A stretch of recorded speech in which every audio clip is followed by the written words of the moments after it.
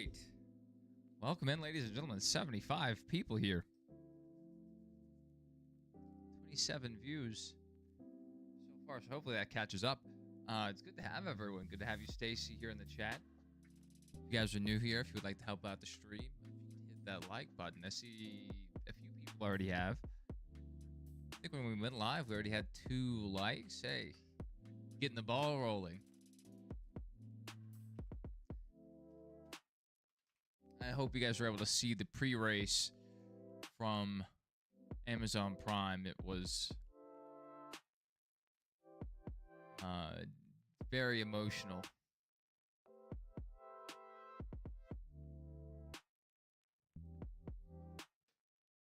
Samantha's there, Brexton, Richard Childress.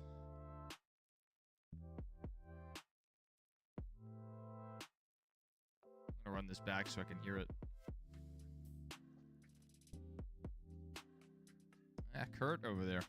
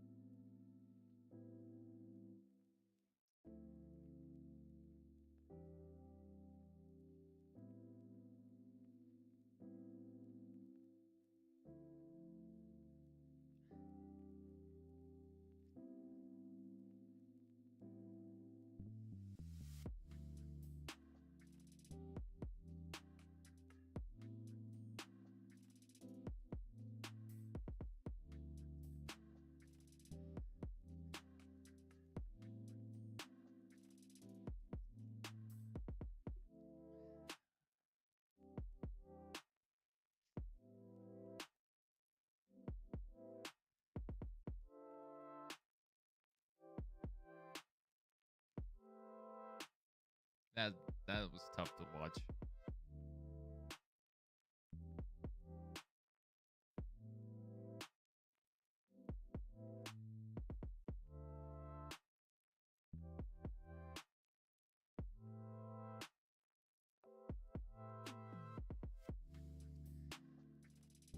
Yeah. Yeah, one of the first things I mean, if not the first thing I saw from the Busch family was Brexton changing his profile picture to the image of him at the Atlanta race, embracing his father after the win. So, in a way, you know, Brexton kind of was the first family member to somewhat open up.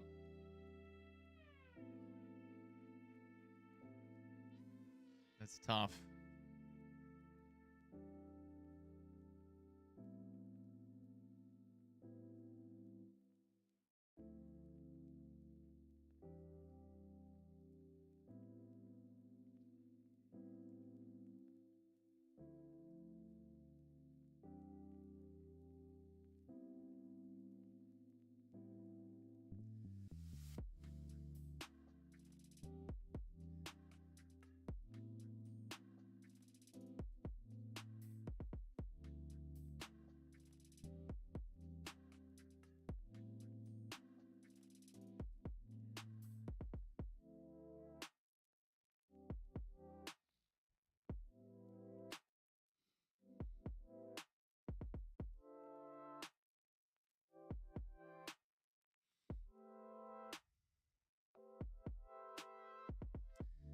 Wow.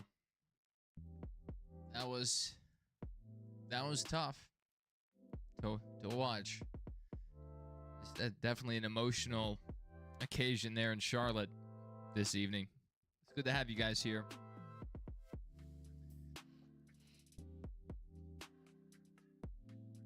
And Brexton, I mean, I wouldn't blame him if he wasn't holding it together, but that's an admirable thing. Closest thing to this for me personally was when my grandfather passed away, and I did a good enough job, held it together through the funeral service, and then we went to graveside. There, my dad is giving some final words, and then he brings up my relationship with my grandfather, and I was like, oh no, because I was standing up, in view of everybody. So I was like, oh my goodness, I had to turn my back because that got me. But the anniversary of his passing, or not his passing, the anniversary of his birthday was just yesterday. So that was on my mind.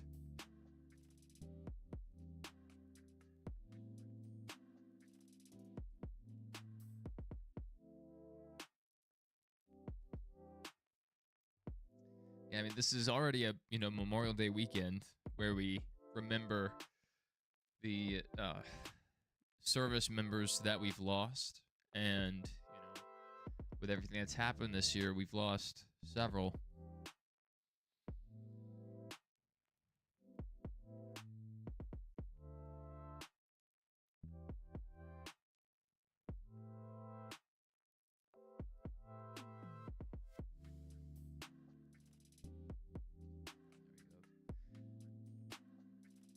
Marine Corps trumpet player there playing taps. Post-race report from Jason. Hopefully some good news here. Still waiting to get out of the Coca-Cola lot by the Indianapolis Motor Speedway. Jason, I was there in a significantly less busy time period, and the traffic there is insane, getting in and out of the track. Yeah, I mean, I would, I agree, Double A, and I admire that, but I hope he doesn't feel like that's forced, like he doesn't have to do that, but it's impressive that he was able to hold that together.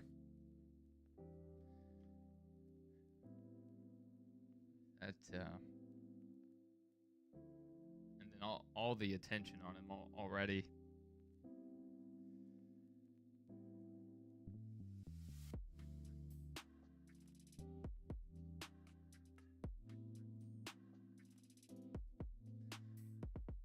Kind of wish we had waited a bit to go live so I could have just taken that in by myself.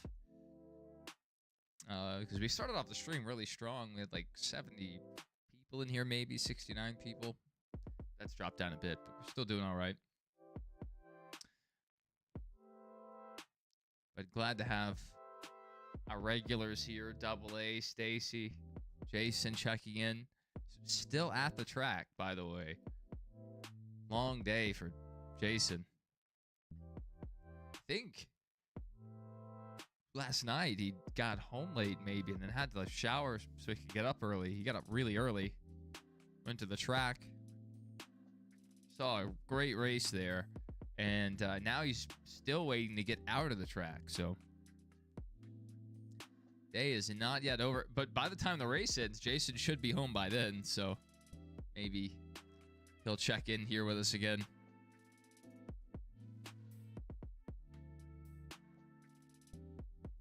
Yeah, this Prime coverage is just fantastic.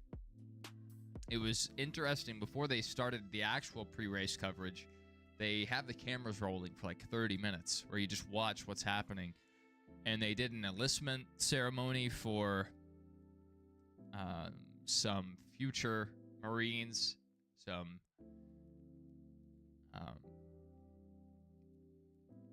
Army people, recruits. I forget the term. You swear in, you become a soldier, but you're not really considered a soldier until you graduate basic training.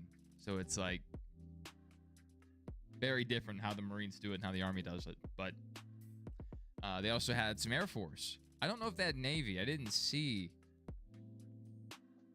I didn't see any Navy. Maybe they were blending in. Just maybe the Air Force and the Navy were both wearing similar colors. But I saw 3 branches. And that's not really their actual swearing-in ceremony. That's just it's more for PR than it is legitimate.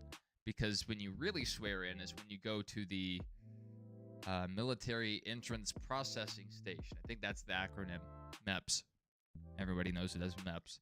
Then you go in this little room with maybe 6 other people, who have, however many, and you swear in there. That's the official swear-in ceremony. All the other ones are just for PR. Or just so your family can see it. That kind of deal. Still really cool, though. Even though I know at least a few of the people on stage are not going to make it through basic training or boot camp. Not everybody gets through.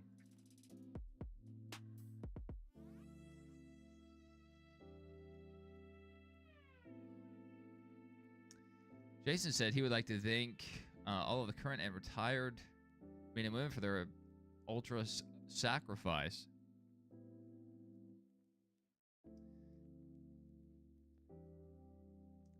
And that they've given for the freedom that we have. Yeah, I mean that's what Memorial Day is about, is focusing. Veterans Day is more for the retirees and the combat veterans and such, but Memorial Day specifically is so we can focus on those who literally gave everything. Because when you sign up for the military, you may get some benefits in return, but you are giving the government a blank check. Destroy my body, wear down my knees, wear down my back, whatever. Or, at the most, your life. So it's a serious commitment, and even from the lowest ranking member working as far behind lines as possible, everyone plays a role, and anyone can be put in a dangerous situation during their time in service. Thankfully, I never was put in harm's way. And I had that privilege, but several of the men that I served with that were in way before I joined were there during the 2003 invasion. They were there in Afghanistan and Iraq. And you can tell each of them were changed people. And so even just, the service in a combat zone is, it's something that even myself as a veteran, combat veterans are on a different level. I put those guys on a pedestal, and then there's those who have made that ultimate sacrifice. Those are my heroes. And when I went through basic training, my senior drill sergeant, he was overseas for like 9 months. Thought they were about to come home. The unit that was coming to relieve them didn't deploy, and so they had to stay an additional 8, and his kid had been born right after he left. So almost the first 2 years of his kid's life wasn't there. That's tough. That's really tough. He went through some stuff. So, a lot of our service members make, not just sacrifices of their lives, but also their time with their family. I mean, it's definitely a different lifestyle. Christian says he has to watch in DD12. DD's service crashed during the tribute. There was this other website I found the other day that I tested out and it worked, but I can't remember what it was. I didn't like it because it was one of the websites where you go to it, and anytime you click anywhere on screen, it pulls up an ad. Then you have to back out of it, and then click it again. Then it works. But if you click anything else, it also brings up an ad. So it was sketchy. So I didn't continue to look at it.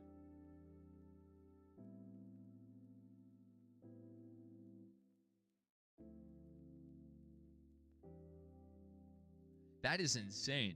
So I guess because we're all watching Prime together, I pulled open DD12, and it is about 2 seconds behind my broadcast. That's impressive.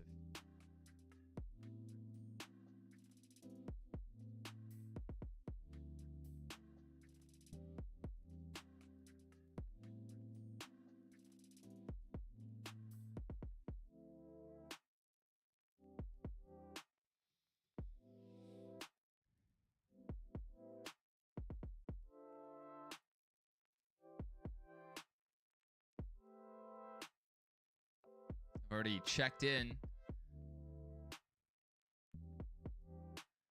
for our fan rewards program.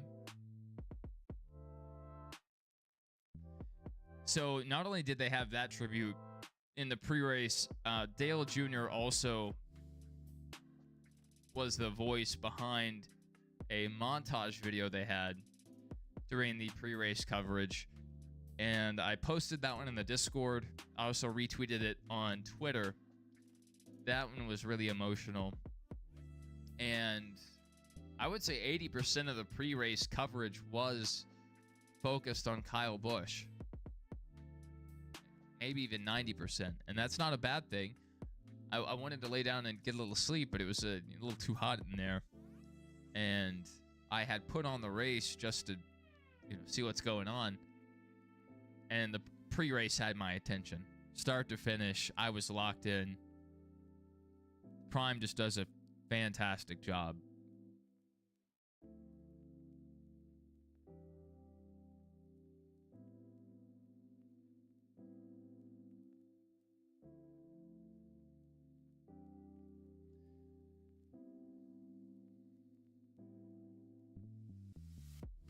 They had Bubba on, Eric Jones, Daniel Suarez, all guys with histories with Kyle Busch. Corey LaJoie shared his thoughts in a prayer in the pre-race. They had Joe Gibbs on. Carl Edwards spoke for a bit. Good to see Carl on the pre-race.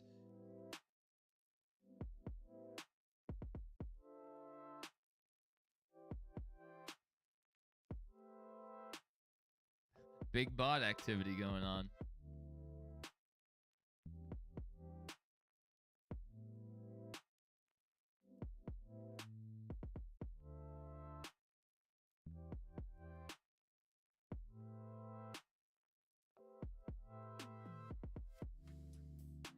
So we'll do this, and then I'll do this, and then I'll do one of these. Now I am going to try to figure out where to block that term. Then we won't see them. That's usually why we don't see them. Every once in a while I have to hop in here and block a term.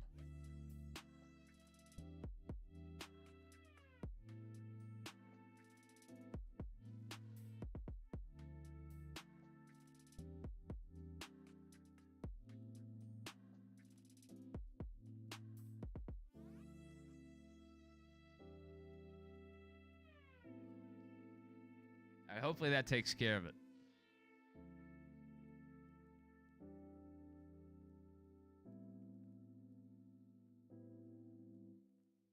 Let's take a look at the weather.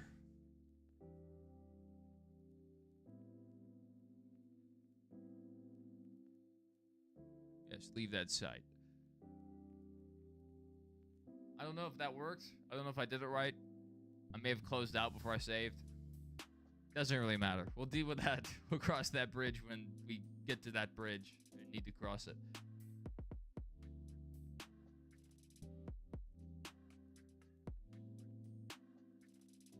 Well, I'm sure, they may still be processing it. That's definitely part of it. Some people just feel the need that they have to stay stoic. I certainly try to, but especially in private, that's when a lot of people feel the most comfortable to have that emotional reaction. And I mean, even not just alone, but in the presence of people you're close to. And that's a very public place, in front of thousands of fans, so that may have led to the perceived lack of reaction. So this is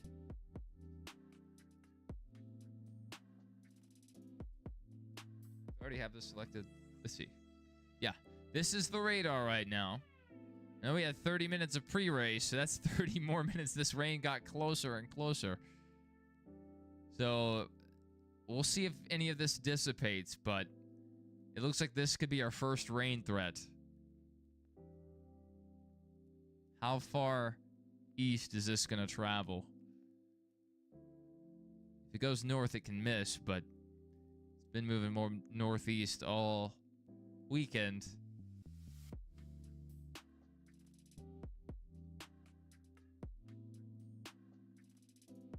That's what we'll have our eye on throughout this race. See when we have to call it. Or not really call it, but, pause the race. Let's see, Jackie. Let's see what you had to say. Even though Malukas wanted it so badly, at least he can take solace in the fact that everyone like him had to suffer painful losses at the 500 before finally breaking through. That's right. That's right.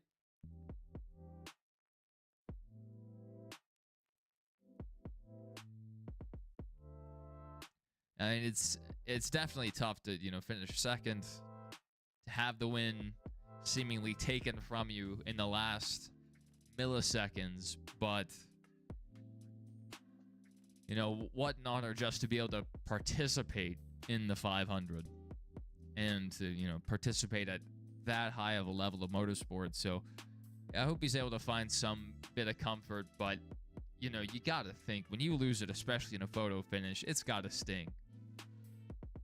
To be like, wow, we were feet away, inches away from winning. I know Mark Martin, every once in a while, will still bring up his photo finish at Daytona.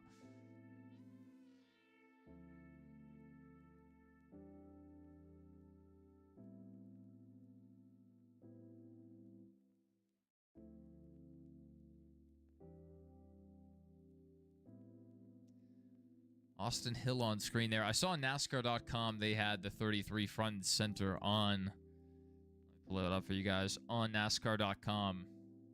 It's no mistake. I would have liked them to change up the scheme a bit. I would have preferred that, but at least they renumbered the car.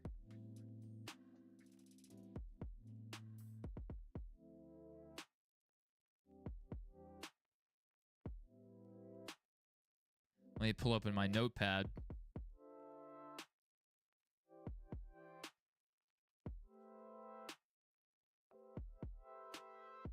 Okay, here we go. Coca-Cola 600 from Charlotte Motor Speedway. What if Bell broke through tonight and got a win? I think any of the Toyotas could do it.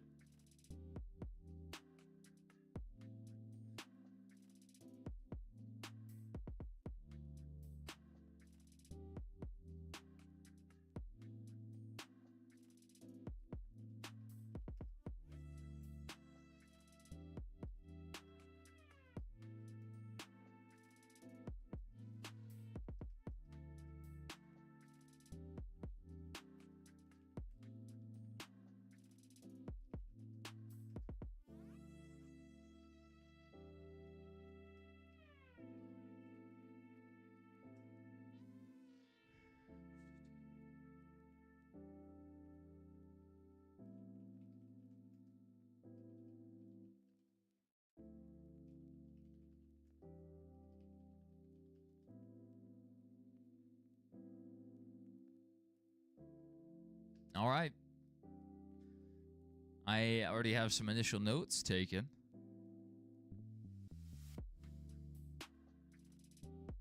Yeah, there's not really much they could have done. And I can definitely forgive not changing the scheme this week because, again, it was a very short notice deal, but also because the focus is also on our service members, and that's why the patriotic scheme was being run in the first place. So that's fine. Time from the back.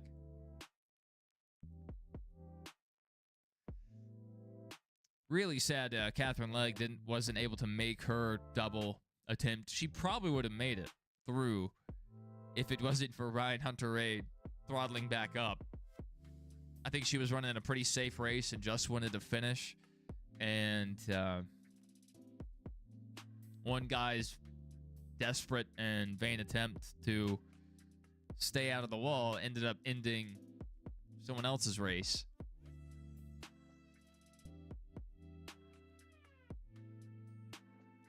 Have my second can of Ty Gibbs juice right here.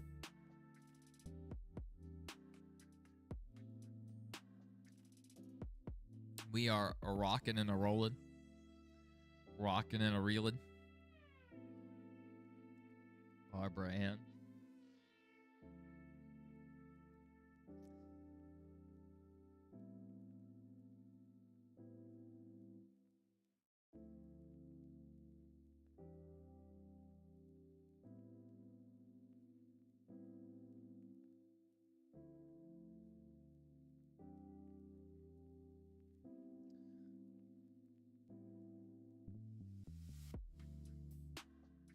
See how we're doing.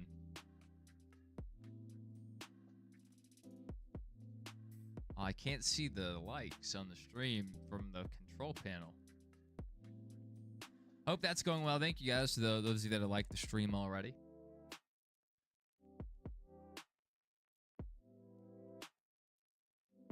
Definitely helpful. I mean, we're at 396 right now, which is great. We started the stream at 69, but I started the stream and I was really focused on the pre-race. So we lost a lot of people, but it was worth it to be able to watch what was happening and take that in. And man, what a time we've had this weekend. Rough time, just with the news, obviously, but also all the rain delays. We're just trying to... No one really wanted to be there this weekend. And you guys have persevered. The fans there at the track have persevered. And the weather didn't cooperate and tried not to at Indianapolis.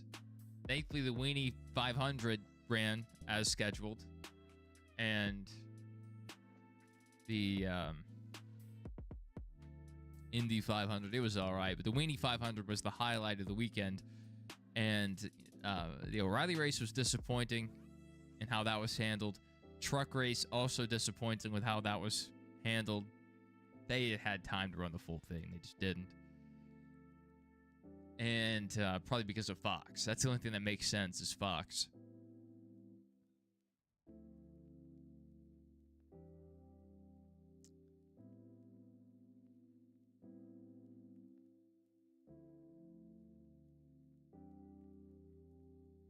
Did you guys just see that on the broadcast? Did we just see a super weird glitch from the control booth? They're doing the empty car formation. That's what I figured. Another good tribute there to Kyle Busch. You can do the 5 and the 3. He drove the 5, and there's a similar moment at 3. Or you can do the 4 and 4. I saw that earlier today. For the 8, it's hard to do an 18. So can't do that.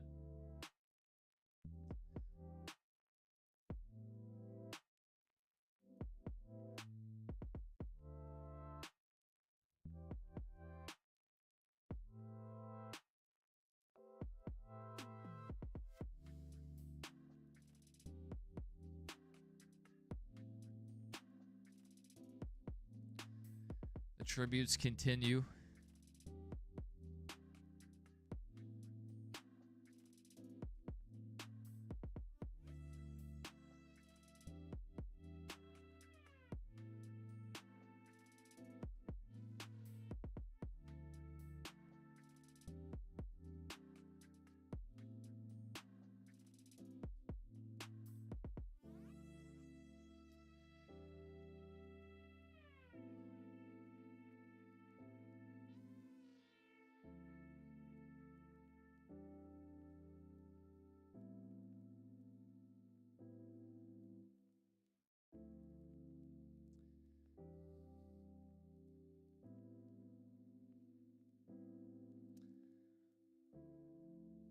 I know Mike Joy would have done a great job if this was Fox's portion of the schedule still.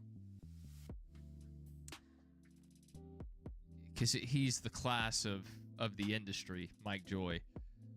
But I just don't feel like they would have given it this amount of attention to detail as a company if they were the ones at the helm right now. So I'm glad Prime was the affiliate for this, or the broadcast partner for this week. They really let that moment breathe with listening to the driver radios.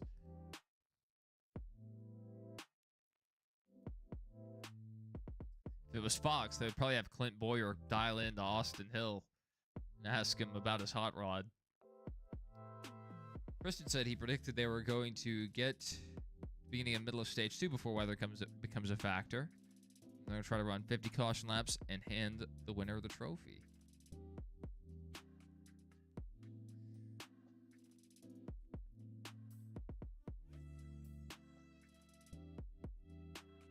This is our biggest threat right now.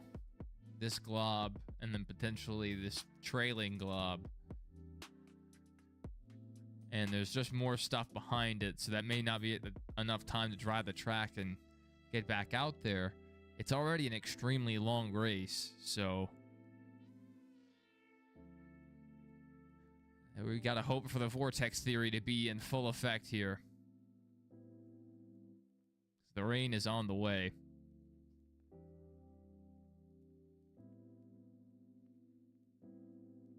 This is the big blob I was talking about. Then there's a trailing blob. And there's, even more stuff behind it. Possibly could have moved the race up an hour. That might have helped.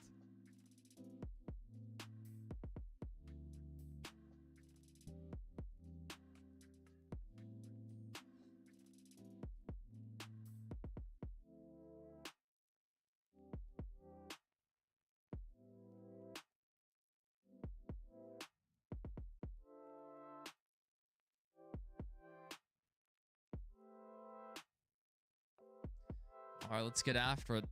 The field looks great. This is perhaps the most patriotic cars I've seen in the field in over a decade, it seems. So many red, white, and blue cars. There's some painted up in camo like military. It'd be, I believe, Alex Bowman.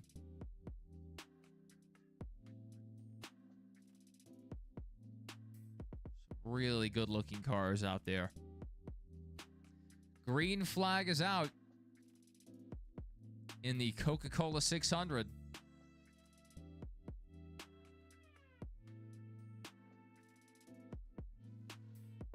Two Toyotas leading them off. Tyler Reddick starting in P1. Ty Gibbs not letting him go, though. SVG up there in third. How long can he stay up front?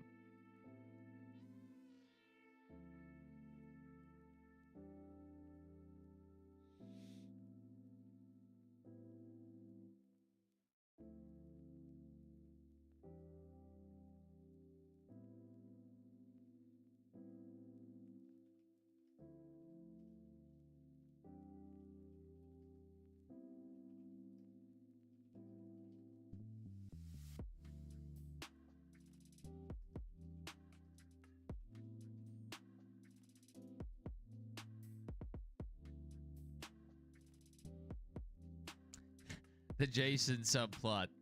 That's been my favorite part of the day. Predicting we were going to... yeah, that's what Christian said. He said he's back with another post-race update. Still stuck in traffic. Honestly, it might be till 11 when you finally get out of the traffic there. I know it's bad around the track. Like, one side literally lets out into a neighborhood, and then there's like one main road that lets back out to the main like highway out of there. It's not a lot of major roads and avenues to get in and out of the track, and it's so many people there.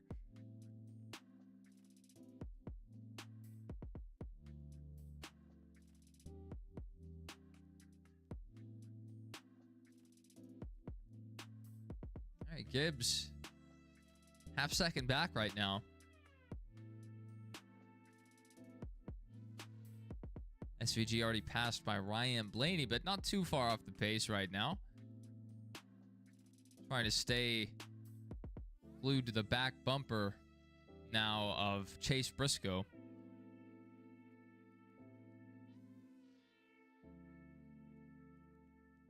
Let me move my notes out of the way so I can actually see.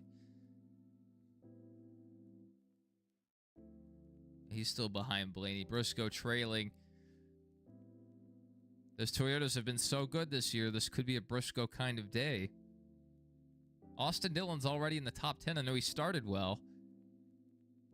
Let's see what his lap time is. I got to get rid of the notes all the way.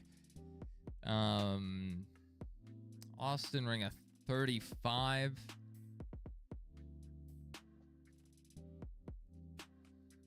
Not optimal. Best lap 30.1 compared to 30 flat. McDowell, where did he come from?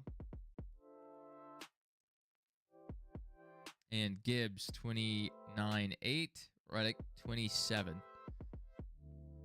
And Reddick's still running the fastest laps on the track. He has that clean air.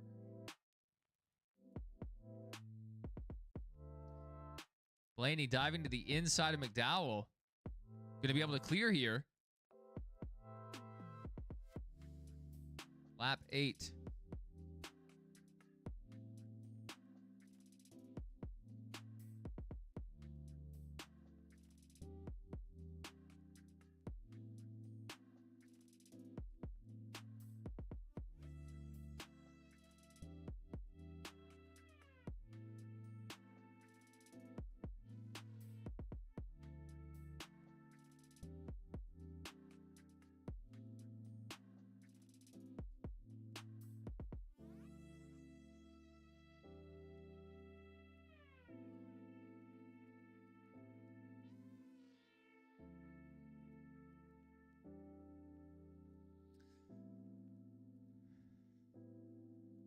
Tyler Reddick still leads. Turning good laps. We have 3 cars right now under the 30-second barrier as far as their best lap. Let's look further back and see if anyone else has run a 29. No, you wouldn't expect so. Brad's further back right now. He needs to work on that. Bowman didn't start too well in this race. Qualifying was rained out, so this was set by the usual metrics. The field is really scrambled up right now. But it's a long race, so even the guys that started further back have pretty much a whole stage to try to work on their position and then reset in stage 2.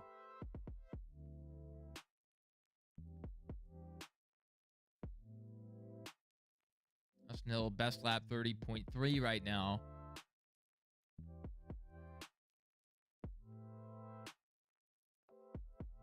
Last lap faster than Bubba Wallace. Maybe he can pick him off here. Saw Byron and Brad Keselowski were dicing it up.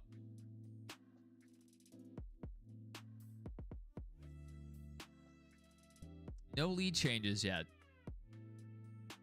Not quite the kind of race the Indy 500 was. Ty Gibbs not really too far off the pace of Reddick. Not letting him go. The gap's still a little over half a second.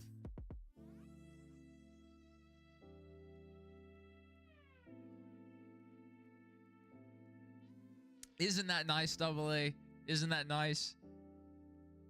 How is Catherine Legg doing? She is in 38th position. Her lap time is about the same as the cars around her. Herbst, Cody Ware, and faster than Timmy Hill. She's actually also faster than Cody Ware and Riley Herbst. Like, Riley's having a horrible day so far. So Catherine, like, now running in 39th. So right now, about 4/10 off the pace. Her fastest lap is faster than the cars ahead of her. A few cars ahead of her. but her last lap time was a 32.2 compared to Timmy Hill's 31.8. So already struggling with the handling, it seems. You know, her biggest focus was the Indy 500.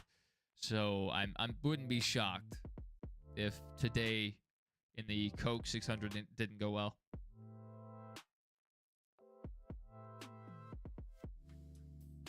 "15 laps and no commercial break. Don't know how to act.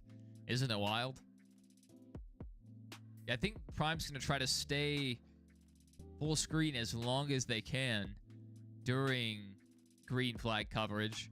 Do side-by-side, no full screen ads during green flag coverage.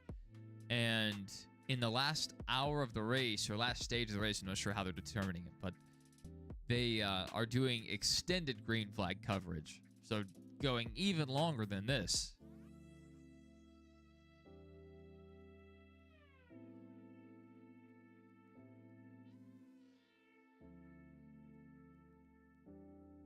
Larson's on TV right now. In that 30.4 best lap right now. I mean, way off the pace that Reddick was turning. Almost a second off his pace. He is further back. Last lap registered a 30.9. Possibly trying to reel in Denny Hamlin, but not quite able to. Chase Elliott right behind him. Those are our highest ranking Hendrick drivers. Further back, William Byron. He's been moving up slowly, you know, trying to pick him off. And then we have Bowman back here. Not really doing that hot right now. That's lap 30.3. That's better than Larson. So, good lap time. That car is a lot faster than where it is. Seems like track position's really key today. Byron driving up on the back bumper, I see, of Zane Smith. We are 4 wide into turn 3. It's the 97, the 19 maybe. I'm thinking that's Stenhouse and one other car. That was Cole Custer. That was insane. I'm not exactly sure who all those drivers were involved. That was a close run we had there. Half the field's in a different scheme today, so it's really hard to pick out who they are in this small side-by-side.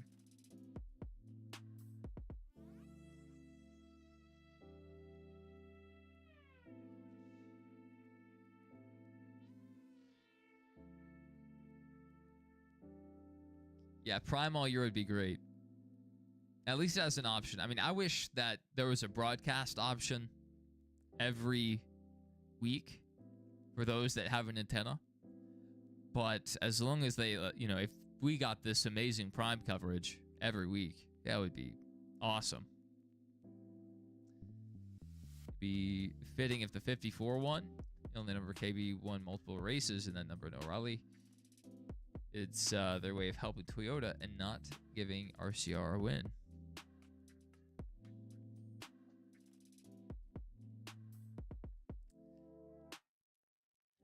Well, you know, pre-race, I was just thinking it could be any of the Toyotas pretty much. A little less likely for the Legacy Motor Club guys, but even Eric Jones, you know, has had a couple decent races this year.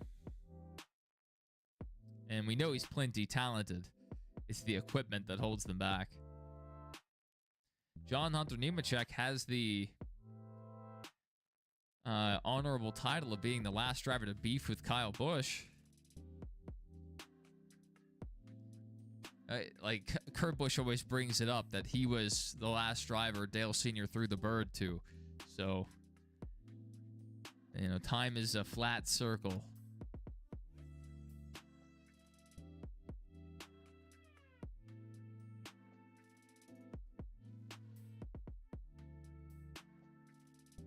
Catherine Legg 30.4 behind.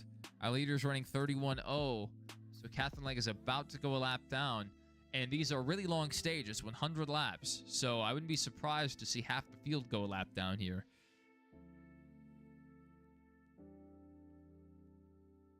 Gibbs has cut the gap a bit. It's still just sitting about half a second, but it got down below half a second during this last lap.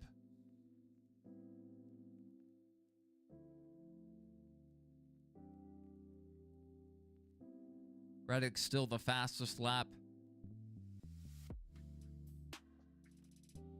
for now.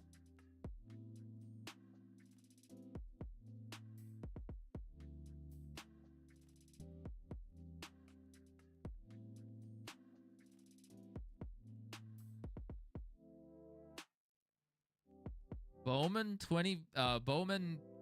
William Byron, and Corey Heim moving through the field, it sounds like. Each of those guys up 9 spots. How about that? How about that?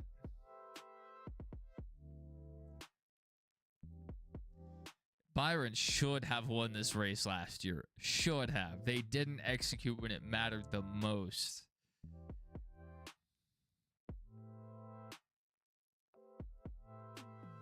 What a race it would be if one of these guys further back could run through the field, get up there and win. Carson Hocevar, not that good right now.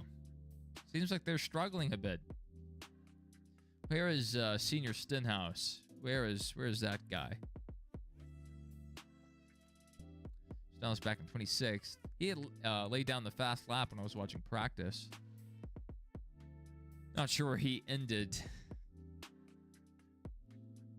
Let me scroll down.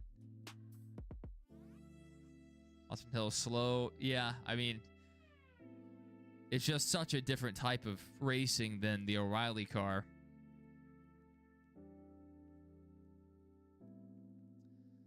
And, you know, there's a lot of pressure, so I'm sure he's tense compared to normal. Eric Jones started 21st. He's 17th. We'll keep an eye on him.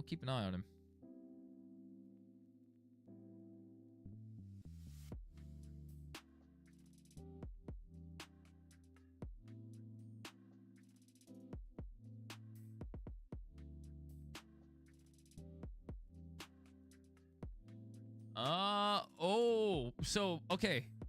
In practice, Austin Dillon cut down a left rear. Could we see tire issues throughout today's race?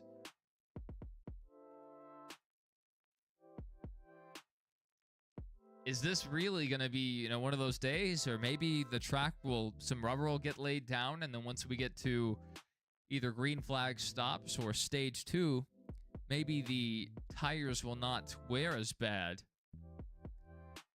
They were running incredibly fast laps, faster than this, during the practice session, and Austin Dillon cut down a left rear. Blaney has, I believe, the most passes completed in this Gen 7 car. He knows how it works. He can manage it very well, but Ryan Blaney also has some of the worst luck in how strategy plays out with how his team, you know, has a penalty or a slow pit stop, and that puts him behind the 8 ball. But Ryan Blaney, he can pass.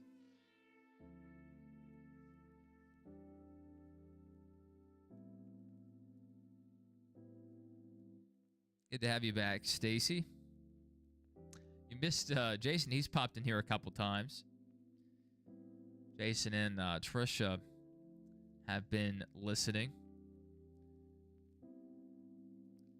Oh, Timmy. I don't know if this is completely accurate yet. We'll wait and see if this updates. But Timmy Hill and Catherine Legg, at the moment, score 2 laps down each.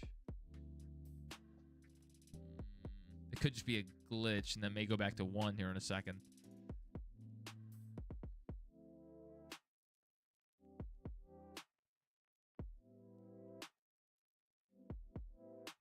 Catherine pretty consistent, though. I mean, it definitely off the pace from everyone else, but...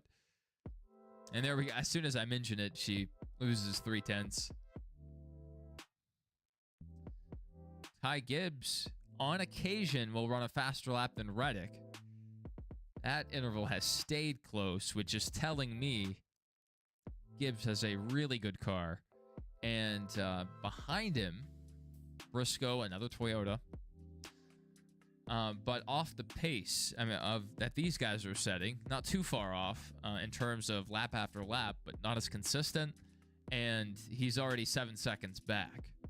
So, you know, that's the issue at this point. William Byron, he definitely has enough speed to move up a few more spots. Eric Jones faster than Bell in front of him. What is going on with that Christopher Bell team? He is a good driver. And to be running like this when the rest of the Toyotas, you know, barring a couple each week, a Legacy or maybe Herbst, but even Herbst has been running well most of the time. Today, 34th right now, and Hocevar has dropped like a rock. They missed the setup by a mile. Maybe they're banking on the track cooling off later in the night, but right now, woo, yikes. We have a car make contact with the wall, a blue car. We're under caution. Caution flag is out. Josh Berry going around, single car spin. That's perfect timing. You know, we were probably going to approach green flag stops in the, you know, next 20 laps or so. I'm not sure exactly when. I know where we can find that information out. Let's go to J-Ski. Tell me, what is our fuel window, J-Ski? Oh, it's taking forever to load. Okay.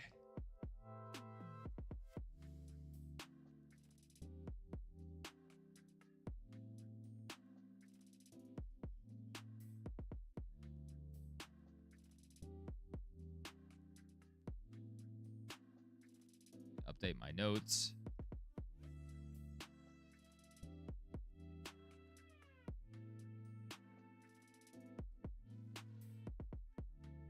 Timmy Hill getting the free pass.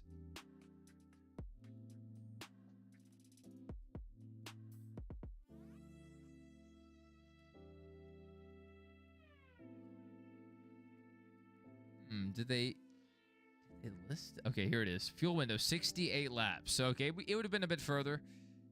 But I think you'll see the field pit here, because we can make it to the end of the stage. Yeah, everyone's coming down.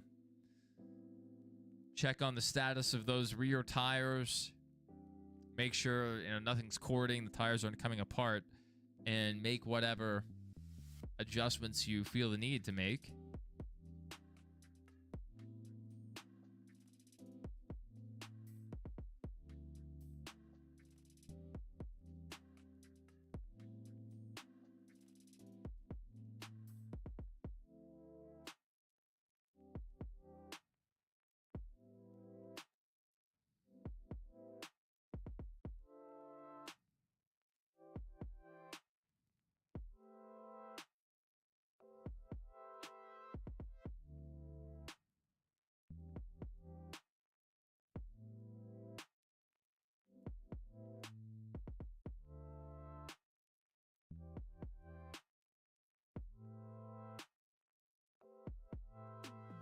It's like 60 something on NASCAR 25. I should know, considering how many laps I ran at Charlotte this last week. I drove more laps than anyone else this weekend. No one even got close.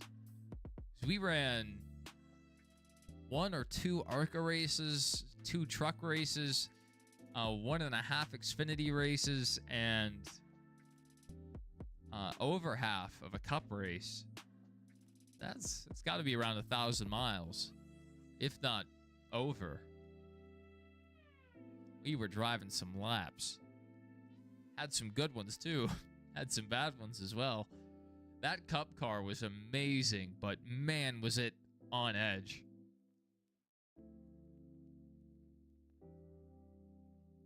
Yeah, we did the quadruple and we got about 4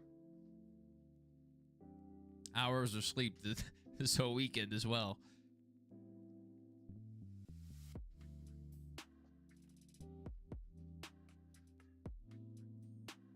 Last night, thankfully, I got a few hours of sleep.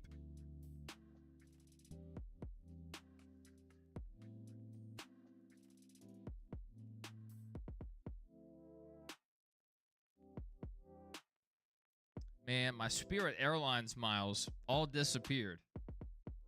They closed down Spirit Airlines. That was my favorite airline, the one that I traveled with. I mean, my favorite budget airline. Delta's my favorite, but it was, yeah, it's a good setup. It's a good setup. I bet if you turned on like 25% stability, you might just be able to flat out that thing and not even spin. But I try to race without assists. Try. Now, if I'm on a road course, if I have to go to a road course, I may just be okay with finishing dead last, but sometimes I'll go up to like 15, 20 on stability. Used to do that a bit on the heat games, but it would slow you down a bit. So it was a trade-off, but it was some security.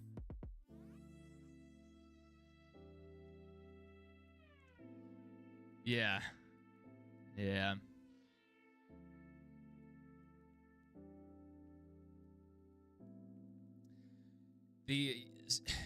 For when you have a setup that's really fast and really on edge, especially when you get back in the gas, the car wants to rotate, the rear end wants to come around. And if you can nail it perfectly, if you can make it work for you, that helps the car rotate. And so you can run faster lap times, but you know, a lapped car comes up the track and tries to block, or you get put 3 wide and all of a sudden you're spinning and flipping through the infield. At least that's how it works for me.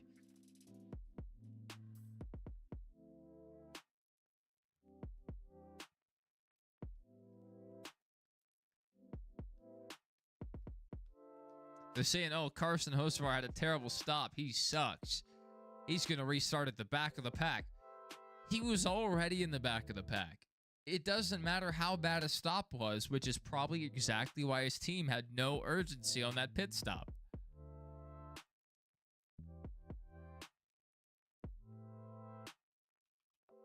Lap 40.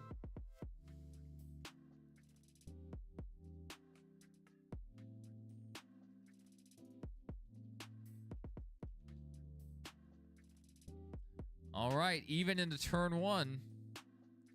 Reddick with a small advantage now, but Briscoe charging hard on the outside. He may get the lead here. Reddick's going to come up in side draft. That's going to stall out Briscoe for a moment. Reddick's going to drive it in deep. Briscoe also driving it in pretty hard. Who has the better handling car? Side by side here through the quad oval. Made it a whole lap side by side. Reddick's going to dive it in deep here. Clear. Briscoe might have a chance for the crossover. Nope, not close enough. Not enough momentum. So Reddick back to the lead. Look at this. Reddick, Toyota. Briscoe, Toyota. I got to scroll up the leaderboard. Toyota. Briscoe, Toyota. Ty Gibbs, Toyota. Denny Hamlin, Toyota. I've about had it this year with these Toyotas. I have about had it. Chase Elliott making it 3 wide. He's going to back out of it, though. Byron's still rolling the high side. High risk, high reward. Gonna have some momentum down the front stretch to go even with Elliott again. Elliott may be able to dive it in here and slide up. No, not as good of a handling car as Reddick had.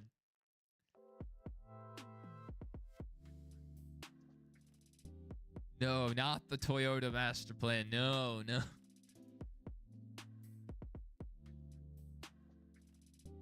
Bell has moved up, you know, via the, I'm guessing, pit cycle. Up to 14th. We'll see if he can make up some ground there. Eric Jones. about where he was before. Blaney, really far back. I would bet they probably made several adjustments under the pit cycle. Suarez running really well. He's run really well. Not like competitive for the win, but around the top 10 or in the top 10. Almost all season. That's extremely impressive. Good start to the race for McDowell.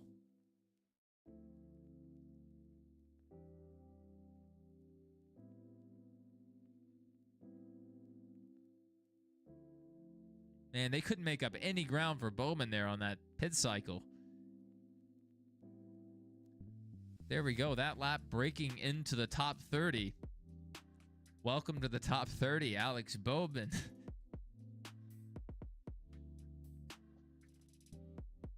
Let's see, can he get by Hocevar?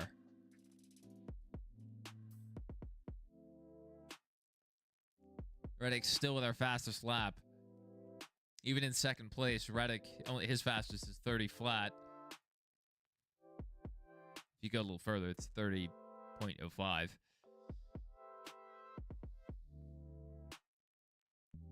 Let's see if Gibbs can get by Briscoe. Go back up here and take that spot back. Priest challenging for fourth, looking to the inside. And Busher. RFK guys. Moving on up. Brad, a little behind. Seems like that happens sometimes. Brad's further back, and it takes him a lot longer to catch back up to the rest of his team.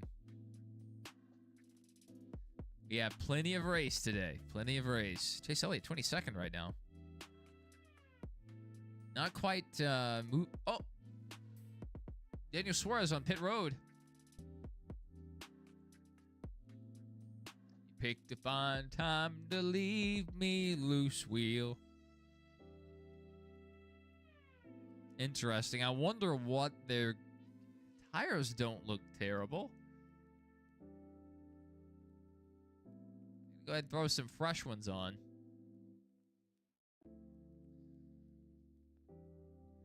There's still half a stage left, which worries me that more guys may go a lap down, and that would trap Daniel down a lap for an extended period of time.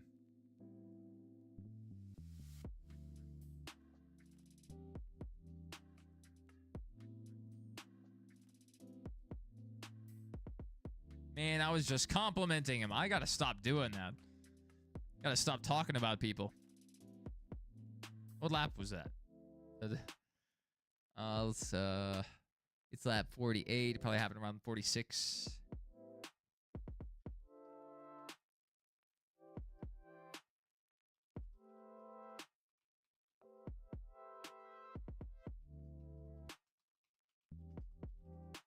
I'll say it's lap 46. If it's not, then okay.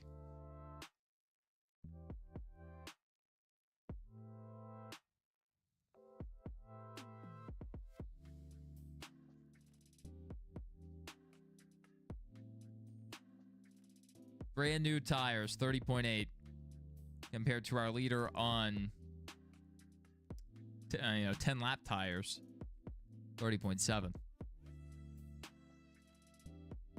There are levels to this. There are levels.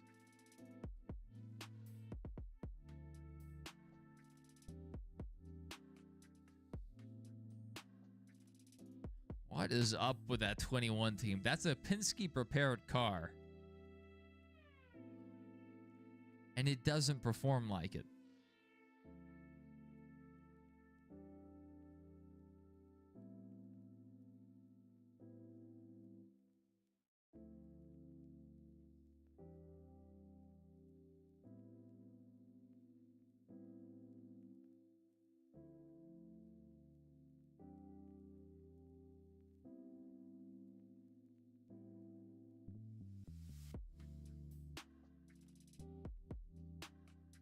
Oh, 45 was courting.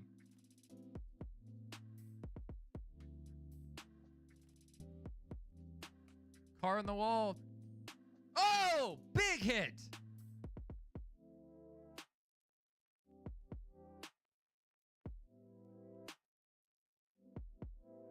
Woo. Zilich and Austin Cindric. Massive contact there. That's about the most destroyed I've seen the front end of one of these cars.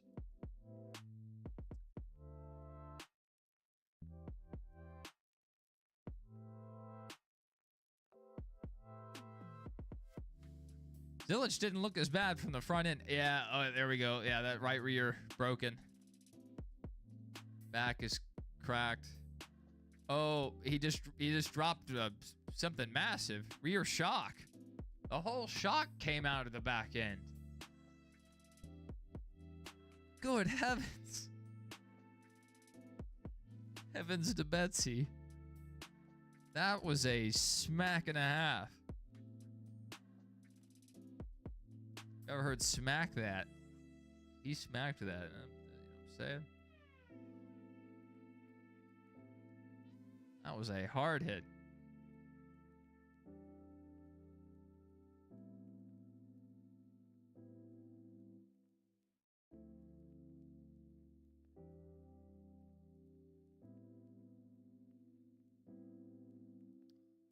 Ooh, Bowman hit.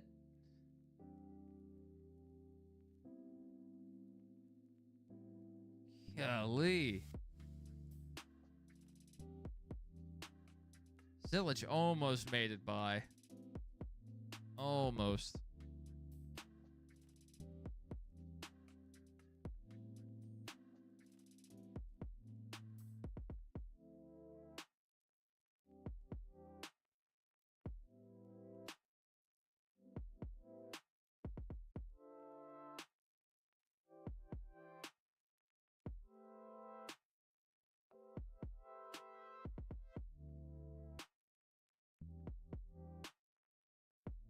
Oh, yeah, some contact right above that right rear of Byron that could impact the handling of that car.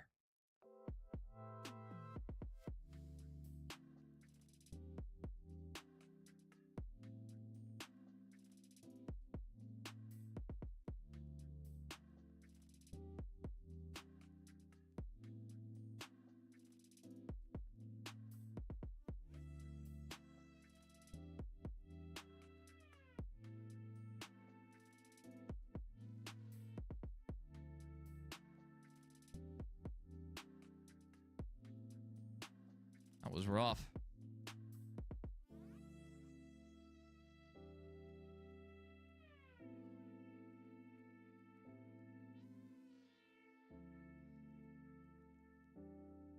Poor Zilly Willy. I haven't heard that nickname.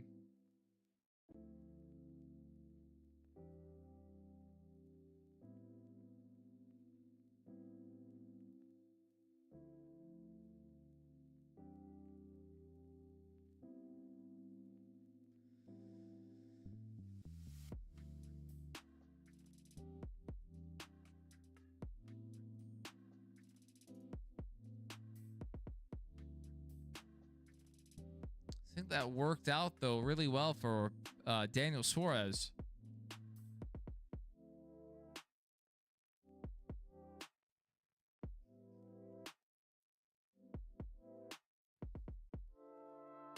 It's 47 was the pit stop for. That's what Jayski has it logged as. 47.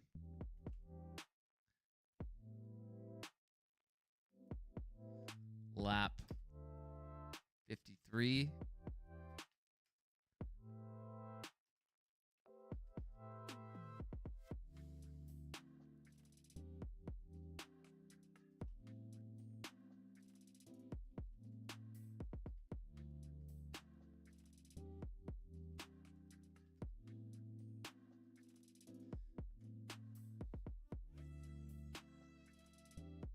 Let's see if we have a replay that posted yet.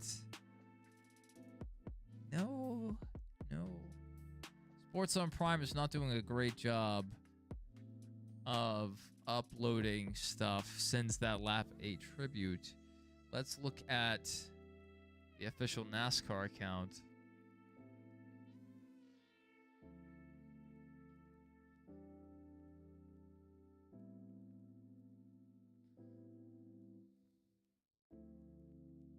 No, nothing.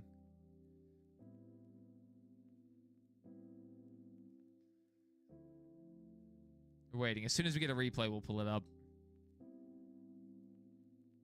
Yeah, that's a great point, Christian. When's the last time you've seen a whole shot come out of a car that did not flip?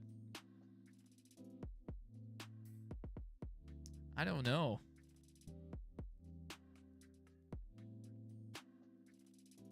One thing I'll miss about the Fox portion of the coverage is their broadcast on Fox 4K, Fox Sports 4K. It wasn't like true 4K, but the upscaled was still good.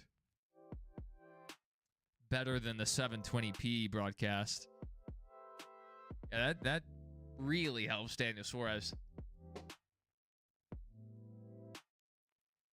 And really, anyone that's further back in the pack can come back in here and make more adjustments, and it really doesn't hurt you that much.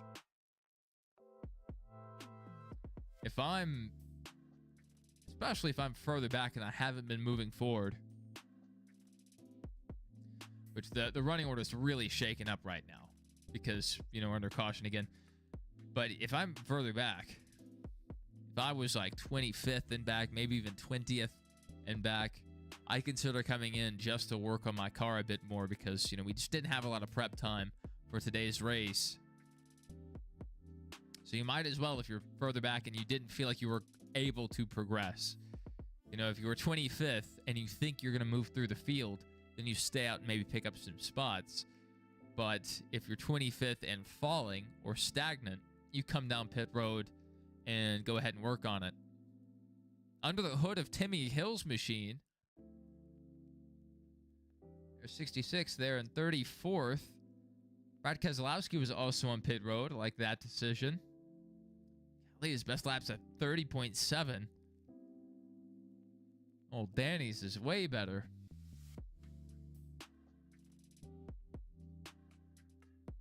Hill with a 30.3. That's not bad. He was able to lay one hot one.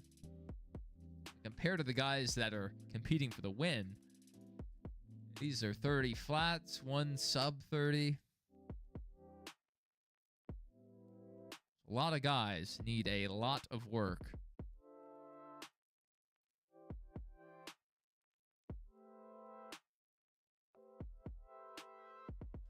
Aura ring. I have an Aura ring. I only used it for like a month or something, if that. Didn't like it.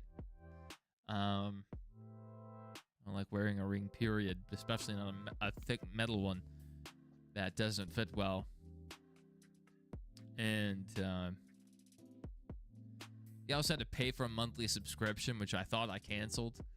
But then after a year, I checked it, and I was still paying that like $4 a month or whatever it was. That really ticked me off. I don't even remember signing up for the subscription, so I don't even know how that happened. Maybe you had to put a credit card in to use the trial or something. Maybe that's how they got me. What you miss about Fox? The great graphics and the ones to watch picks and good old Clint Boyer energy.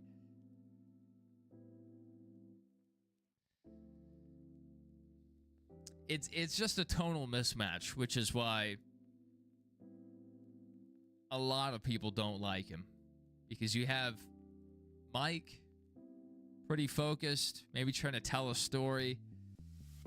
Then you have Harvick, who's giving good commentary, and a lot of times will just set up Boyer for a home run. But I don't know if it's his ADHD or what, but he just misses. Just the amount of times that Harvick has set up Clint for just a home run of a punchline and just change the subject. Too many to count. Too many to count. I think Boyer would be better served as a Rutledge Wood type.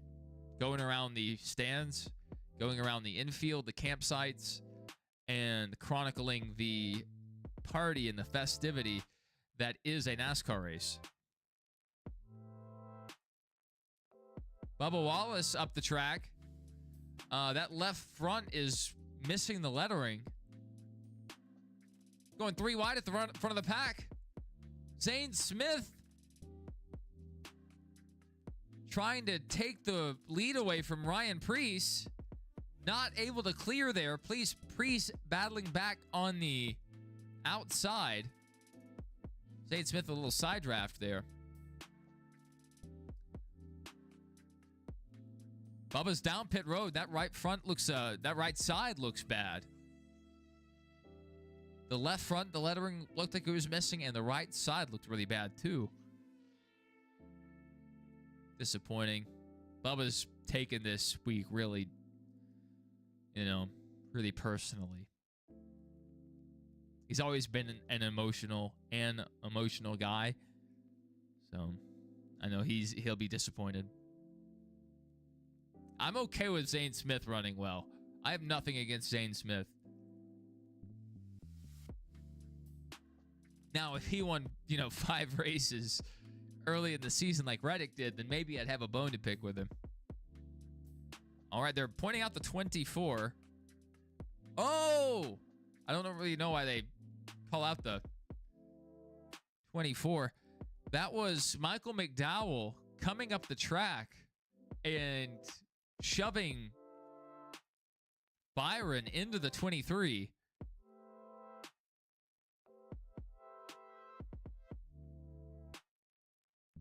I get it gets close, but that just looked sloppy. I don't know if Byron put it where he shouldn't have, or if McDowell just lost it.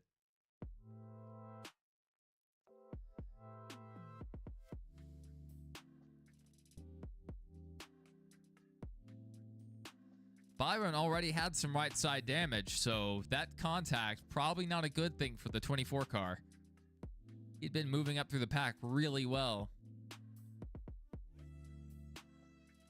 Probably our biggest mover early in the race. Briscoe and Denny a little contact. That was close to ending in disaster. Ty Gibbs right behind this group. Those 3 Toyotas running really close. Tyler Reddick charging, trying to run Zane Smith down. Larson trying to challenge Buescher here. The opposite of the 24, Larson's been really faithful to the bottom of the track, which is weird because typically you would think he would be the high side guy.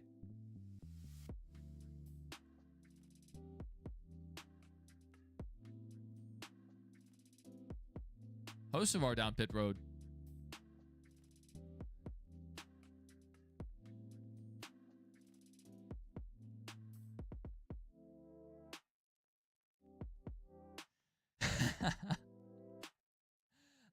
That's hilarious when drivers are not necessarily just drivers, but anyone in the booth, they see a little something and they know the sport, they know what little contact can lead to or car bobbling, but sometimes they overreact. And then there are times like the Talladega race where we had a single car spin in turns 1 and 2, and then they slam cut it to, was it Carson Quaffle, the one that went just spinning like a top and flipping down the backstretch? That was wild.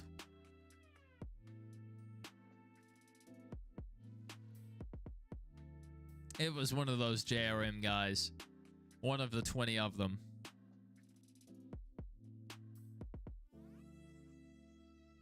Yeah, that was shocking. One, I think it was last year, was Zane Smith.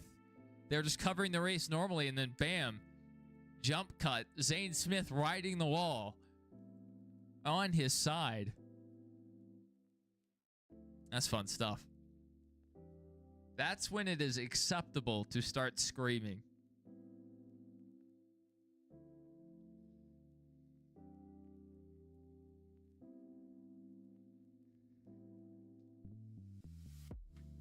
Clean air is key. Larson closing in there.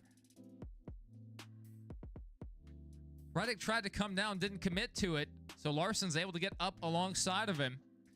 Come up for a little side draft, entering the corner. Separation there. Larson not able to clear so far. There we go. Finished it.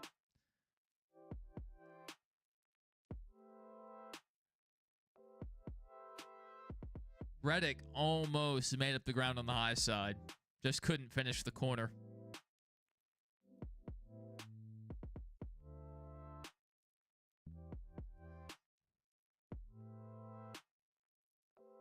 It's a pretty good run for Austin.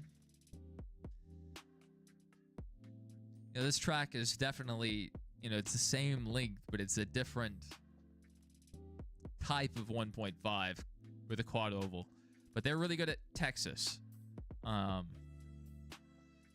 Maybe there's enough similarities here for Austin to run well. Ooh, Larson really biffed that last corner. Not in a good way. Had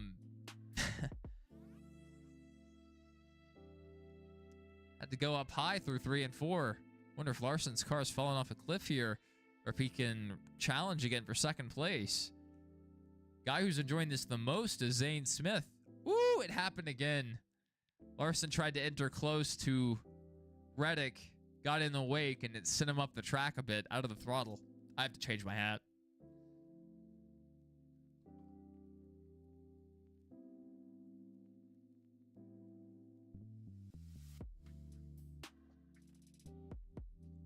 Oh, this hat just hurts my head for some reason. It's a beautiful hat. Beautiful hat. Thought it was fitting. I can feel the blood returning to my head. Is Zane Smith fast? I mean, he was already, like, further forward than he usually is. But on top of that, track position.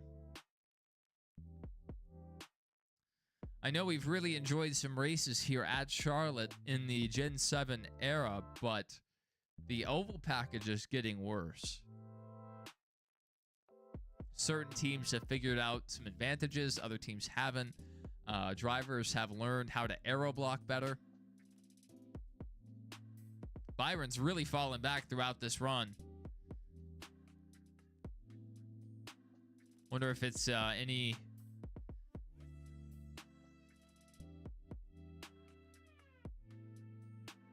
anything to do with the contact he had with Cindric and with Bubba Wallace and Michael McDowell. He, also took some left side damage from McDowell, I'm sure. At least some contact.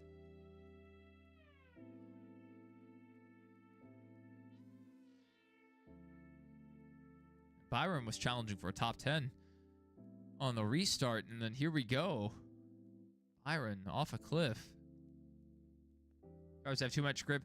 I mean, it's partially, how fat the tires are for sure, but I think it's more the lack of off-throttle time. Now, used to, you'd have guys going 198 into the corner, if not higher. Peak 875 horsepower engines entering the corner over 200. And middle of the corner, they were running 160. So that's a huge drop in speed. And it's not as much, and it's not as severe in this car. Plus, they can shift. So they can if they, mess up the corner and they need to, they can drop it down a gear and recover a lot easier than they could in the older car, where they would almost always stay in fourth gear.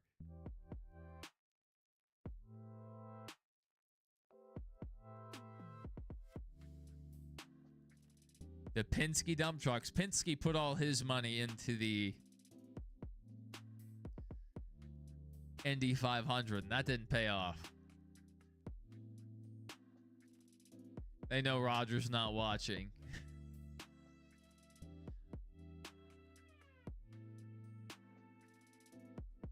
All right, Larson not able to get by. Reddick finally had to give up that battle Preece, Hamlin, Gibbs all closing in. So Smith, Reddick, Larson, Preece, and Hamlin.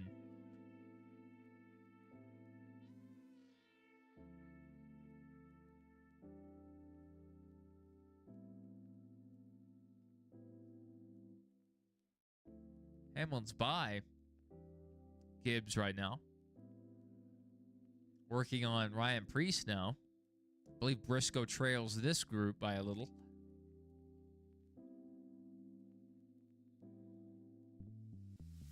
Let me double check my notes.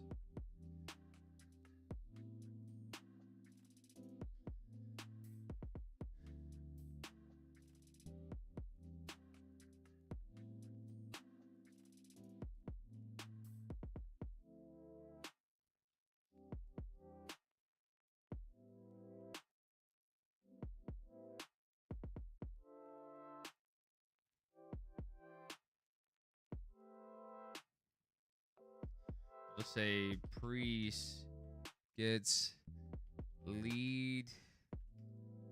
Zane Smith takes it and holds it. Golly. Byron's car fell off a cliff. That's either the worst adjustment they've ever made to that 24 car, or it's the damage that he's received before the caution, or I guess during the caution period, and on the restart. My goodness, did he fall off a cliff. Look at him. It's back where he was before the caution. Gained all that track position for nothing. Bowman's still working on it. Look how far off the pace Byron is. Good night. He was 3/10 off that last lap. That's just the guys around him, not even off the leader. Captain Leg's still in it. Although she's 2 laps down. That would have been really disappointing if she had finished the whole Indy 500 and then she comes over here and then runs 10 laps off the pace.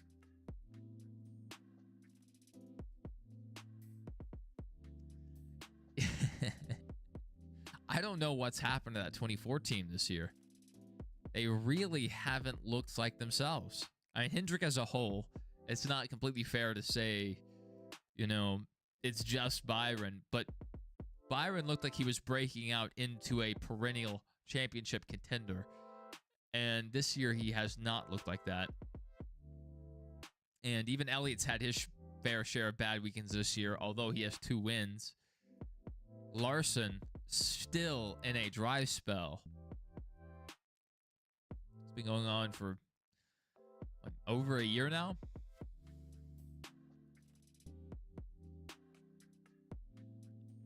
He's been passed by Hamlin. Hamlin moving on up.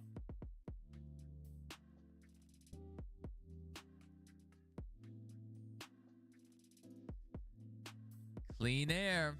Zane Smith, Captain Clean Air. Watch him slip up one time. Reddick or Hamlin gets a run. Looks like it's going to be Hamlin right now. Watch how fast he would fall off. He does have a fast car today. We can't blame this all on Clean Air. Look at his best lap. 29.9. Not bad. He's one of the few guys throughout the whole field that's driven a 29-second lap. And maybe that was in Clean Air, but man, he only took 2 tires. So even so, that's really impressive. 29.9. 29.7 for Reddick. There's levels here to this. And Ty Gibbs, 29. Ryan Blaney barely below 29. So Zane Smith running faster than Blaney. Running faster than the rest of the field, everybody.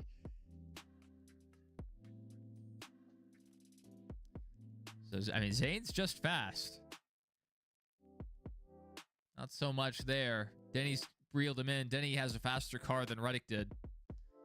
When's the last time Front Row won a stage? Aside from maybe like flipping stages and like weird things. Probably McDowell. Probably. I don't know when that would have happened. But I know McDowell got some race wins. I don't know about stage wins.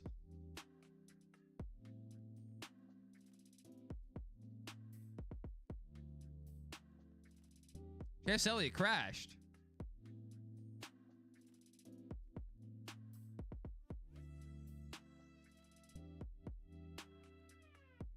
Oh!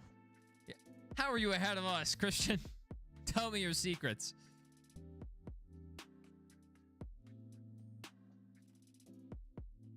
I'm refreshing. I feel like I've been robbed.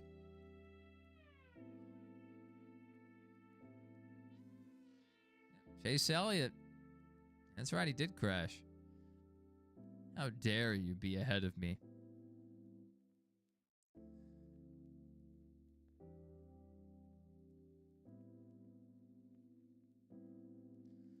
Let's see. How did DD12 get ahead of me? I was 2 seconds ahead of it in pre-race. What happened?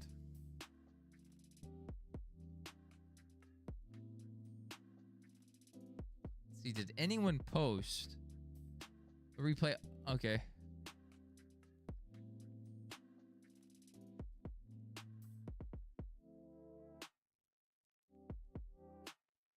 We kind of have a replay of the Cindric accident that happened earlier. Are you watching it on actual Prime? Me too. I wonder if that's just the difference between me watching on a browser and not directly on an app. But let's click. You also have to factor in the YouTube delay.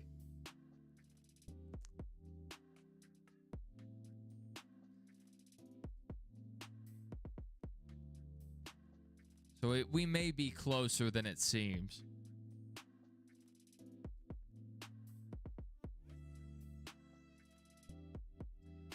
There we go. Finally, a replay of the Cindric incident. It took them forever to post this. That's 42. And now, yeah, I mean, look, it took them over 20 minutes to post this video. And this clip literally cuts off right at that one.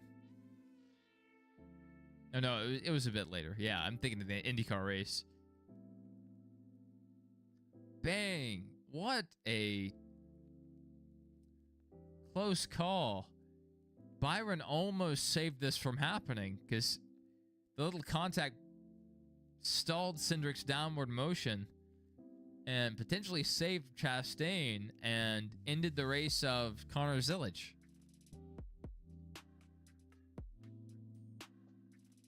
See how long it takes NASCAR or Prime to post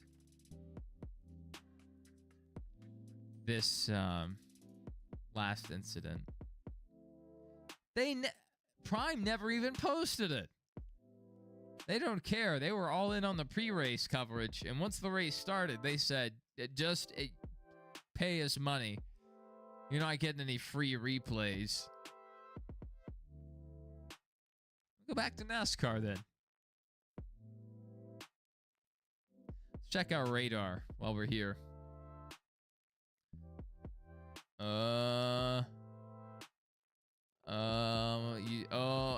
There's something developing there. And this isn't just a heavy cloud or a thick cloud. That's got some red and orange in it. If this somehow can slide by, somehow, or even if it doesn't, we might have a little room, maybe, to continue running the race. Trying to be optimistic. I cannot handle a rain delay. Exhausted. Can't do it.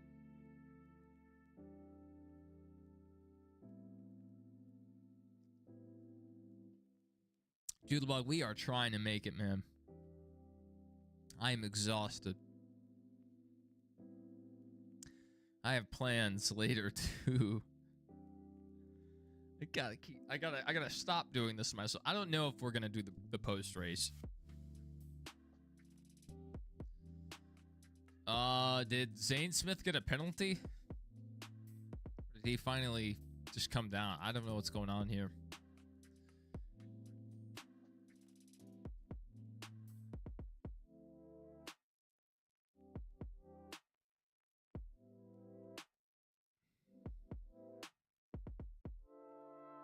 Well, Chase, why did you do that? Why did you do that? Chase Elliott.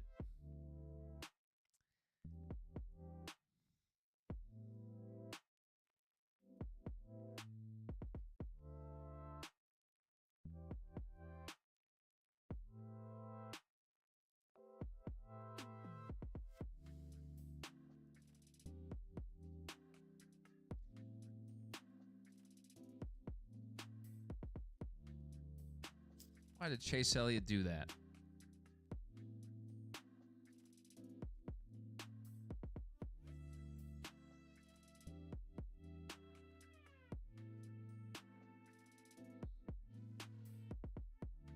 That was lap 91.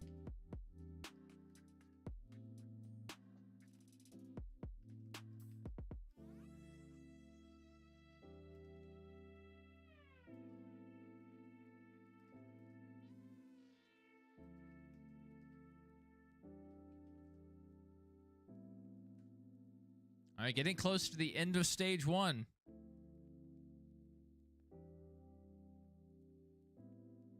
Might as well stop there, you know, and set yourself up for a one-stopper in stage two. If you're okay with giving up stage points.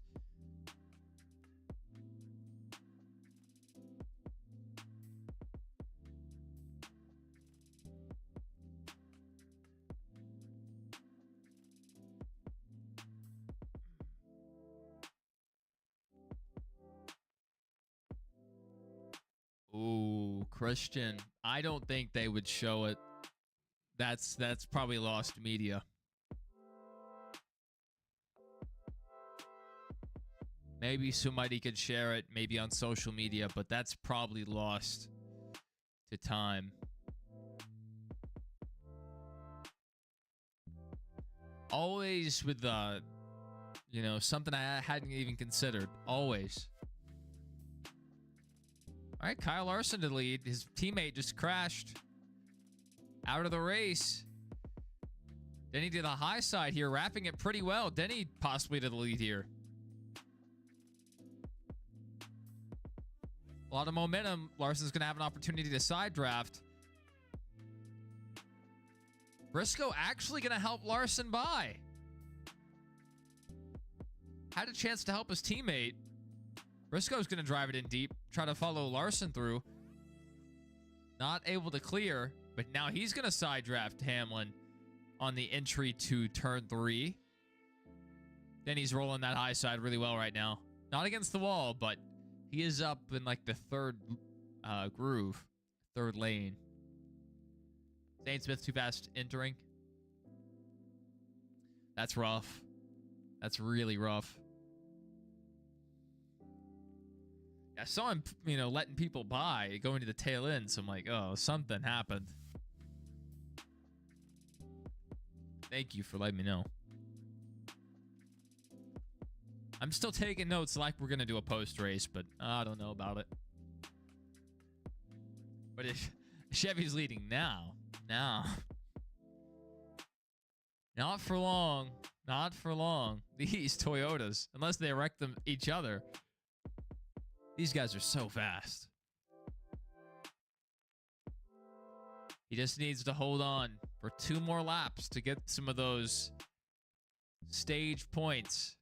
Briscoe running really well right now in the tire tracks of Larson. Not close enough to really get killed by that wake of air.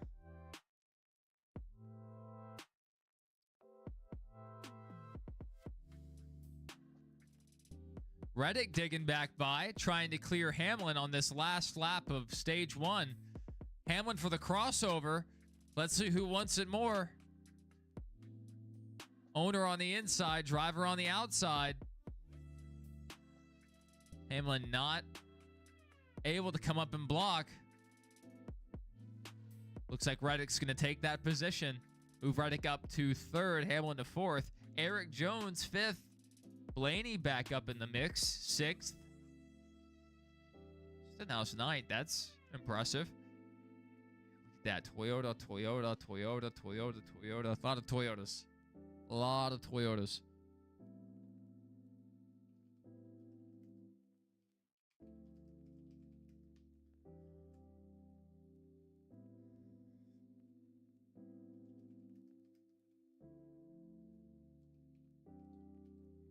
Let's look at our stage 1 results before the leaderboard updates. Look at all these Toyotas. That's 5 of them. 5 out of the top 10.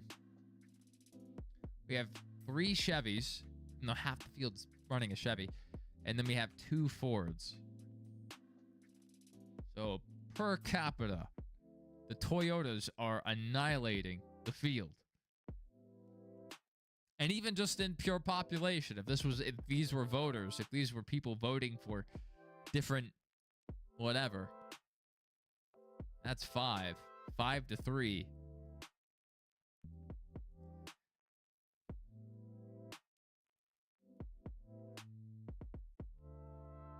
There is an angry dog outside. Right now, we've begun stage 2. First, probably 8-9 laps. This is going to run under caution. So there's really like a 90-lap stage 2. 9 lead changes so far. 15 caution laps. That'll probably go up to near 25 before we get back green.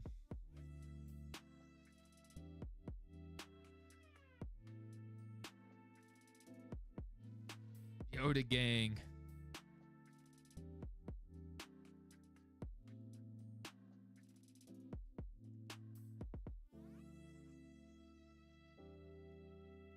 The master plan. Seems like there's a lot of master plans these days, King Mako.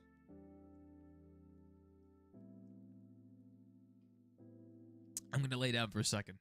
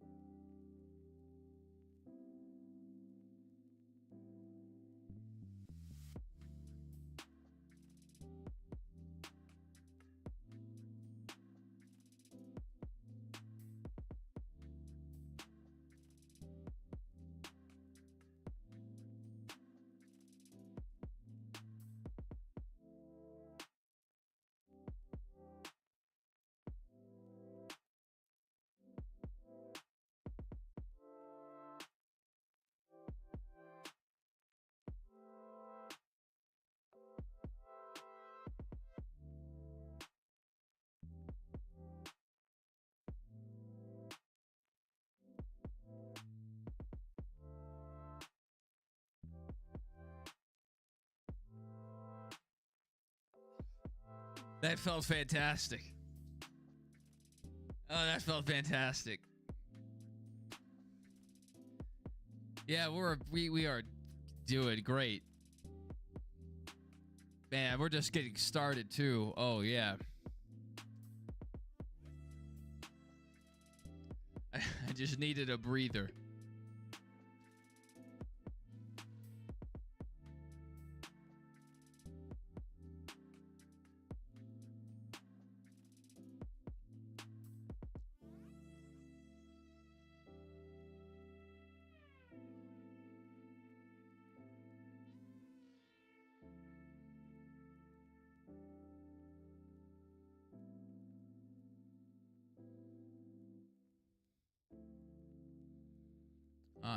Elliott out of the race. Disappointing. He had one of the better looking cars. Nice red, white, and blue colors. But that's one Chevy out of the race.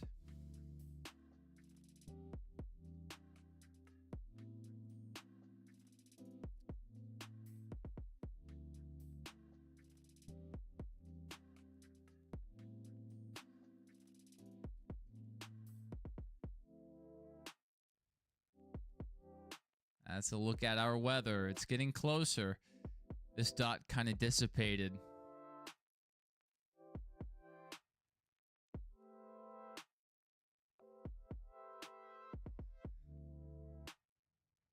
Getting closer.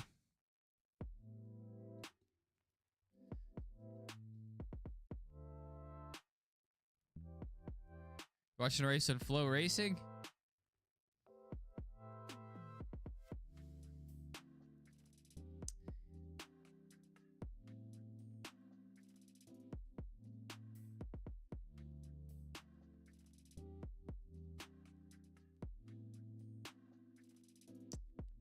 As long as you're enjoying yourself.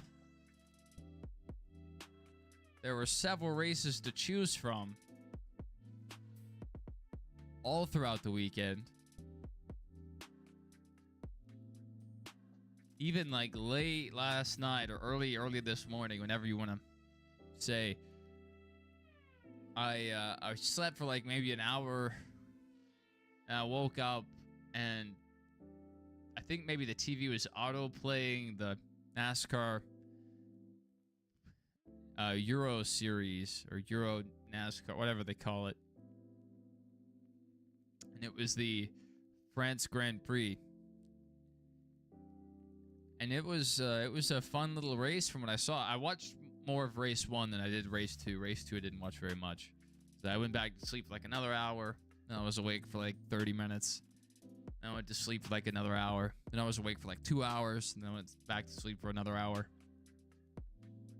And then it was time to get up and get ready for the stream. That's the most I've slept all weekend. Finally had to.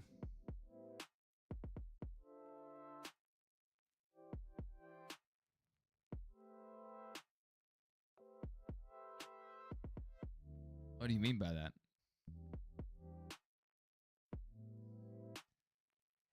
Is only one person allowed to log into Prime at one time? That would be wild. DD12's not too far behind. When I checked, it was like 2 seconds behind my own broadcast of the race. But I'm watching not through the app. I'm watching through a browser.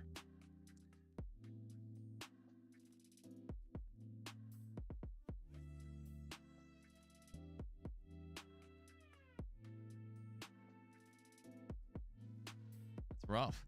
Oh, they're advertising the boys finale. I thought when I saw it, people were some people, you know, are obviously always going to have a negative reaction, but I thought that I was going to see a lot more positive reactions about it. And Claybell, he tweeted out that he really enjoyed it. And I thought it was fine. I thought it could be better, but I thought it was fine, passable.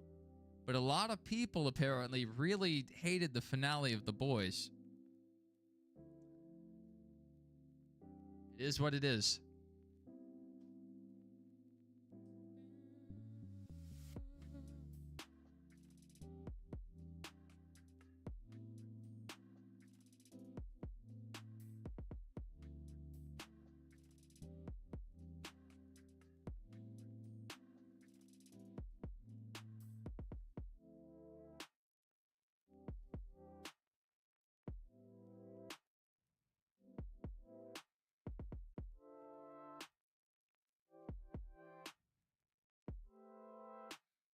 That's like me. See, I'm literally Chase Elliott. That's exactly how I wreck too.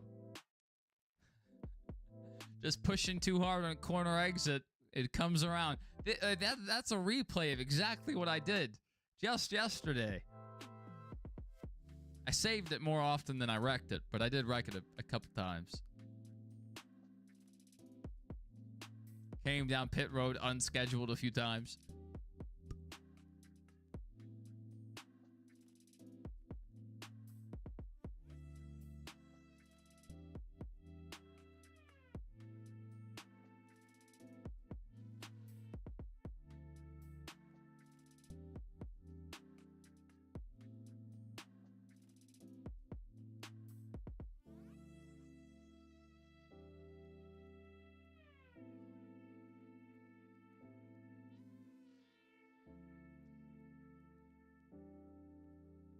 Tell us about being on the edge, Corey. He wants so badly to be Ryan Blaney. Growing out that huge mustache. He was known for his beard. Shaved that for a while, but now he's got this mustache and this little soul patch thing.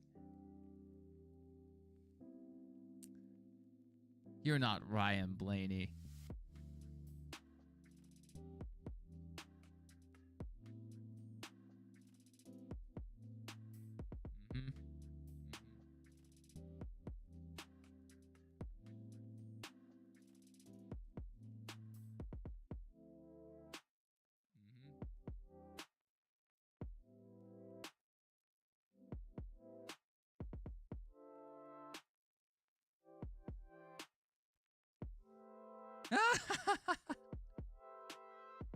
I think Daniel Trotta was asking Corey a question and Carl answered it.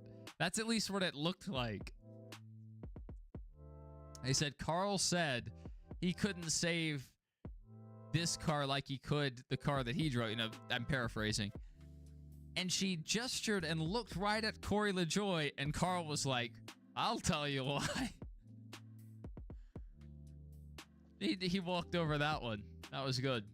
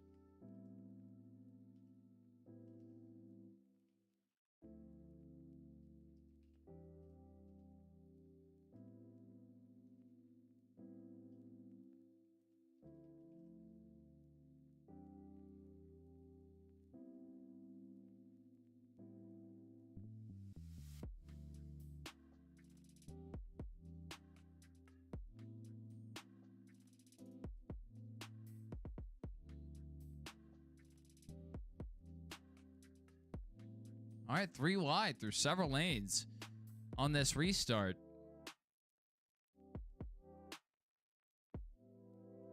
Yes, yes, yes. Big mustache.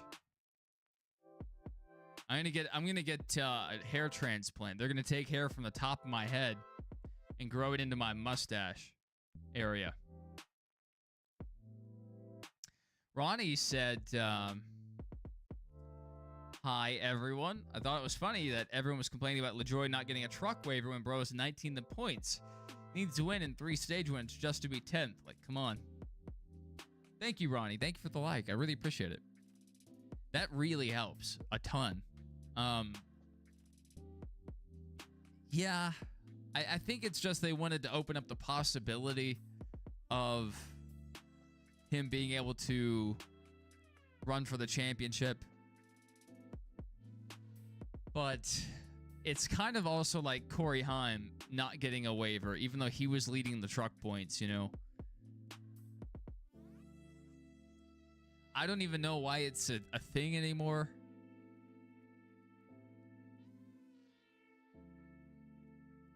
You know, back in the day, if you had the points, you had the points. It didn't matter if you missed a race. If you want the purest championship format, you just count the points, and if he has enough, he's in. But there needs to be an understanding that if you make it into the chase of whatever series you're in, you're going to run all 10 races. And not just take up a spot someone else could have and run for a title.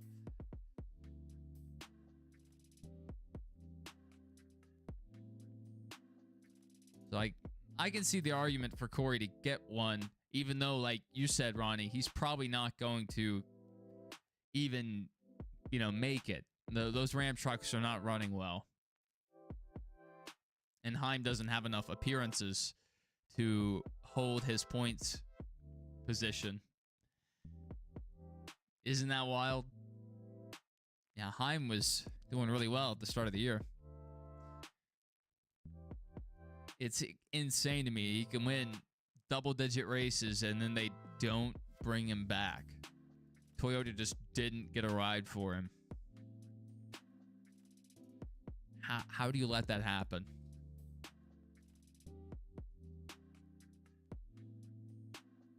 I don't get it.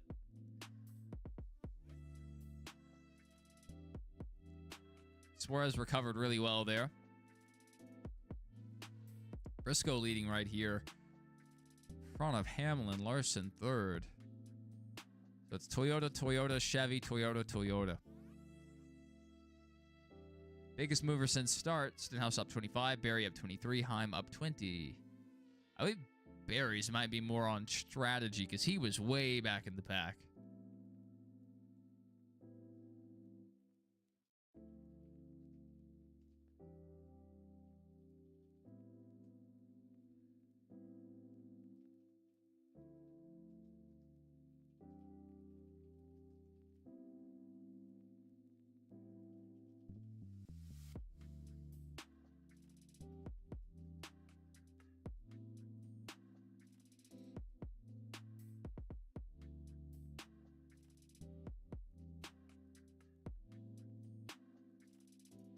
What's better, cookie cake or cookies and donuts? Cookie cake's really good with the icing. It's so much sugar. If you've gotten to the age where you don't have a sweet tooth, then the cookie cake probably tastes like straight diabetes. Which some people have that reaction to really any sugar at all. I like some sugar still. Like some peanut butter a lot. But depending on the donut, you know, donuts are really good. I like the custard filled, like a Boston cream donut. That's good. But my local Krispy Kreme has fallen off a cliff. And not a huge fan of Dunkin' either. And then I don't really frequent our local shops.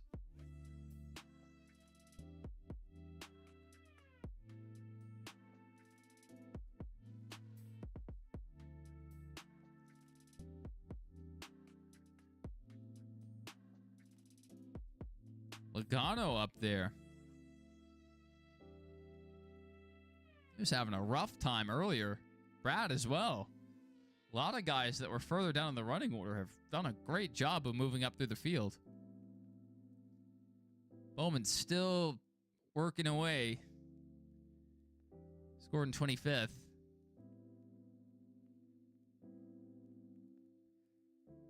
Byron 17th. Hasn't really recovered since losing all that track position.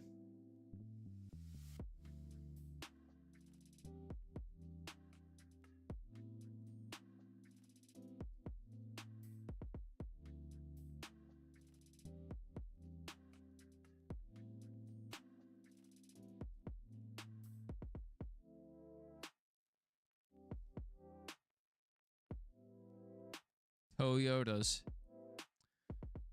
Hocevar drove it in deep there. Looks like maybe got Bell a little upset there, or maybe he wasn't confident enough to keep it down low. Hocevar was pretty low there.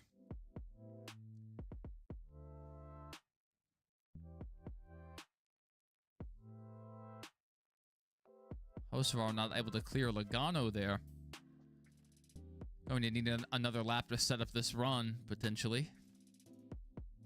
Ooh, Logano went down the track, drove in front of Hocevar. Hocevar up the track a lane. Gonna lose some time there.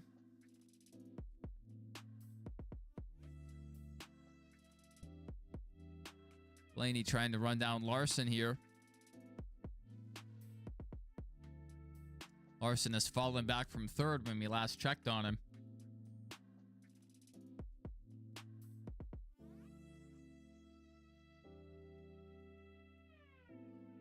That's awesome. That's awesome. Glad to have Ronnie in here for us for at least a little bit. We used to have a lot more people hop in here.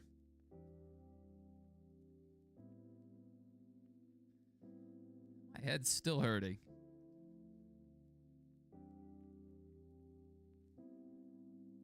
I think that must be a sign of good health.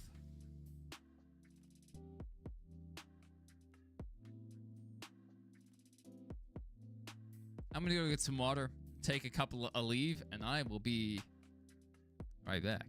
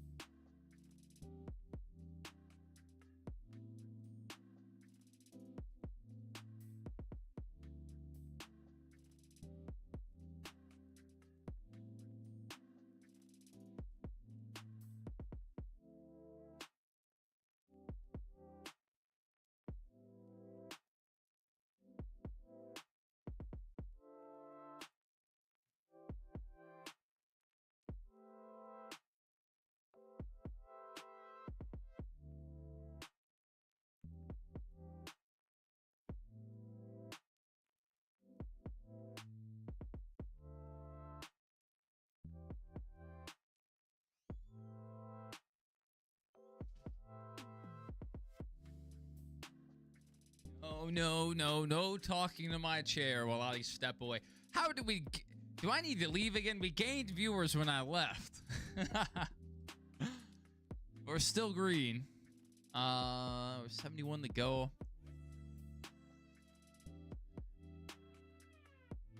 So maybe about 20 more laps before we start seeing some stops here. We could see stops as early as 11 laps from now. That'd be a comfortable time to take a stop. Let me just double check that. What our fuel window looks like. Yeah, 68 laps. So, I mean, just a couple laps from now, and you could pit early. I don't think you want to pit that early, but it's a possibility. So if your car's really fallen off and you think you could benefit with an adjustment and fresh tires, and you think you can stretch it 65 laps in this next run without losing too much time, then maybe you start thinking about short pitting.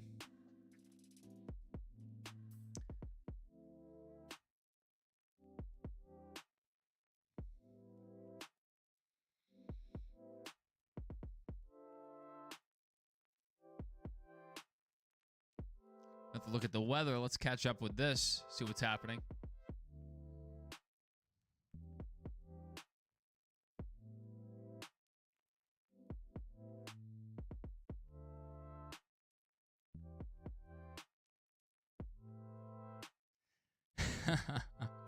It's been a rough weekend for NASCAR, just with the, not considering all the other circumstances, but the rain and the fog, delaying races over and over, canceling practices, qualifying.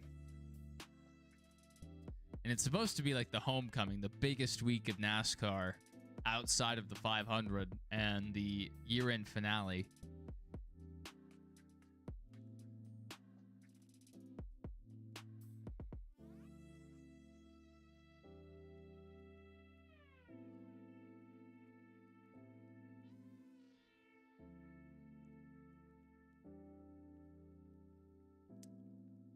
Harbor Freight tools for victory. Hey, Harbor Freight getting some branding in here. I like Harbor Freight. Some good, cheap tools. I feel like their employees are usually pretty nice.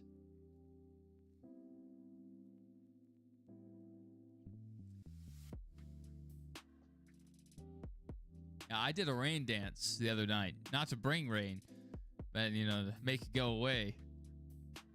And it didn't work here or there or really anywhere. But I did try.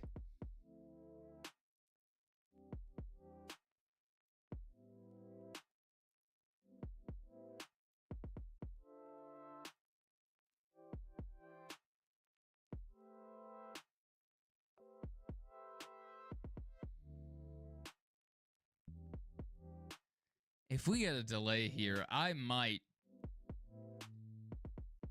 just have to retire. Can't take another 3-hour delay, 4-hour delay.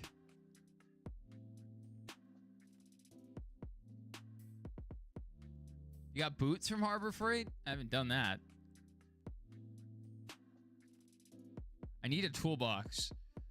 I think Harbor Freight might have a decent enough cheap one. Saw some decent ones at Ollie's, but they weren't quite what I'm looking for. They have a fair amount of, you know, tools for different things. Some stuff for inside, some for electronics, and you know, some like minor home improvement stuff. And they don't all fit in my tool bag anymore. So I need a big old box.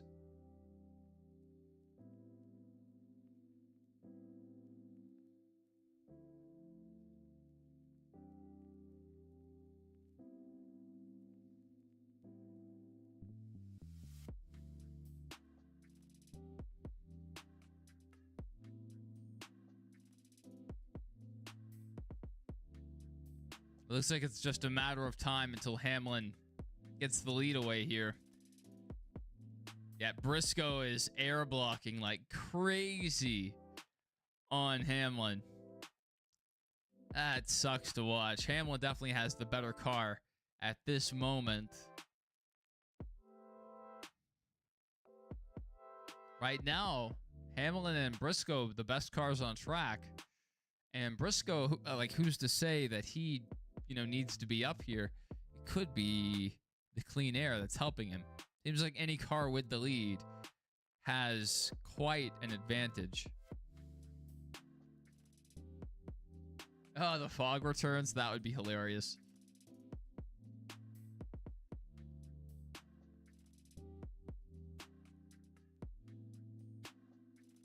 Yeah, I feel like just because they've had to shorten the O'Reilly race and the truck race, and this race is on a streaming platform and not on television. Also, the teams are in Charlotte. Like, this is a Charlotte-based race, you know. It would be a lot easier to finish this one at midnight if we could possibly do that.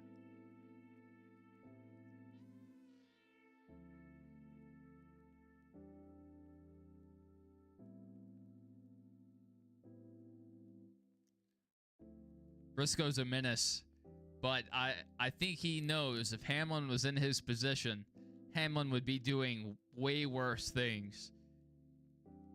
A lot of people like saying Joey's the aero blocking guy, but Hamlin is almost just as good, if not every bit as good.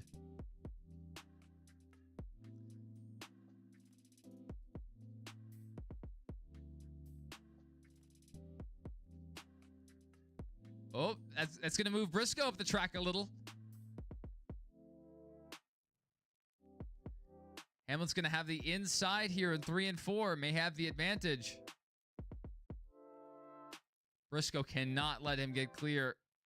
Oh, but Hamlin's car is handling better. Able to clear there. Briscoe with the momentum down the front stretch, but I think Hamlin's going to return the favor and aero block him. Briscoe backed out of it.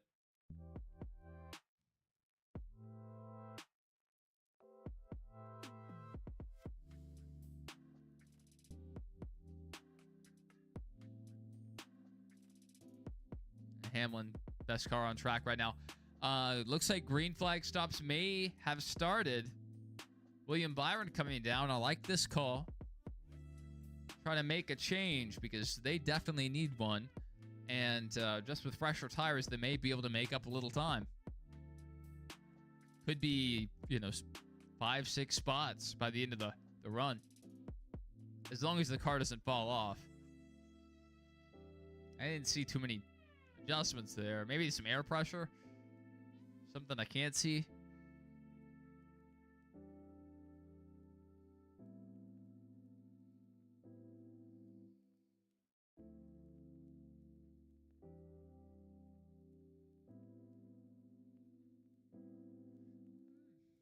Maybe.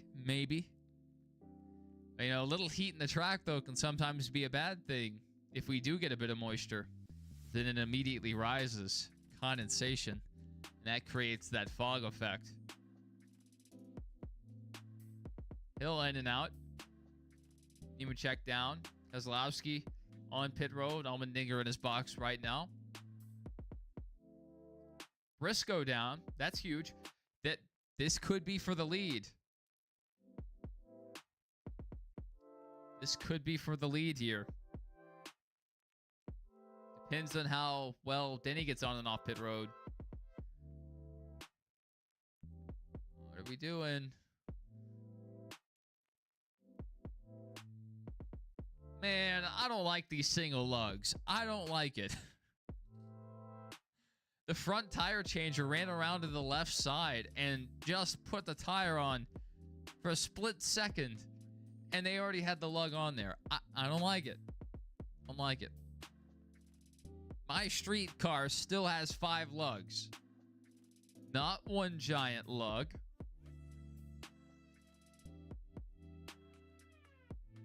Looks like Denny was pretty smooth there, but, it's hard to say with Denny whether or not his crew got enough fuel in or, got his tires on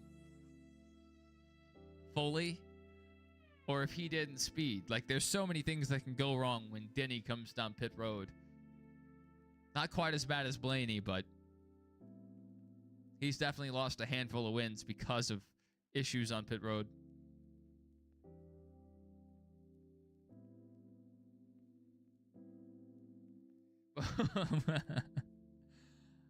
I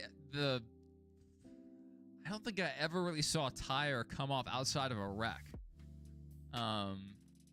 Until, like, in person, until the Gen 7 car. And I saw Bubba Wallace lose a wheel at Circuit of the Americas. And you could just see the lug just flying. Rolling down the track and jumping every now and then. It was something. Yeah, back in the day, you might have a loose wheel, but that was because you're missing a lug, and maybe another one was loose, and the tire would, vibrate and could potentially cause an accident, but it wouldn't just fall off.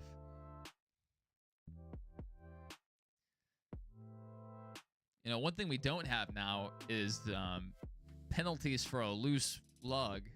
They used to check the lugs when the cars would come in. Or missing lugs.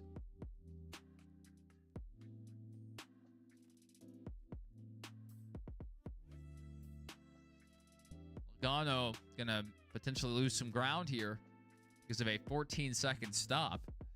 Just shy of 14 seconds.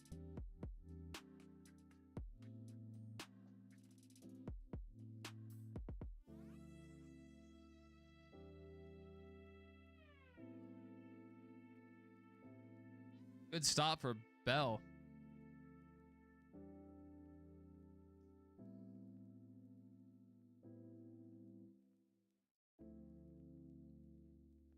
Wonder if they will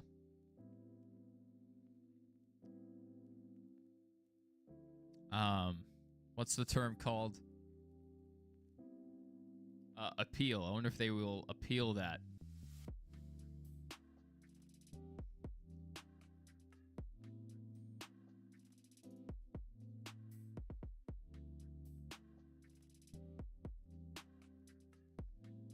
These guys staying out. We'll see if it can work out. Bell almost. It almost came around on him there.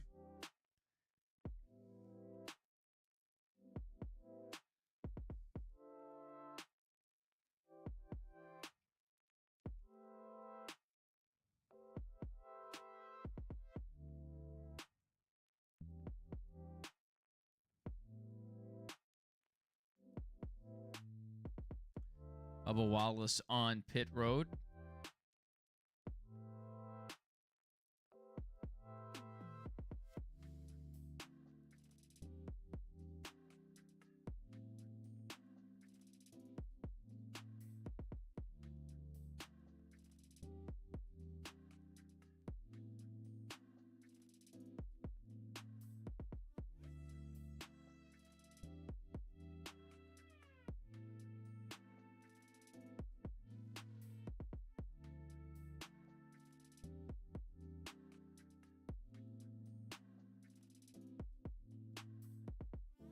Problem on the right rear. They got to jack it back up to tighten this right rear. They're going to have to go around and also do the left rear. Hocevar might lose a lap here. Completely. It's going to be 300, or really 340 miles or so that Hocevar still has to try to recover from this, but good night. That was a horrible stop.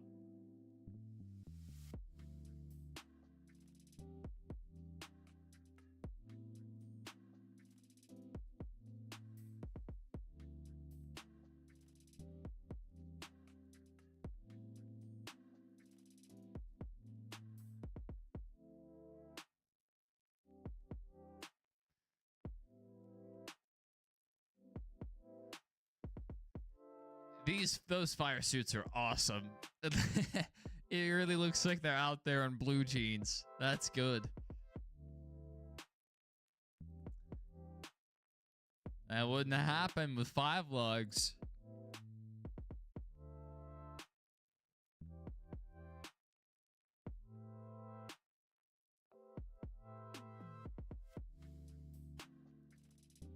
All right, Hamlin leading, going to commercial here. Let's take another look at the weather.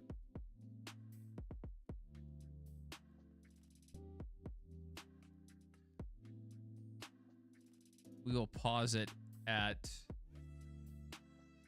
this split. So you have, some rain here, definitely pathing towards the track.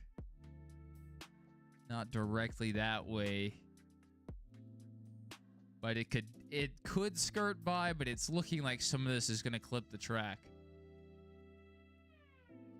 So we might get to the end of stage 2, which they could potentially rule it official there. But this looks like a smaller little blip. I don't think they can get the track dry from here to here. So if this one also passes over the track, we're in trouble. But then maybe after that, I don't know. It just seems like there's a lot of rain behind this little cell. So, that's an hour. They try to dry it in this amount of time, but then this delays it another hour, and then drying starts again. We may be racing to the end here.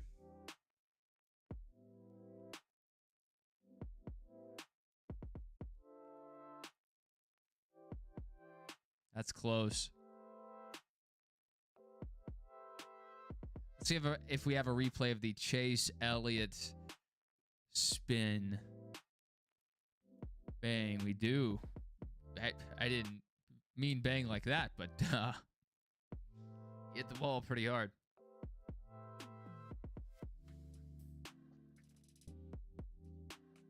Had the wheels to the right and locked down, not able to get the front end to come around on him. Not in the right way.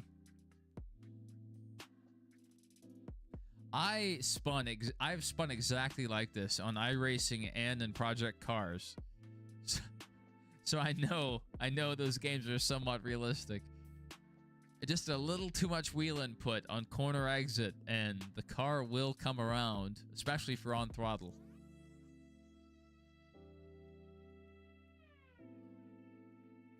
I feel your pain. I feel your pain.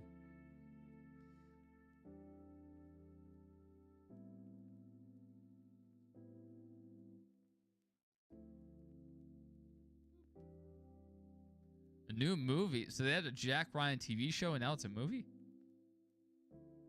You know the original Jack Ryan stuff, they were movies. With Harrison Ford.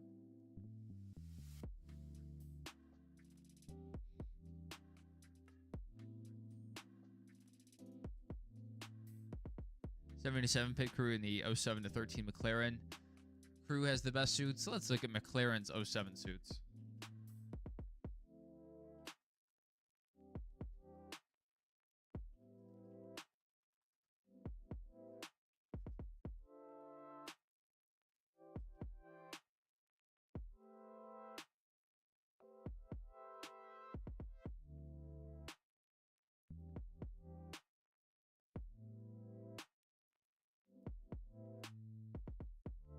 Yeah, that looks pretty tough.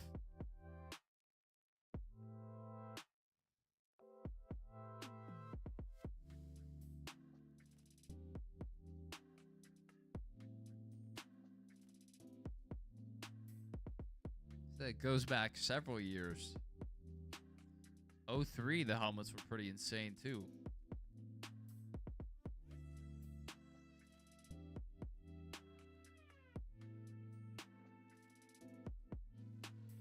$2,800 and you can have your own.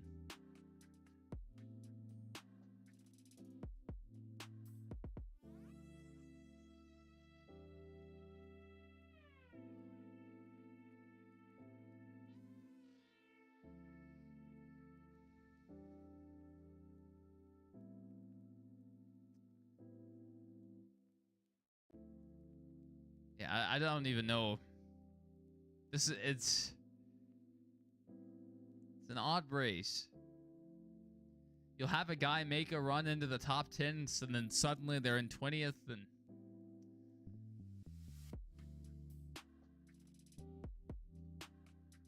they just don't recover. Then you have some guys that have worked their way up slowly.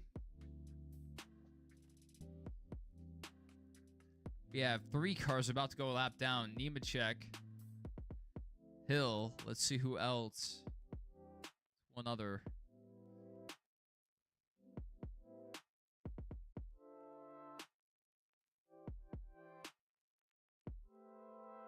Gregson, Nemechek, and Hill all about to go down a lap here.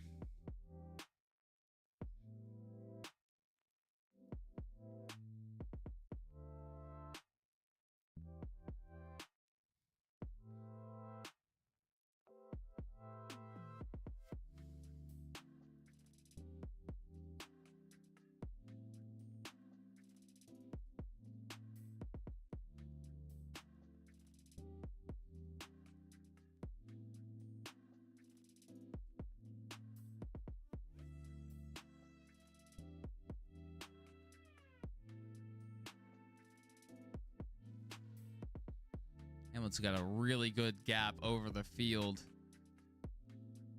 Briscoe has fallen back, while Gibbs has been able to run him down. So Gibbs, probably our second best car on the track right now.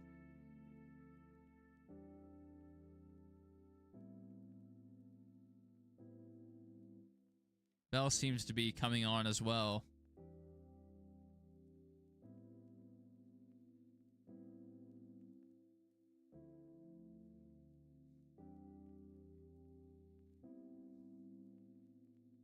Good recovery for Barry and Zane Smith after the penalty.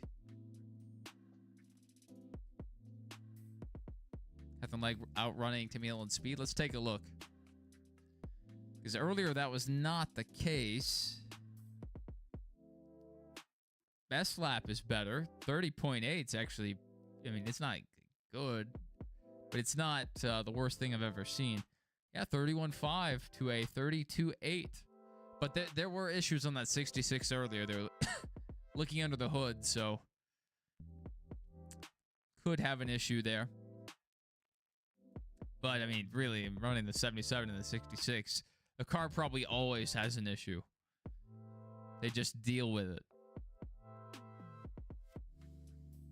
Herbst has moved up somewhat.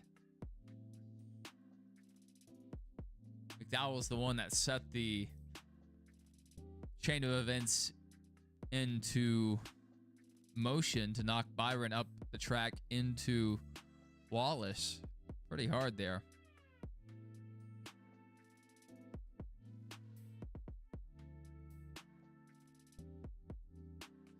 Bowman had made his way up into around 25th. Now he's down to 32nd. I don't really know what happened there. They started out better. They just really haven't found the handle on that car. I mean, look at that, 30.3, 30.3. How did Cody Ware run a 30.3? You have guys further forward. Brad Keselowski in 15th ran a 30.3. That's his fastest. Excuse me? Cody Ware secretly has speed. He just doesn't want to tell anyone. It's a faster lap than William Byron's ran. William Byron was in the top 10 at one point.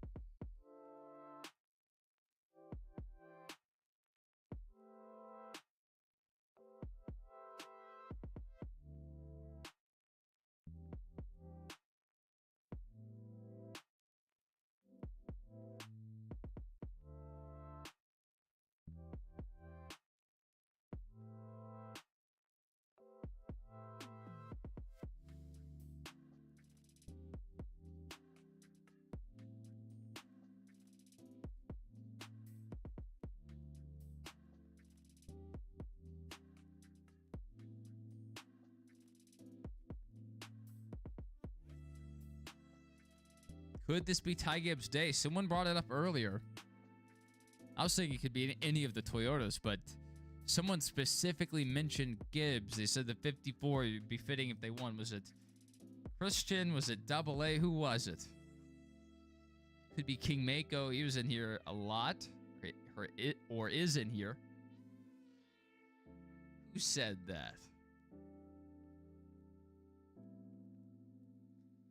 How far do I have to go back to see this?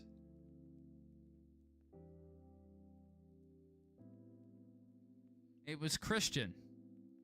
He said it'd be fitting if the 54 won, the only number KB won multiple races in. That number in O'Reilly Series, and it's their way of helping Toyota and not giving RCR a win. Yes. Christian said it.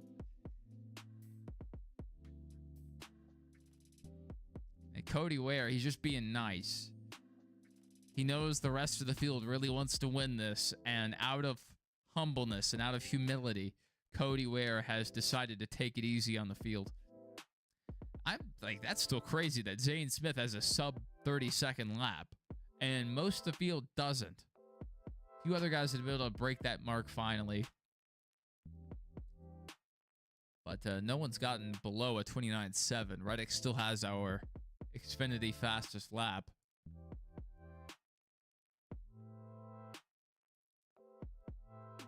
Hocevar pretty close though. I don't know when that happened. Down a lap. 31.6. Catherine Legg is outrunning Alex Bowman.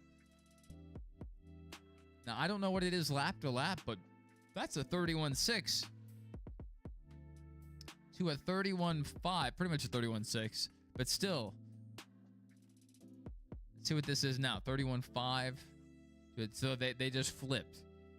So they're running equal, is what you're telling me. A lady that didn't even prepare for this race, you know, was focused on the Indy 500.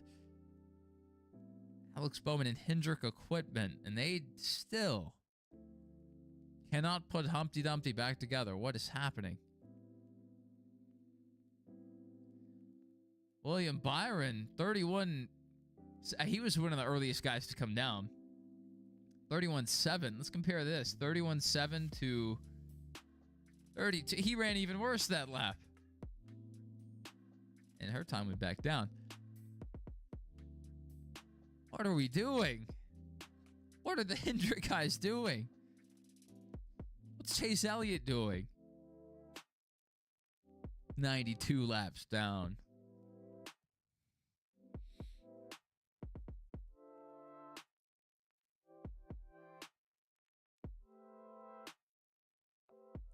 In a while, for sure. Seemed like McDowell was pulling top tens, you know, at least every other week.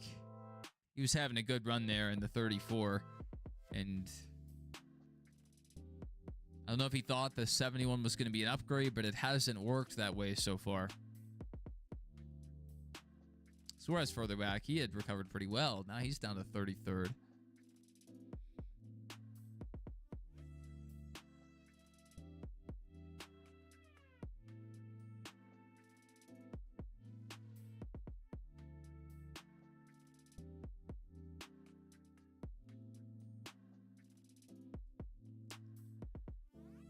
Coca-Cola commercials, they're supposed to be feel good and whatever, but it just comes off awkward to me that they're like, our soda is so good it can unite the world.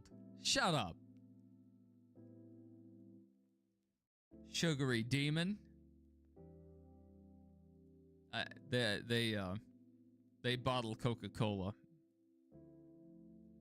Or not, but Coca-Cola. Coca-Cola bottles. Monster.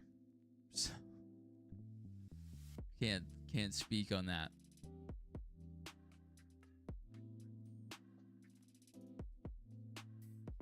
But you don't see Monster commercials of people dancing and kissing each other. We know who we are.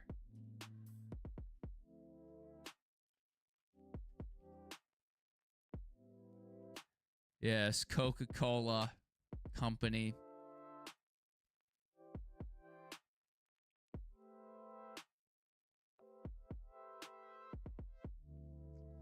Yep. Let's take a look at our weather here. McDowell leaving front row is a mistake, and I bet he regrets it. Her 18 laps at Indy got her prepped, I'm sure. She should have finished that race. I don't know if she would have, you know, stayed on the lead lap, but she was doing a decent enough job. Yeah, Ryan Hunter-Reay took her out.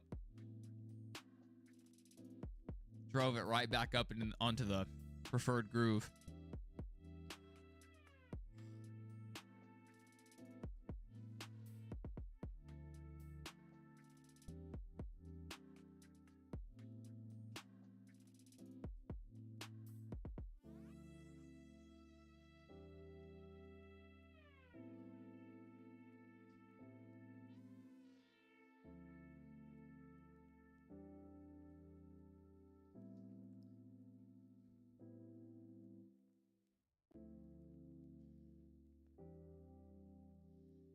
Think about Spire and front row just swatched drivers in a way between Zane Smith and Michael McDowell. Yeah, so McDowell was supposed to go over to Spire and be their veteran. Like, give them guidance and have those solid finishes. And really, since he's been over there, Hocevar's been outrunning him.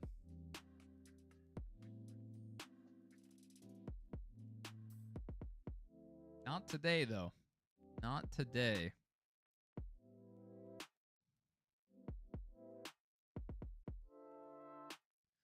So look at our weather. We have a blip ahead of this main one, and it is heading right to the track. It might skirt by. I think we're gonna get all of stage 2 in, but I would not be shocked to see it start raining during this break. And perhaps it doesn't wet the track enough to stop the race. Perhaps we get it going for another 20 laps or so. But then we have this band of rain we have to deal with. And it's at least this tail end, probably going to clip the track. We'll see if it drops any precipitation. This is a bit further over by the time it gets there, I mean, if we just took Charlotte and we moved it over, I don't know how many miles this is, but just move it over that far. Move it over off of South Albemarle. I don't know how to pronounce that. Just put it right there on Ebon Street. Put it there. And we could run the rest of the... We just got to move the track over. Scoot it over. Take it and push it over there. Not liking the look of this. It's looking like some precipitation is forming ahead of this little blob. May mean there's a lot of moisture in the air ready to drop. Dale Jr. just said his favorite word. He said slide job.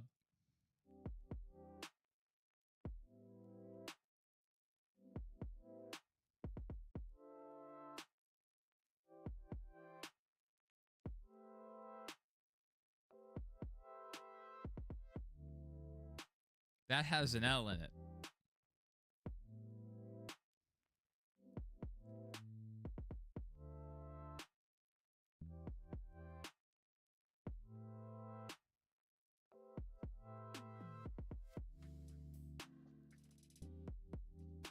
Jason said post-race update sponsored by Amazon.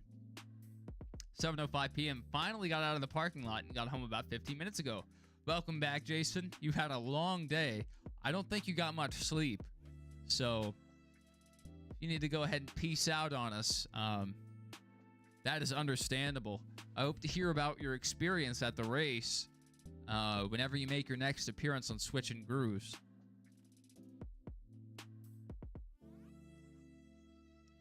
Yeah, the Hurricane had a few more days where he should have finished in the top 10 and wrecked himself out. So, you know, you can go out and win 10 races in a year, but if you DNF 8 races, it negates that whole, you know, all those good days.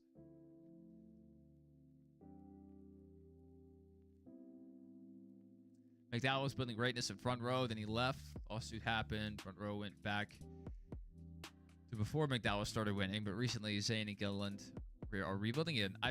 I follow a guy who's a big Zane Smith fan on Twitter, and so because of him, I keep up with Zane Smith.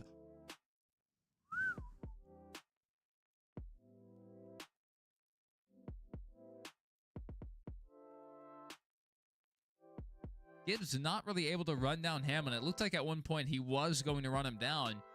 The gap's kind of stabilized about 3.5. How much is Hamlin stalling, though?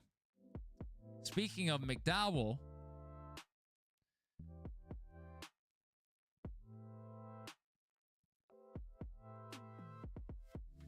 McDowell down pit road. I don't know if they AI generated that paint scheme, but it looks AI generated to me. That's not a compliment either.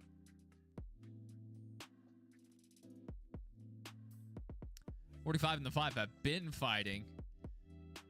Who's going to get this stage point? I don't think Larson has the handling to hold this position. Larson might lose a couple spots here before we get back around the track. Reddick into 4th. Larson back to 5th right now. Let's see if he can make a move here. And he's not making up the ground. That blob is getting closer. The latest loop just came out. And it's already 3 minutes old, so the rain could be even closer.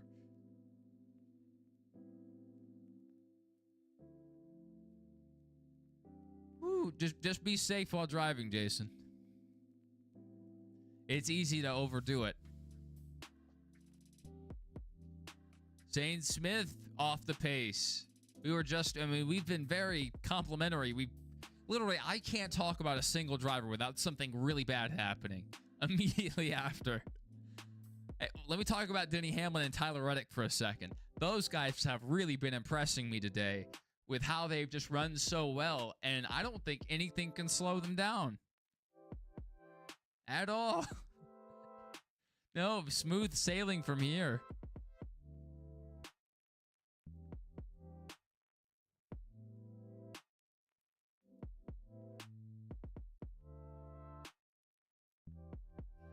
Iced coffee. Iced coffee's good. I like an iced coffee.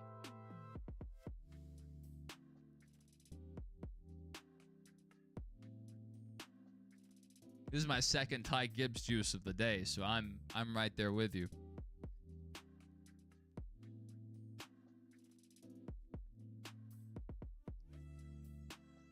I didn't even go to a racetrack. I just left the house once.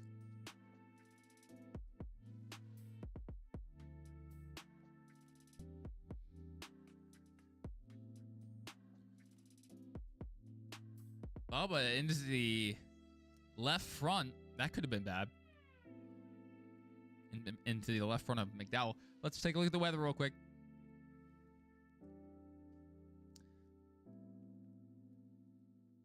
Check that out.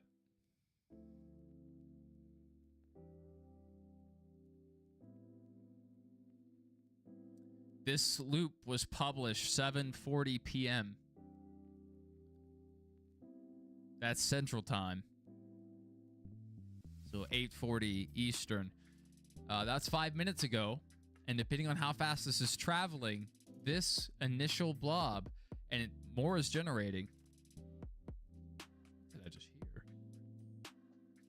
Sounds like there's popcorn in my walls. Someone's popping popcorn in my attic. That's wild.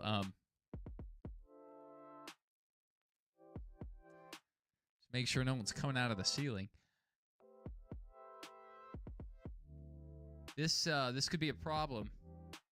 Oh, are we coming down pit road like for real? For real? Oh, it's for the tribute. Oh my goodness.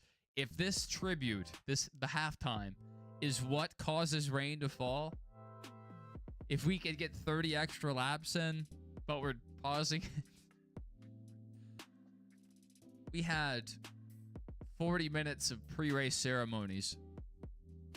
And now we're going to pause for 10 minutes and then do a whole 15-minute stage break after this.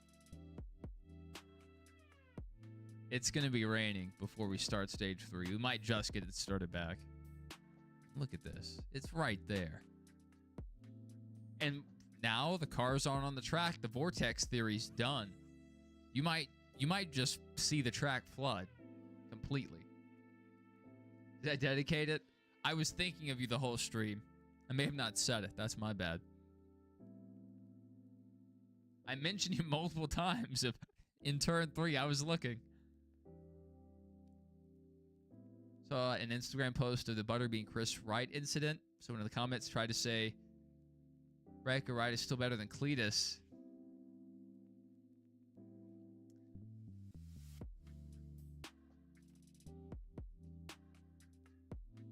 I mean, if you compare it head to head, Cletus, in every start he's made, has a higher percentage of DNFing than Wreck or Wright.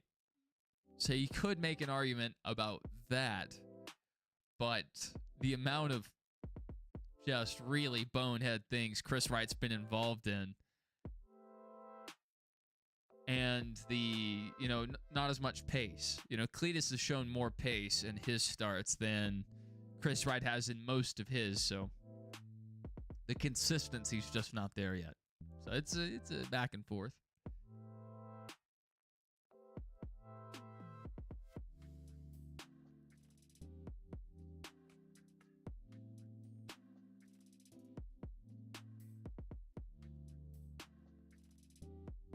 They just grab a bunch of volunteers. They like, hey, you're gonna come hold this flag. I thought it might be those recruits they had earlier, but it's not them. At least not all of them. Look at that. This is the new loop, 746. 2 minutes ago, 8:46 Eastern at the track time. 2 minutes ago, and it is closer, and there's even a little bit of yellow. That's SpongeBob there. You've seen him on TV. Works at the Krusty Krab. That's him.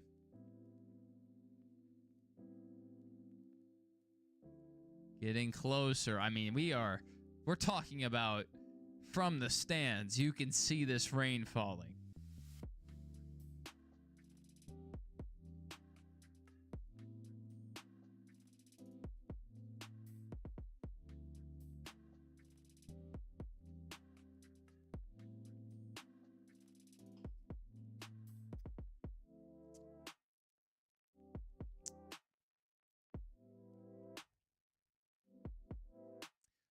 So we are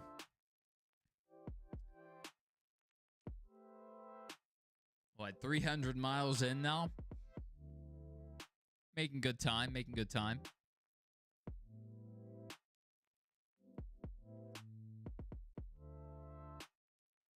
Most of Cletus's DNFs, though, are caught up in other incidents or mechanical failures. Well, you know, they have the truck race at Daytona. Can't remember what his first run was like at Talladega. Then his start at Bristol. I don't think he DNF'd, but he did pancake the right side of the car. So I would say his success rate of running clean races is like 2 out of all the ones he's ran.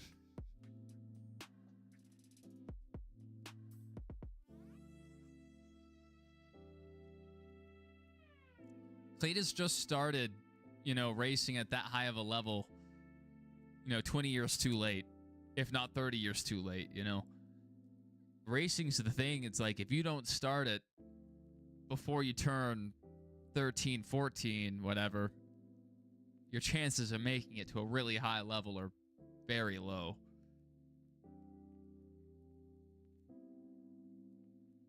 You know, the fact Josh Berry even has a ride is just amazing. It speaks to his actual raw talent. Shame that he's stuck in that 21. That's all right. We'll see you when we see you. Either if that's tonight or some point throughout the week, or maybe even next weekend. But we will see you.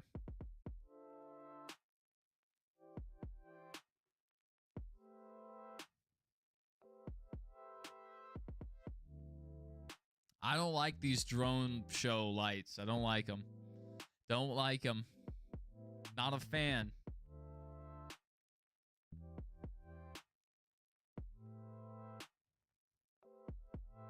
Fan. Give me old-fashioned fireworks with the boom. Boom.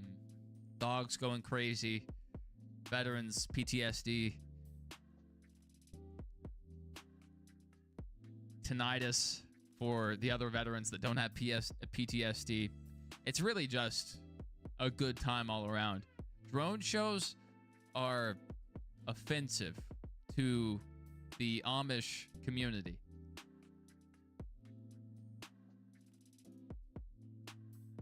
They don't have drones.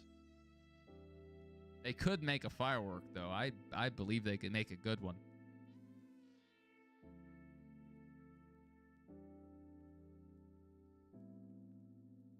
I saw a drone show thing of advertising the He-Man movie, Masters of the Universe.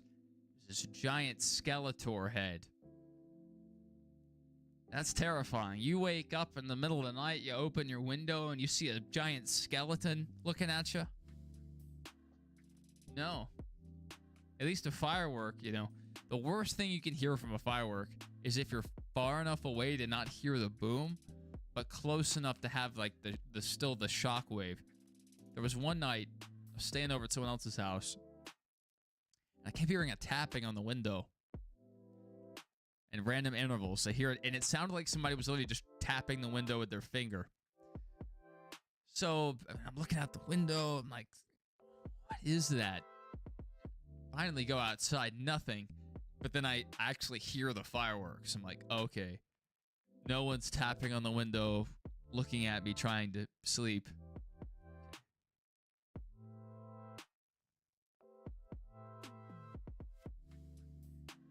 If we had Gen 6 cars, O'Reilly style cars, Josh Berry would probably be multi-time winner right now, at least. Potentially. At Martinsville, perhaps. Maybe even a track like New Hampshire, or maybe even make an argument for like a Gateway or Darlington. Yeah, I mean, short tracks were his bread and butter for sure. Had plenty of good runs in the O'Reilly series, but maybe that's just where he needs to be. Maybe he's an Elliott Sadler type, a Justin Allgaier type, where they can occasionally get a win in the Cup Series given the right set of circumstances, but they're more so destined for that second series.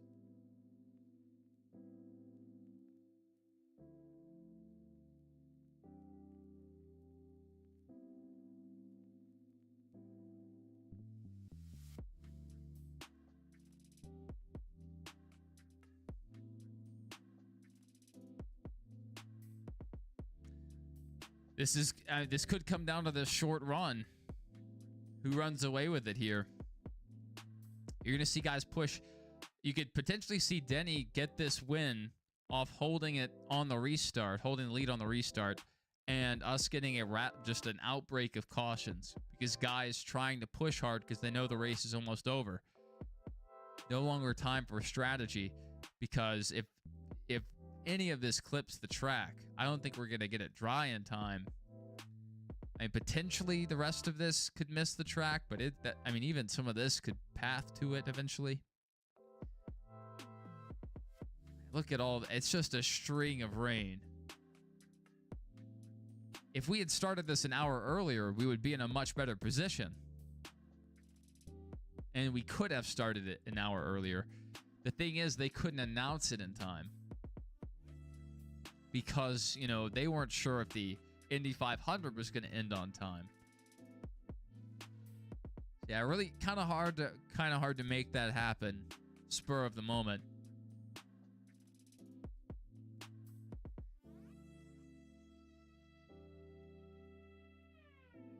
I say stage 3 and stage 4, we run the Roval. We run the Roval.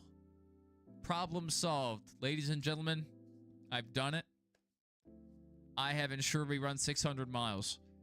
We run 300 on the oval, 300 on the road course.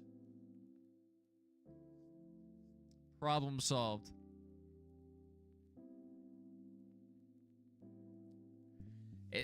He's a great example of skill meeting luck. The perfect intersection of skill and luck. I mean, you can be the greatest driver in the world, but if you don't have the connections, or you don't get presented to the right person that can get you the right connections, doesn't matter. Does not matter.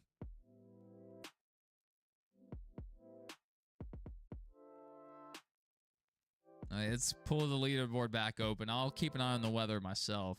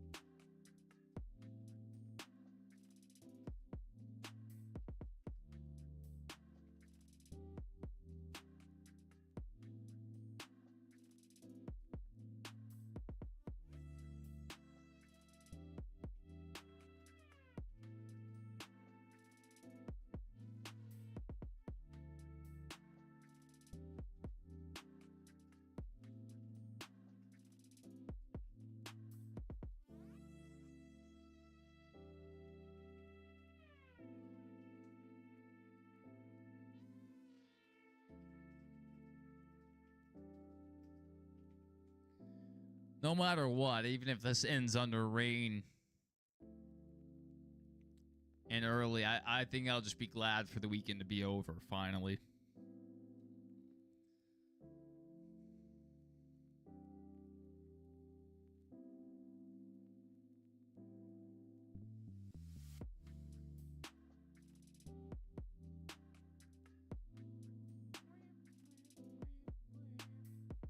Bump, bump, bump.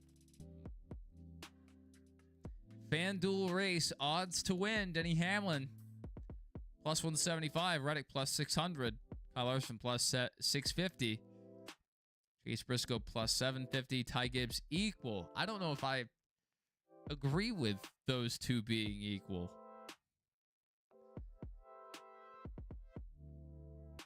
Briscoe starts out well, and when he's in the lead, that's fine, but I think Gibbs is stronger over the course of the run.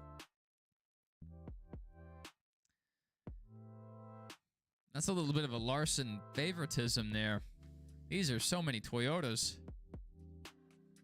And SVG's actually in the top 10 still. What a day for SVG. Stenhouse isn't too far up the pace, so the practice wasn't a fluke. That's real speed for the 47. SVG gonna really lose a bunch of momentum there on the backstretch. Blaney had to back out of it as well. SVG not really able to keep it along the bottom of 3 and 4. Not able to wrap that bottom very well. Blaney moving up to the high side behind Barry.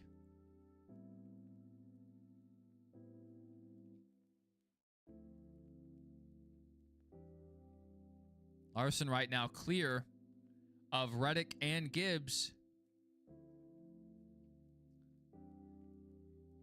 Catherine Legg slow off the pace. May not even finish this race. Could this...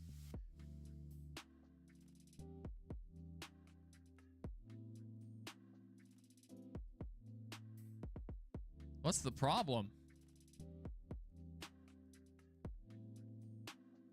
Oh, the wheel came off. Caution.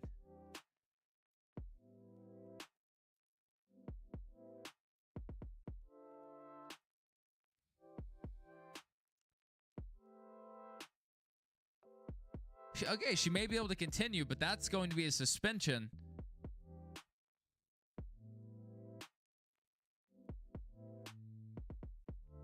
So what's going on here? Is it an electrical issue? I was trying to listen. See that a wheel come off. Here we go. We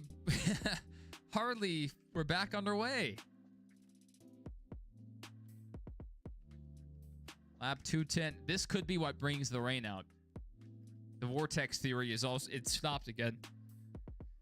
You gotta have at least 100 miles per hour to keep that rain away.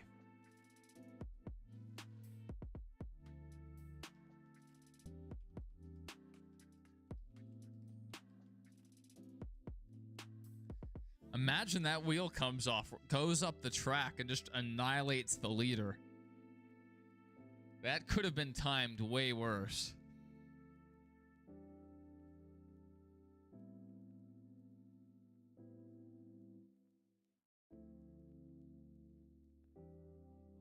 Boom, boom, boom, boom.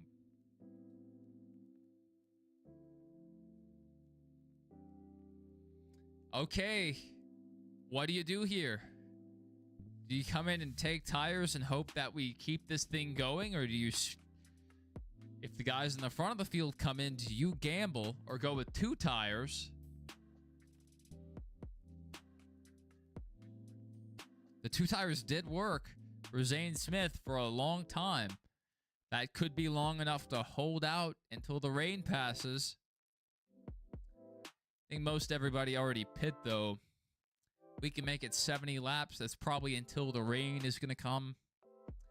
If you're towards the front, you should probably stay out. You're back past 25th. Come on in.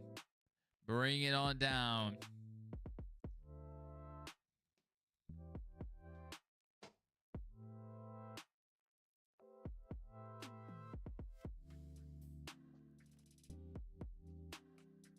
You know, Brad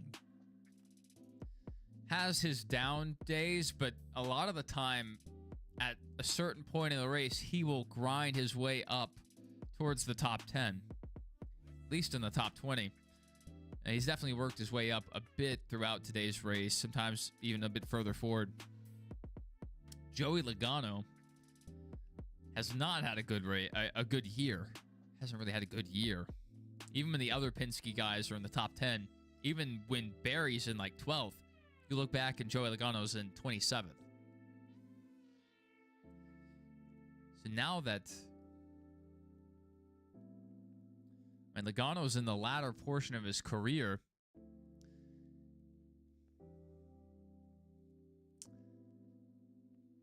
I don't know, he needs to get on a streak. He needs to get his mojo back. And this feels kind of like a Joey Logano kind of race. It's just the Toyotas are so good. If it was any other year where the manufacturers were more even across the board, if Ford even had a shot, then I could see Logano winning a race like this because it's such a long race, and Logano excels at the end of a race. There are so many times where someone else has led 80% of the laps. Joey just, there he is, takes the win away. And it's so frustrating to watch. But we haven't really seen as much of that lately. That Joey Logano disappeared with the rest of his hair. So, just like Samson, his power was in his hair. His barber shaved off the last of his power. He's tried to regrow it through his face, but the density's not there.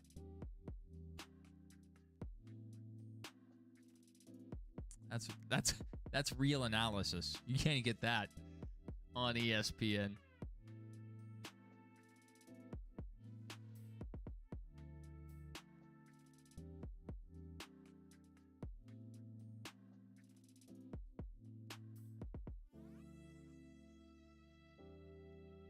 All right, let's take another look at our radar while we are under this side-by-side.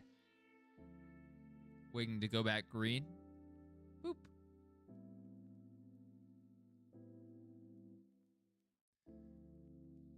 All right, so this was 8 o'clock, 9 o'clock. So we should be getting another loop any minute. Go ahead and just... All right, we have an 8:04 loop now. This was 2 minutes ago.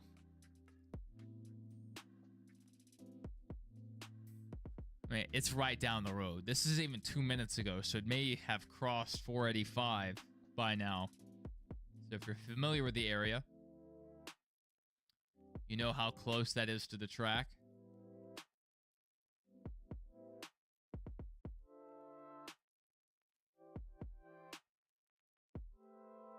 The county line.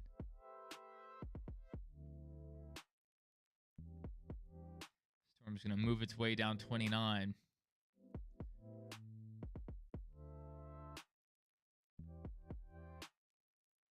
The way this has been moving, go up a bit, over a bit, up a bit, over a bit.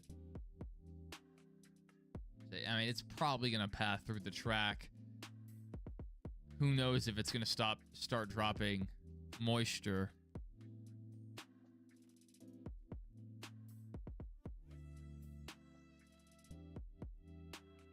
We just need to get these cars up to speed again. That's the best case. The best chance we have of keeping this green.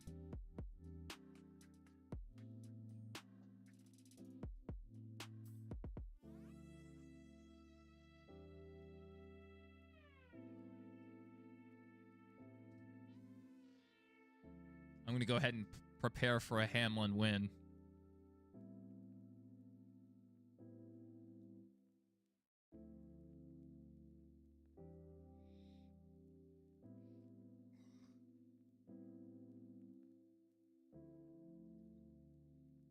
So if you're going to watch this Spider-Man show with Nicolas Cage, it's coming out in color, but you're meant to watch it in black and white. So use that information wisely.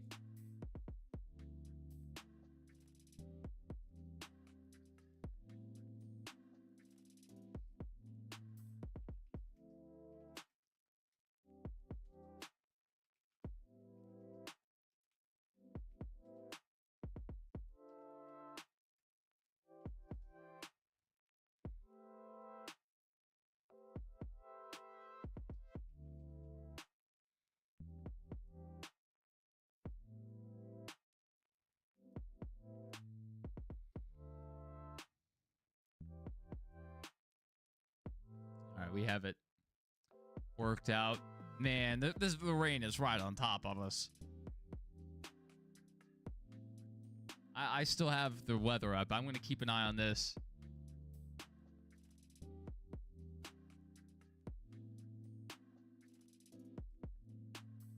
This could be for the win. Whoever gets clean air here. Hamlin was clear, but Briscoe got into the gas really hard. A lot of momentum down the front stretch. Not able to get clear, but Reddick to the inside. We're 3 wide for first place.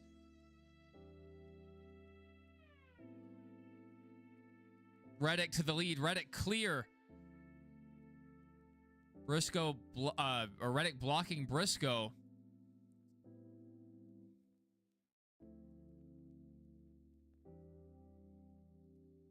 Three Toyotas fighting for the lead. Please, NASCAR, do something. Someone throw a shoe onto the track like they did to Danica that one day. That was her best chance at a win, too. Somebody threw a shoe onto the track. Here comes Larson. Briscoe got held up enough. 3 wide further back. Bell to the inside. That's another Toyota moving on up through the field. Bowman running 30th. 30th. What are we doing? Any given day, there's 1 Hendrick car. 2 if you're lucky, that are fast enough to compete. The rest of them, they're off in the corner doodling on the wall. So, pay attention. What are you doing? Larson up into third. It's going to take a Herculean effort. It's usually in these high-pressure situations that Larson steps over the edge and knocks down the outside wall. But he's been bottom-feeding the majority of the day. That may not be a problem.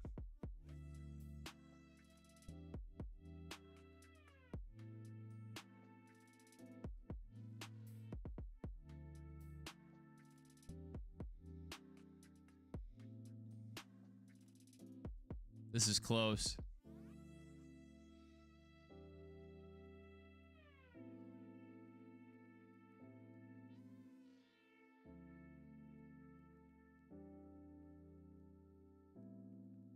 SVG is almost in a top 5 situation. Did he just figure it out? It finally clicked. He's like, oh, I get it. I'm supposed to turn left.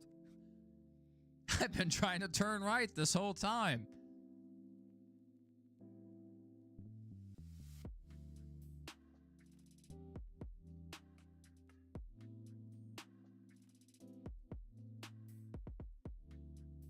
Hamlin up the track there. Into the lead.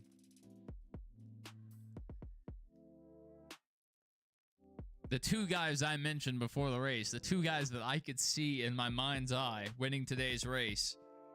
Reddick was the first one that came to mind, and then Hamlin.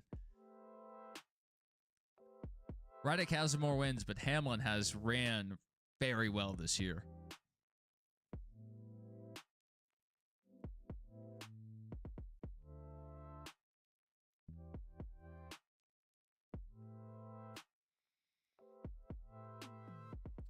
Reddick did not Reddick. Hamlin didn't make that corner. Reddick back to the lead. I don't think Reddick knows how to aero block very well. Even Briscoe was able to hold off Hamlin for like 20 laps. I don't think either Reddick doesn't want to race that way or he just doesn't really quite know how to do it yet. Hamlin bounced it off the wall there. That was a Larson-esque move right there. Larson's probably looking out his windshield. Hey, took my line. I don't think it was a bad hit. Yeah, that wasn't an issue at all. No harm, no foul. That's the kind of contact, though, in NASCAR 25 that will slow you down 25 miles per hour.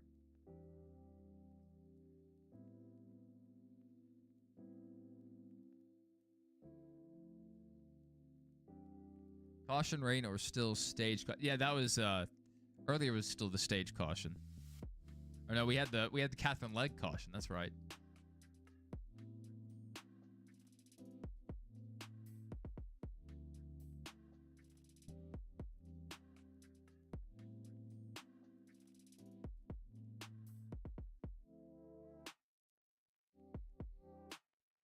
I hope you're making lots of money. It sounded like that first shift went really well. Beginning to think I need to start delivering some pizzas. I'll do that instead of streaming.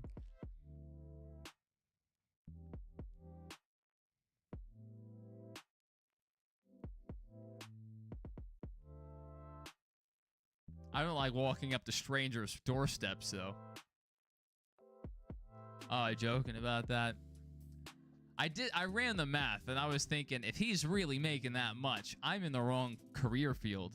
Because that, just the number you list, like 396 or something, per day for 250 days out of the year, that was 100,000 on its own. It's like, my goodness.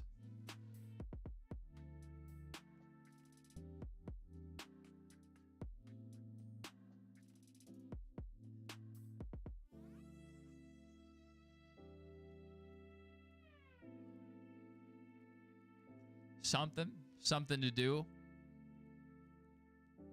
Getting around town. You're in a decent enough part of town that you don't have to worry about, you know, some of the downsides of delivering to people's places of dwelling.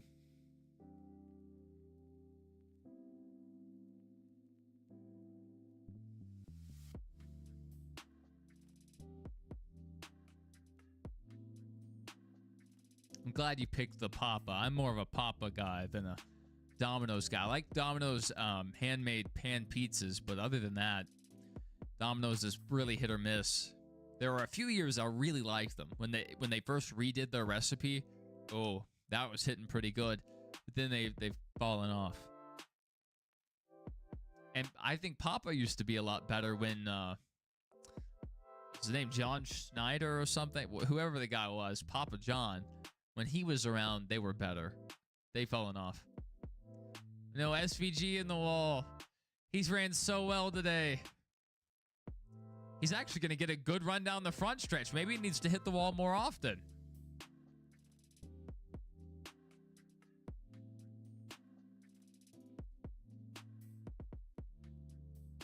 Not bad. Not bad. Still watching the rain.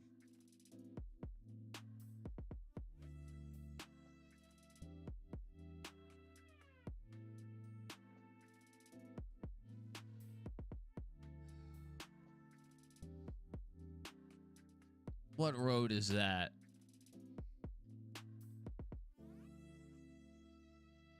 Is that the one off of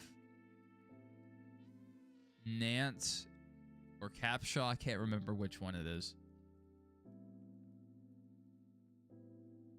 72? No, it's not that one. Close enough. Close enough. In a pinch, they could deliver. I don't know if they would. Domino's is kind of strict about that. If you're literally half a mile outside their service range, you don't exist to them. You're dead to them. Sorry, no pizza, buddy. I don't care if your money's good. Tough luck. Even if you're in the service zone and they don't deliver to your address for whatever reason. This is back when I worked at Boeing. They refuse to deliver to Boeing. I couldn't get pizza.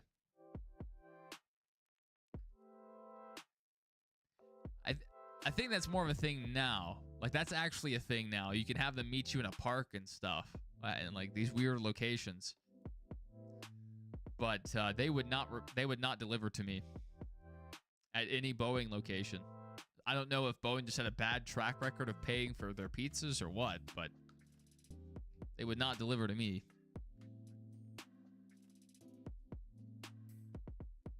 Thing for decades.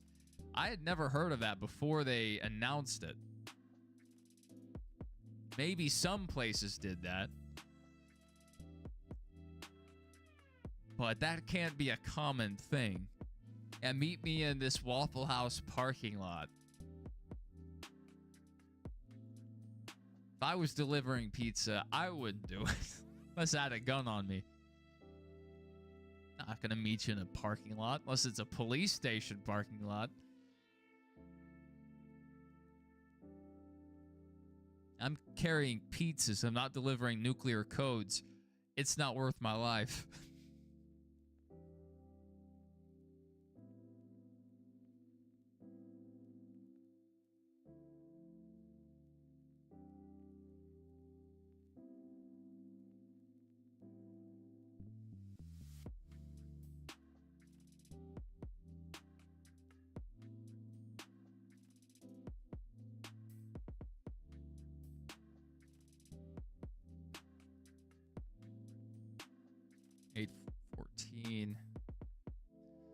Probably have a new loop out. Let's see how close the rain is.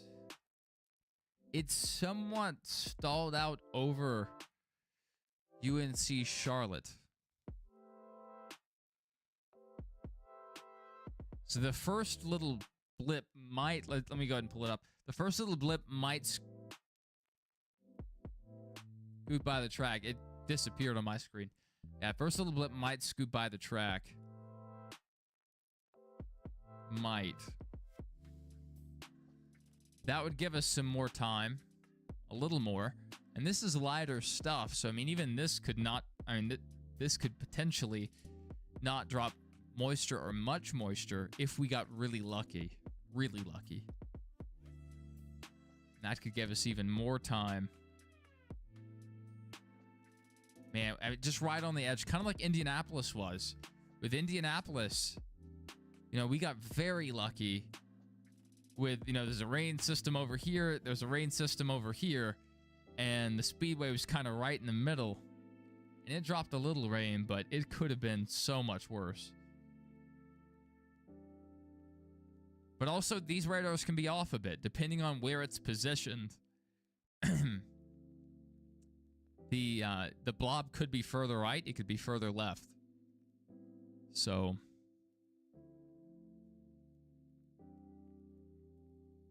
take this with a grain of salt.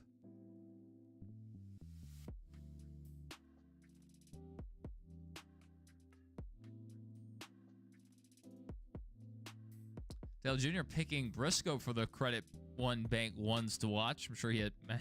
That's definitely the guy Dale picked. He put money on him. They're manipulating the markets right in front of us. Denny Hamlin's is the obvious pick. The obvious pick.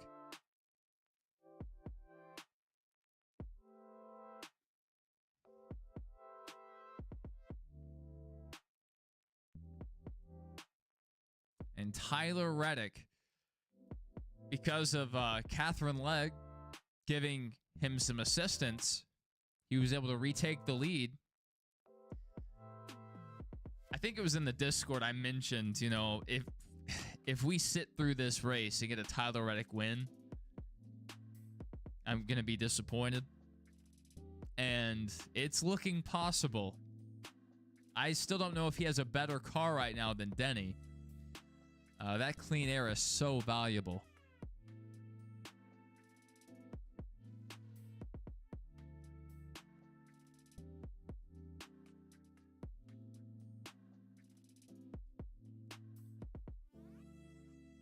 SVG, Stenhouse, Logano. I mean, these are guys that need good days. So it's good to see them in the top 10. Brad has really worked his tail off to get up to 12th.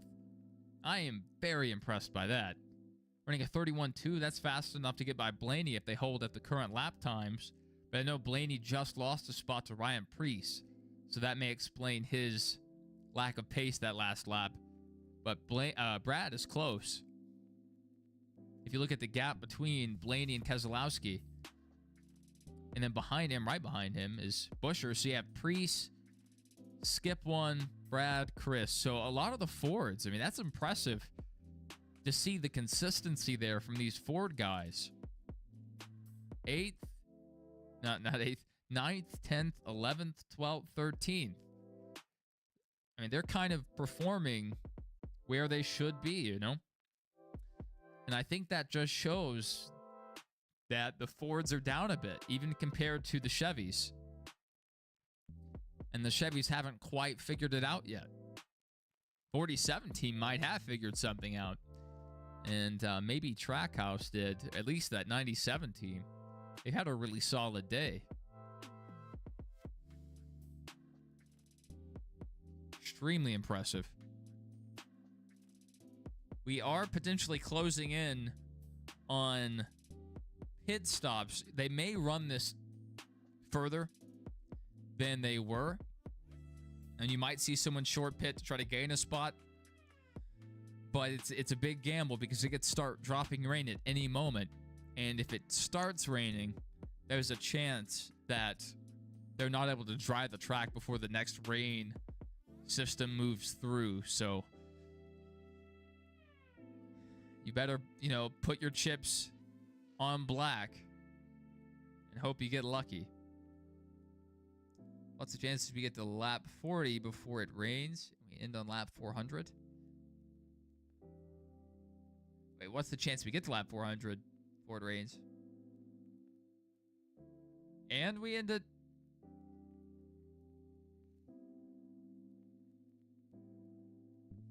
So what are the chances it rains and we still go the scheduled distance? I mean, that's not really an easy question to answer right now. Look back at the weather. This little blip is kind of just stalled out right here. That's a bit worrying. But it's been moving north and east. More north than east. So this could just scrape by without dropping moisture or even enough moisture to pause the race. But then you have this whole limb to deal with, right? It's blue, so that also may not drop much moisture. But if it does, and that's enough to stop the race, may not be enough to soak the track, so they could potentially get the air titans out there, keep the track relatively damp, finish drying, but it would potentially take this much time in terms of distance to dry the track, and then, you start to roll the cars back out, and this next wave hits. So it just depends on how lucky we get. I mean, it is right on the edge. The vortex theory right now is working overtime. Oh, it got a little closer.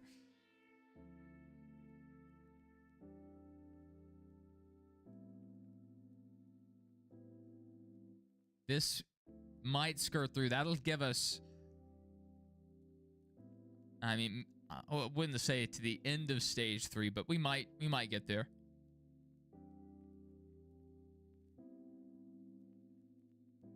It'd be, 450 miles we've covered? And then they will do it again?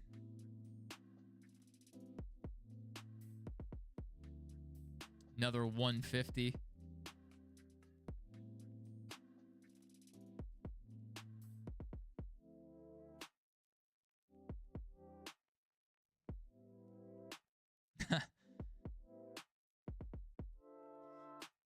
Very accurate, Christian. Very accurate. Austin Dillon's race is over. Just had to pit. Now 2 laps down. Austin Dillon's 23rd. 1 down. Not great. I'm sure they just want to finish the race. Win would have been great, but just get out of here. Keep it clean. Reset for Nashville. Austin could potentially do well at Nashville. Potentially. Depends on how, their setup is, but he's good at Richmond, which is a flat track with not a ton of banking. It is a shorter track, though.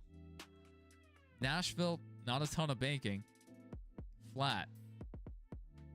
Ish. I mean, it's not like completely flat, but it's just not a ton of banking. And it is shorter than a traditional intermediate, but it's closer to an intermediate than a short track, so I don't know. And this race was 500, not 400. Yeah, yeah, you listed the last lap, and I was very confused. So what are the chances we get rain before 300, but still make it to 400, or still make it to 5? I don't know.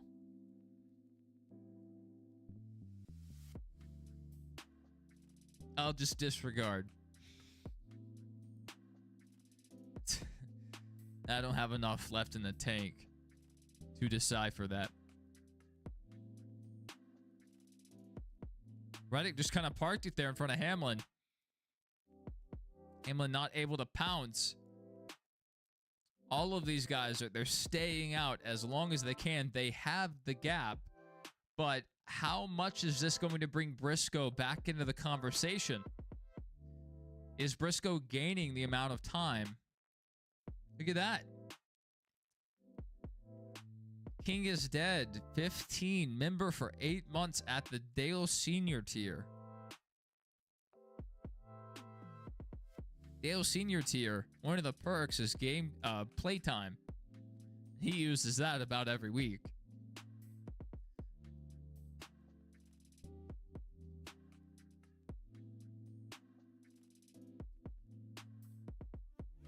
I wonder what Catherine Legg would do in the 91 if she would run better. All right, Reddick is aero blocking a bit. I was talking smack about his aero blocking earlier. He's making use of it right now. But it may just be Denny's tires are too old to overcome that like he did earlier. If you have a strong enough car and get a good enough run, you can dodge the air block and muscle by. Bell's down. They have a red light on their pit sign. They have a little red light therapy going on. How nice.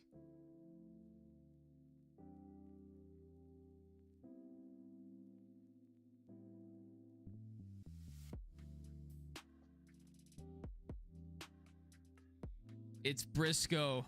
Donna. Donna.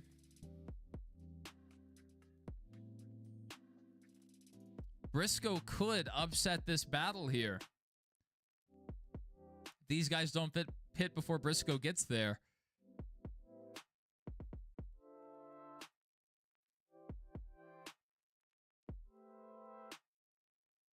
Hey, did they already pit? I was not paying attention. So that explains why Hamlin closed in so much.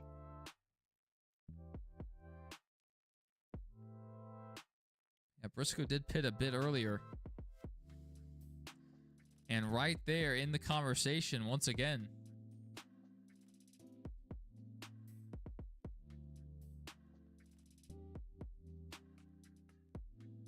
All right, I like this line Briscoe has here. Not going to be able to clear on exit, but can he get to the quarter panel? Not quite able to side draft. Then he's going to get back by. Now Briscoe to the high side in 3 and 4. Really bumpy up here. Not able to get the power back down. Going to lose a ton of ground here.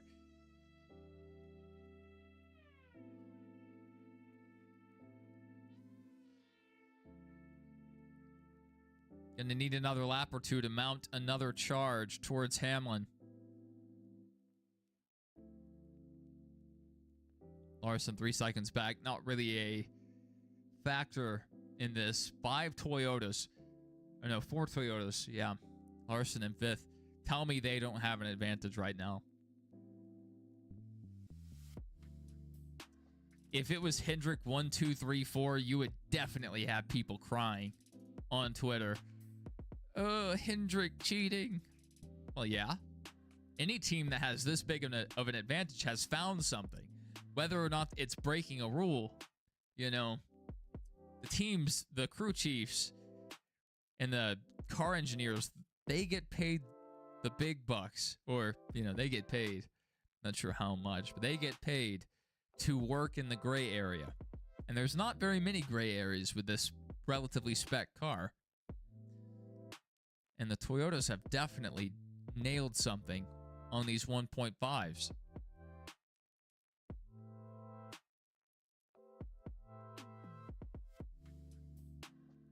Has to run long to catch rain.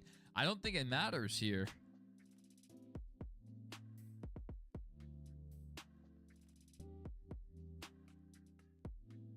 These guys dipped down pit road already.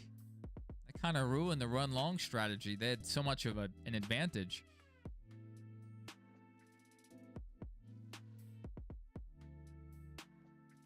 Like, I think still has our fastest lap.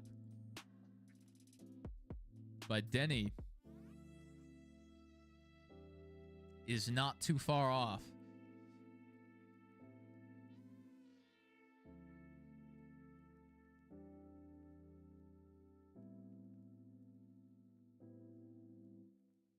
Let's look back at the weather. The rain is bordering the track. Right now, according to the radar, which can be off by, maybe a half mile or so. And this is also blue, which is sometimes just cloud cover. But that's the front stretch. This is the block of rain. This is also the furthest east tip of the storm, or tip of this cell. So this might scrape by the track and give us a bit longer to race. That'd be a fair amount of laps there.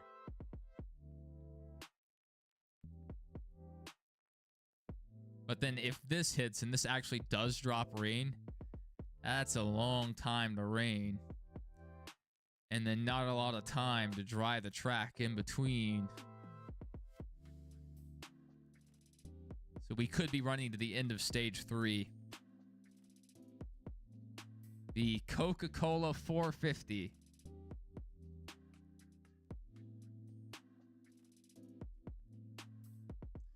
Oh yes, I remember the DQ'd cars. That was wild.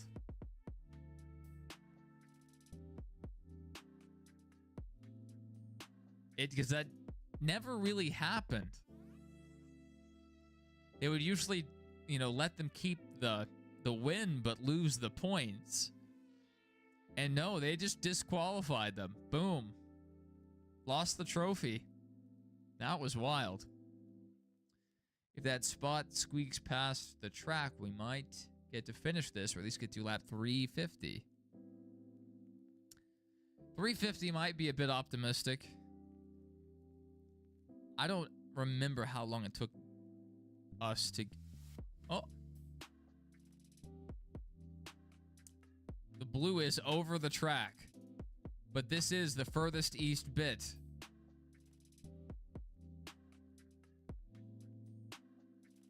So we might be able to stay green for another bit. For another period of time. If we're not getting moisture right now, then the radar is off by a bit.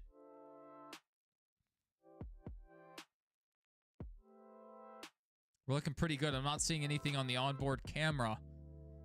Not anything to be worried about.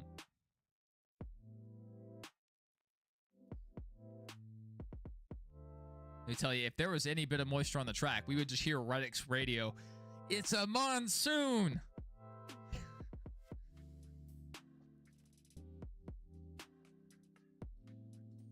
This is horrible.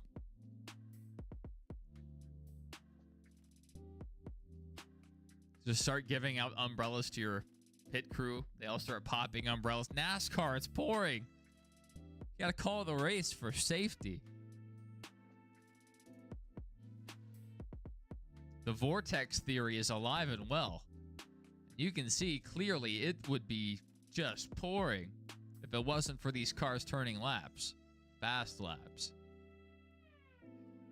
DW is somewhere up above in the state of Tennessee watching this. Honestly, he may not be watching. It's pretty late. He said himself he doesn't enjoy the racing product anymore. But I like to think he's watching and smiling because he knows he was right. The vortex theory is real. Confirmed. 1000% true. Watch We'll hit the stage caution, and then suddenly rain.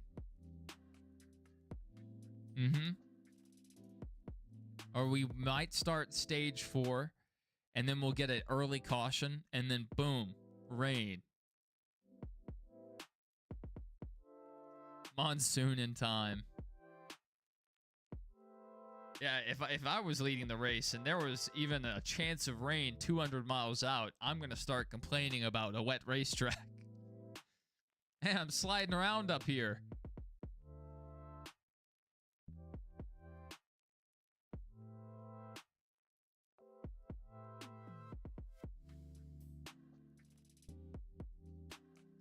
All right, so I don't think we have to worry as much about that right now. Let's pull the leaderboard back up. And let's look back through the field. At the leg, 12 laps down. Tim Hill, 9 laps down. Bowman, 2 laps off the pace, running at 30.9 right now. Looks like he might have run long there. He's running faster than the leaders right now.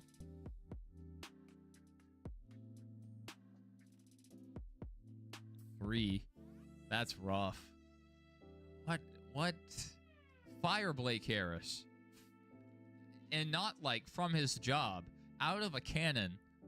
Into a brick wall. Like a Wile E. Coyote plan.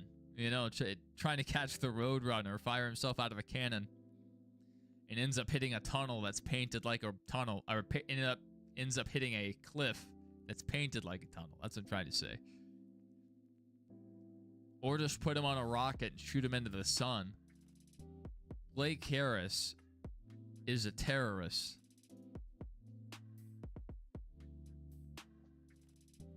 Prove me wrong.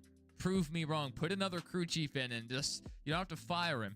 Just sub him out for a week. Say, Blake Harris, you are under corona quarantine. We think you have coronavirus. You can't come to the track. No, we're not going to test you. Just, you got to leave for a week, buddy.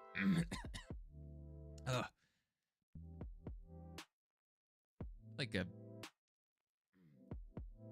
Swallow like a hair or something. Something choked me up there.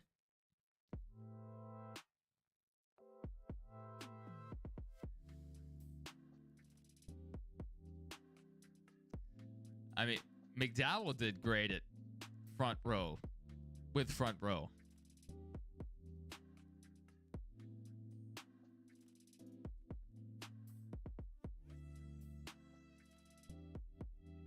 Just a 1-week experiment. Put them on vacation for a week.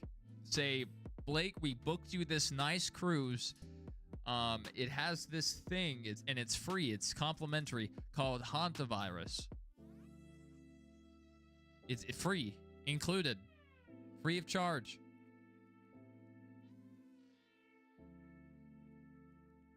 AJ, last car in the lead lap. I mean, 31.4 compared to our leaders, 31.2.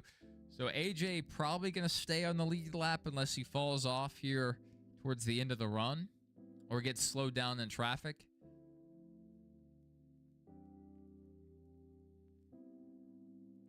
Byron also 2 laps down. That is just awful to see.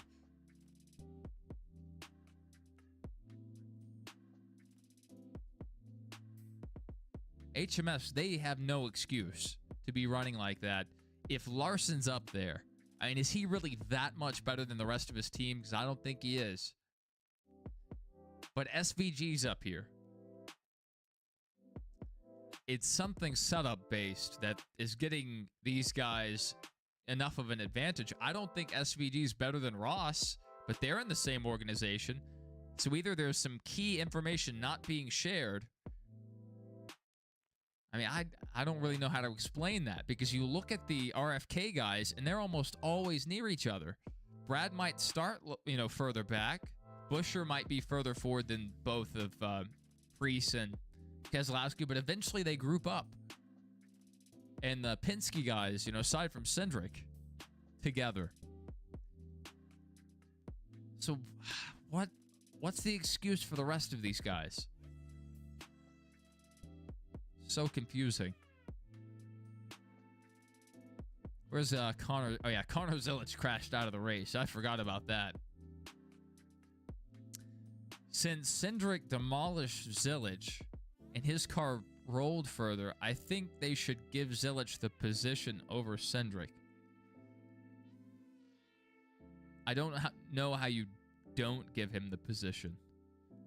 Like, Zilich got hit by Cindric, who caused the accident, but also his car rolled back around the track. Cindric didn't. His car was just parked there on the apron. So I don't see how Cindric... I mean, maybe they'll fix this post-race, but I don't see how this is accurate. That doesn't make any sense to me. Maybe someone smarter can explain that. Can you just wreck somebody out of the race, DNF, and then finish ahead of them? Is that a thing? Yes. Hanta, beautiful place, and Varas is it's a fruit. So it's a fruit of the land of Hanta. Very good thing that you want. Yes.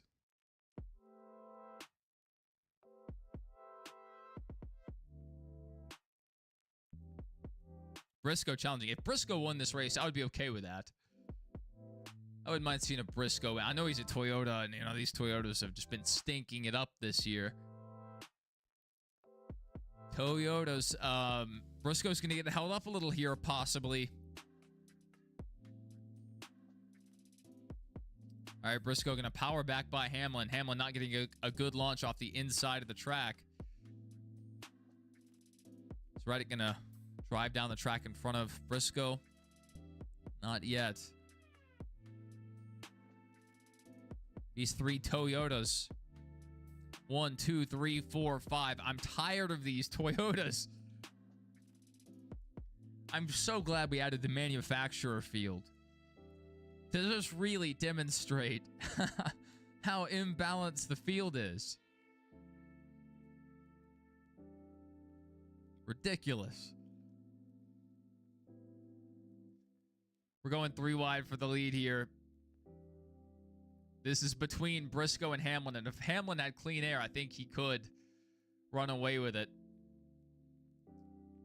Hamlin side drafting really well there. Briscoe's still along the high side in 3 and 4. Really bumpy up there. Wasn't able to get the power down earlier. That's going to hand Hamlin the lead. Close the door on Briscoe. And the little contact there prevented Briscoe from crossing over. Hamlin securely in the lead. I don't think you're going to pry it away from him. But now Christopher Bell has worked his way past Ty Gibbs, worked his way past Tyler Reddick. If he can clear Briscoe here, Bell could have a run at this. Let's see. Let's see how much Hamlin was being held up by not having the clean air. Does Briscoe have anything left? Both of these guys need a win, Bell and Briscoe.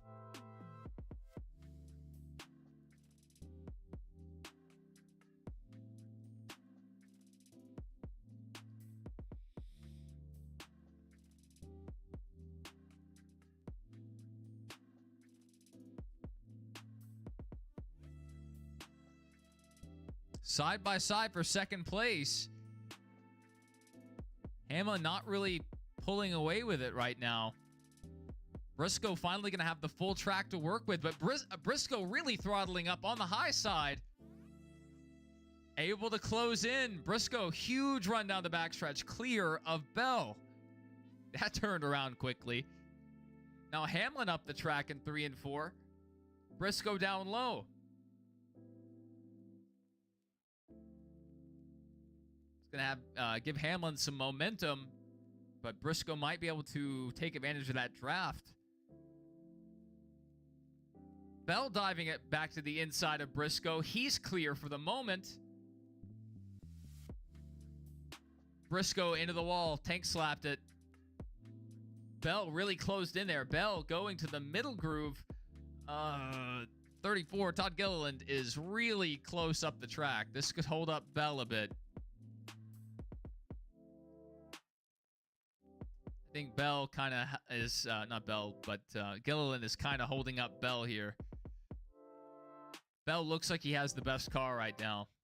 Not by much yet. We'll see what it looks like. if Bell can get clean air. Another Toyota. I know he's about to get lapped, but there's another Toyota. I've about had it. Up to here.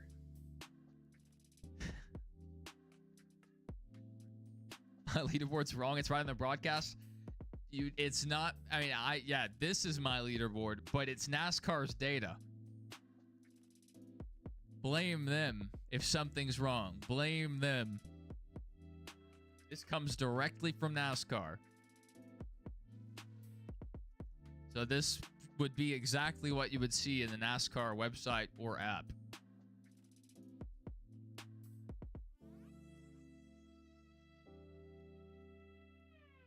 Good to see you, Saska.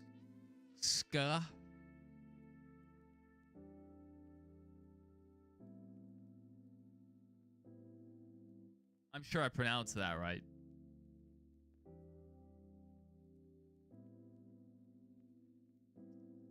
Oh, running the bottom again.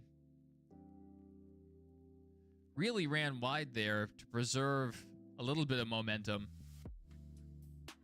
Hamlin pulled back out ahead. Man, he's just so good when he has this clean air. So hard to pass.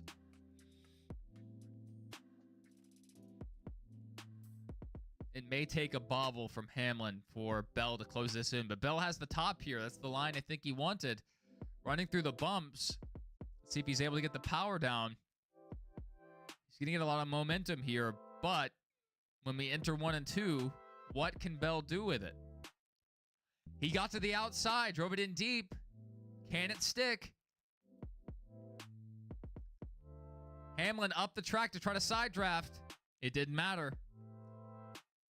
Bell to the lead. This could be for the win. I mentioned a little earlier, what if today was the day that Bell broke back through and got the win?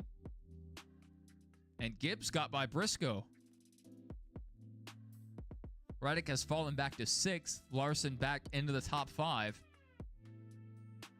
A lot of room between Reddick and SVG, so Reddick can limp this car around and hold on to 6th place. If we go back green, he'll be in a pretty good position to go back and fight for it again. Brad Keselowski in the top 10. Logano's fallen back a little bit. Eric Jones up to 11th.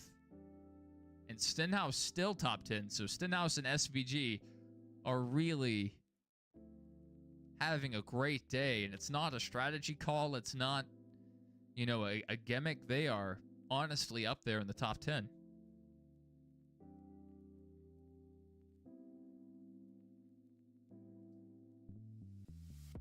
Larson might be able to get to Briscoe. Don't know if he'll have enough time to make the pass.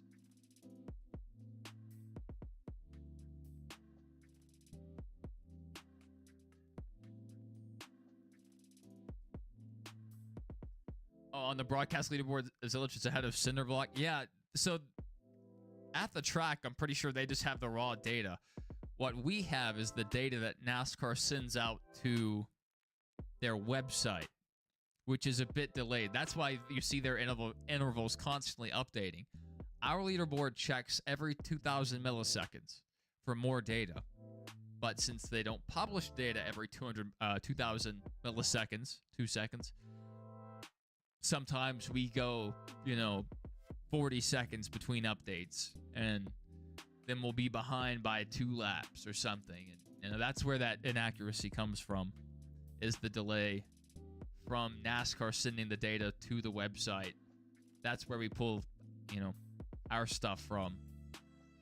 So, like right behind the time the mobile app or the website would get the data, that's also around the time we get the data.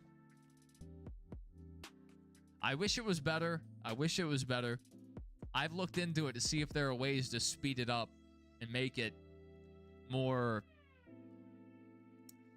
like real time. But unless, somebody from NASCAR could reach out and hook me up with some actual data, I don't think we have the ability to do that. I was about to say, this makes no sense. So I'm glad you cleared that up. It did not make sense for Cindric to be scored ahead of Zillage. I'm guessing when they stopped scoring it, maybe it was when the caution flew. And maybe it flew before Cindric hit Zillage? Maybe. I'm just trying to think of an explanation as to why they did this. And maybe it just went by alphabetical order. That's the explanation. That's the whole explanation. Only 3 cars out of the race. All for incident.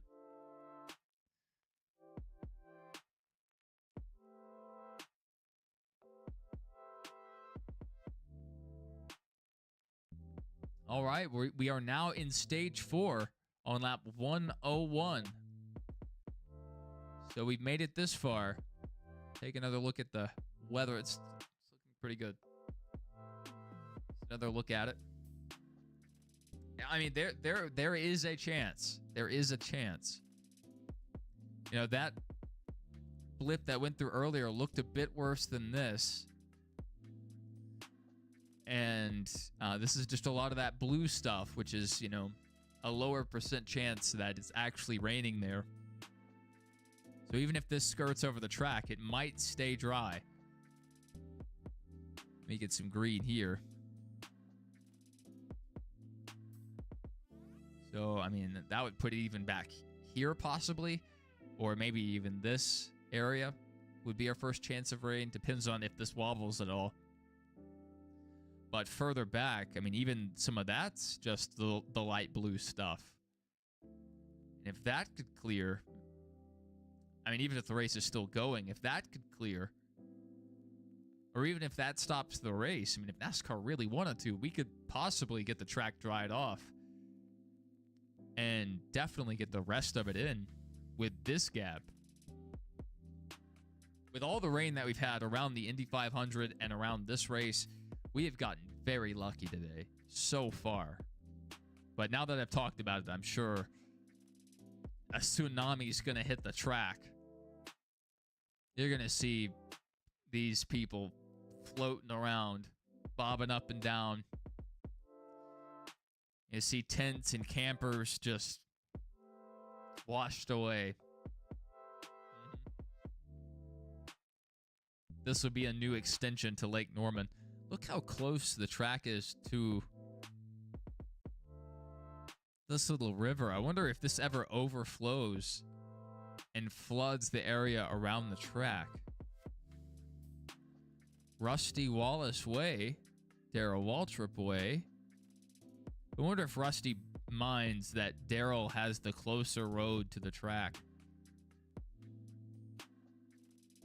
Timmy Hill on fire. Wow. Racers Way, Grand National Lane, Victory Lane, Pit Road Street, or Pit, I'm guessing that's what it is. Around Indianapolis Motor Speedway, they also have roads named after famous drivers and team owners. That would be a really fun neighborhood to live at. Just walk across the street to the track.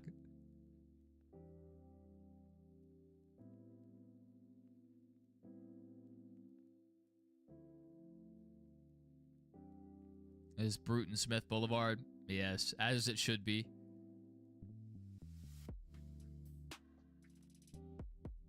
Man, Bruton Smith Boulevard, that it goes on pretty far. They changed his names here to Concord Mills Boulevard. Is that a shopping mall? That sounds like the name of a shopping mall. Mills? Sure it is.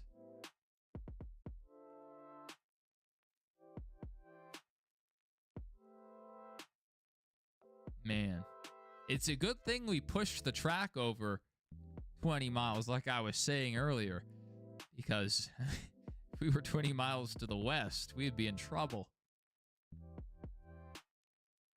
Rocker panel fires. It's the master plan. No, I don't know how you guys play so much Phasmophobia. I get a little taste of it. Maybe it's because I played it more in the early days when it was a bit more simplistic.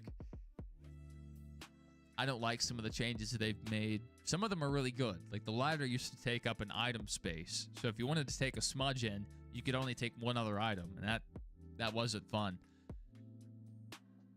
But, I mean, the novelty, like once you understand or you make peace with the idea you might die and how to try to prevent that, it takes away from the scary element, which is a large part of why I played it initially. Is I liked getting a little spooked. I wanted to, little jump, you know, but now that that's, you know, no longer a threat and I don't really care, it's a little less special.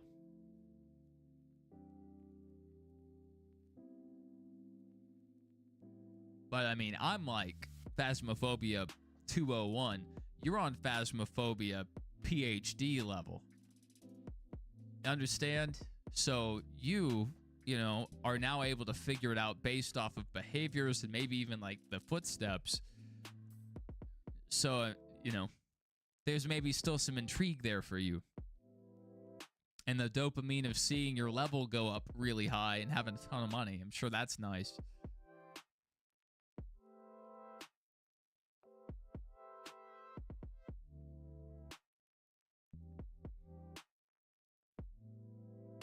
I'm the opposite. I'm enjoying blowing people's heads off with the dual-wheeled Cogots, zip-lining around like Spider-Man. I got a 1v4 on Rebirth Island, and the only people there to see it were Johnson and Myers, and they didn't really say anything. It's like they were... Myers said, man, you're zooming around, but aside from that, no one really commented. Really disappointed. They're probably on their phones. If you guys saw it, it would have been awesome. Because, you know, I saw 1v4. I was like, oh, man. That's, you know, the time I'm like, pull it, pull it. When I get shot, pull it. But I had the dual-wheeled Cogots. I was in prison. It was awesome. They had me pinned at one point.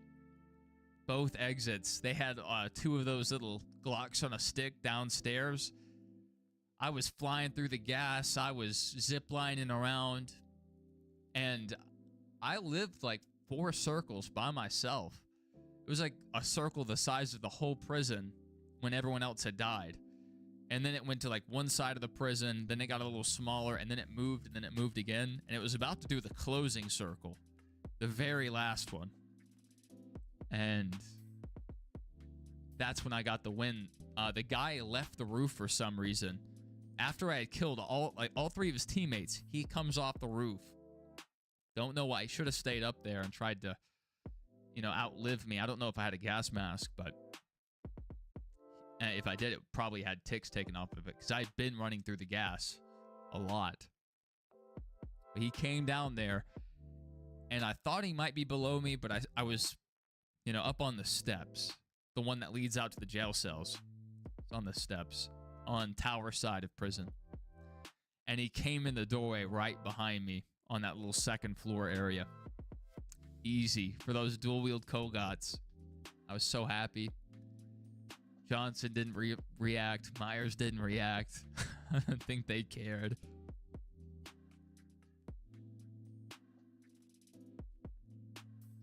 All right, so, I mean, looks like we had a good shot to run a ton of laps here. But we haven't been able to open pit road because Timmy Hill did us the honor of catching on fire on pit road. Trying to get this thing cleaned up here.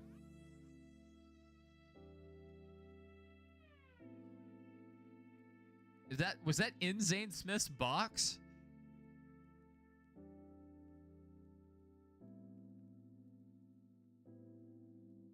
They're talking about Kyle Busch again. Steve O'Donnell said it wasn't off the table this year to put Kyle Busch in. But I think if you do that, you should probably go ahead and throw Greg in there as well.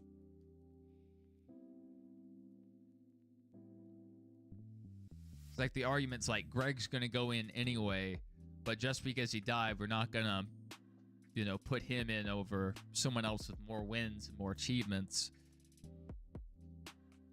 So if you made that exception for Kyle Busch, even though, Kyle was more accomplished than Greg, so therefore maybe more worthy in that aspect, they both passed. So it would be a good way to honor both of them. And I would be okay with letting both of them in. There's no reason not to. What's the hard limit on letting guys in? Like, Neil Bonnet should already be in the Hall of Fame. A lot of these guys should already be in. The initial class probably should have been 50 people. That's how most Hall of Fames open, is they have an introductory class that's like 30, 50 people, however many, all the pioneers. And then they start electing people from later years into the modern era.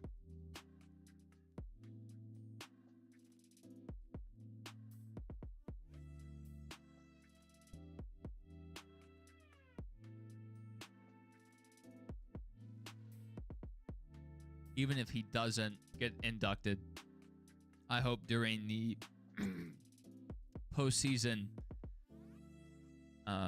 banquet that they take a large portion out to acknowledge Kyle Busch.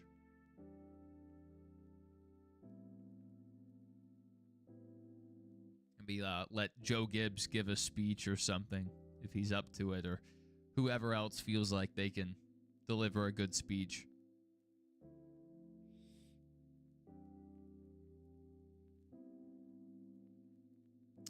I hope when we go back to Vegas this fall, I hope to make a big deal of it. I hope we have some old Kyle Busch cars there and do a full-on, celebration. He still has, a lot of friends and family in that area. So, even though it's much later in the season and some people will have, moved their mind onto other things, I'm sure that'll still be fresh in the memory of those in Las Vegas.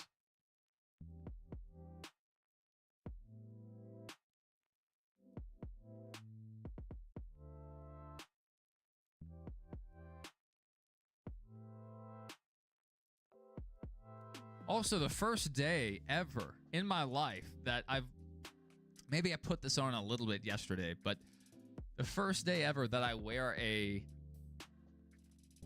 Chase Elliott hat. And the only reason I got it was like $7 on the Fanatics website. So I was like, I'll go ahead and get one. And it's the red, white, and blue. It's perfect for this weekend. First time I ever wear a Chase Elliott hat. He crashes out of the race. Just demolishes himself. All right, down pit road. Good thing we didn't do anything stupid trying to race to the rain, because so far the rain has not come through and held up its end of the bargain.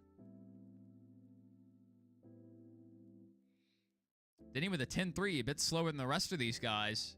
Bell 9.4, Gibbs 9.6.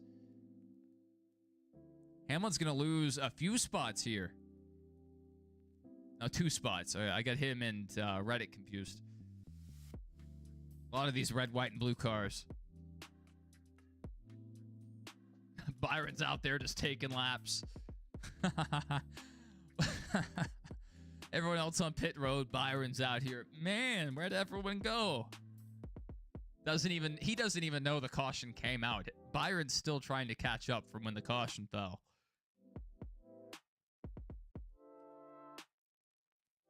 Is he actually back on the lead lap?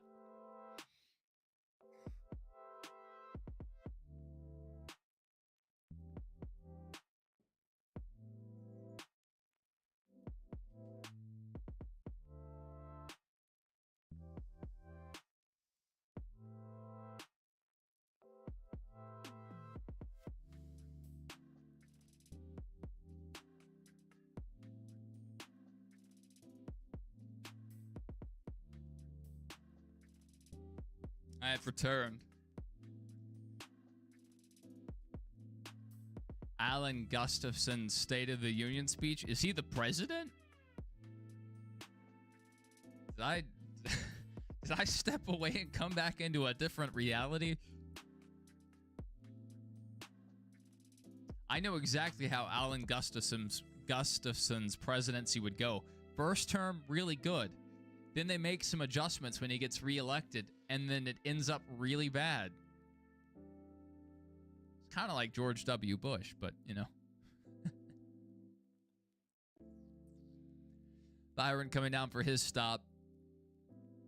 That would also be Blake Harris. Blake Harris would start out really well, and then towards the end of his term, he would commit an act of terrorism, and we would get bad results. AKA, what has happened to Alex Bowman? I mean, they started back here. I don't know if it was 39th. I mean, it was really far back in the pack. Maybe not that. Maybe it was 36th. But he had worked his way up. At one point, I think I saw him as high as 25th. He may have been a bit higher. And then he fell back again. He was still just sitting around there. Didn't make much progress. I mean, he was making some passes. Ran a 30.3 for his fastest lap of the race, which at the time was not terrible. You have Cole Custer up here running a 30.3. Even higher, Joey Logano, 12th, almost a 33. So it's... Excuse me? What's going on with the scoring data? William Byron, I know you're lying. You're not in 6th place. Get out of there. Get out of there.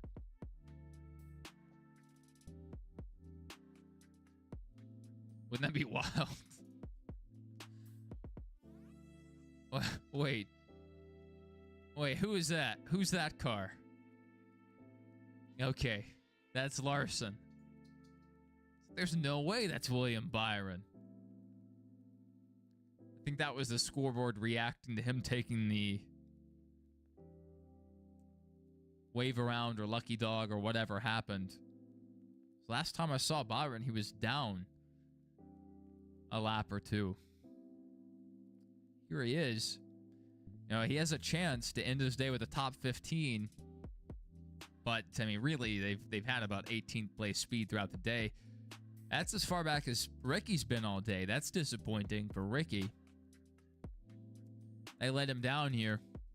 It's really hard to pass today if you're not one of the, top 5 cars. SVG's still up there. And he's probably going to lose his spot to Briscoe, but I mean, that's impressive. Let's see what Brad can do. We have, 135 miles left?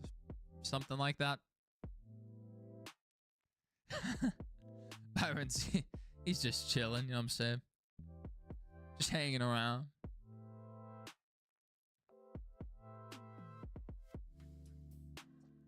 Trying to go 3 wide for the lead. Bell on the inside. Now we're 2 wide. Reddick's going to push Gibbs clear. So Gibbs clear to the lead, covering both lanes. Now Reddick going to drive down the track. Really good pace early in the run. I don't know if his car has enough to hold on if we were to run green.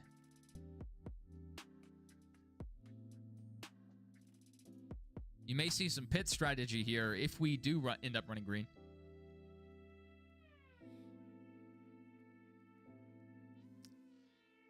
SVG. I'm all on board. 100% on board for an SVG Oval win. Please. I don't know how this would happen, but come on. We need this.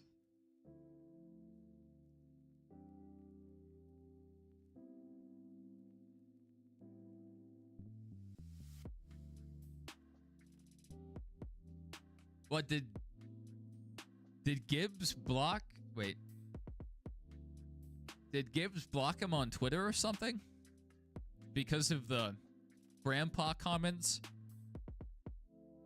I didn't know about that, or at least I don't remember. Maybe I have a feeling of a memory. That's hilarious. I don't know. Michael puts a ton of effort into his stuff, and he's actually good. So, like, not just good as in, like, entertaining, funny, whatever. High energy when he needs to be. He's creative, and he's good at driving the car. So, Michael deserves all the success. Another guy who's blowing up is Clay Bell. He's crossed 4K, and he puts a ton of effort in. I think he's really entertaining. He has the personality that's perfect for a person that would be watching a NASCAR gaming live stream. And I think he could end up with, you know, to be the next Michael. He could end up with 50K in a couple years. He's doing a great job. And, you know, he's one of the ones that runs Stream Car, which, as of now, we're going to be participating in. Oh, Chastain. Hard hit. Caution is out again.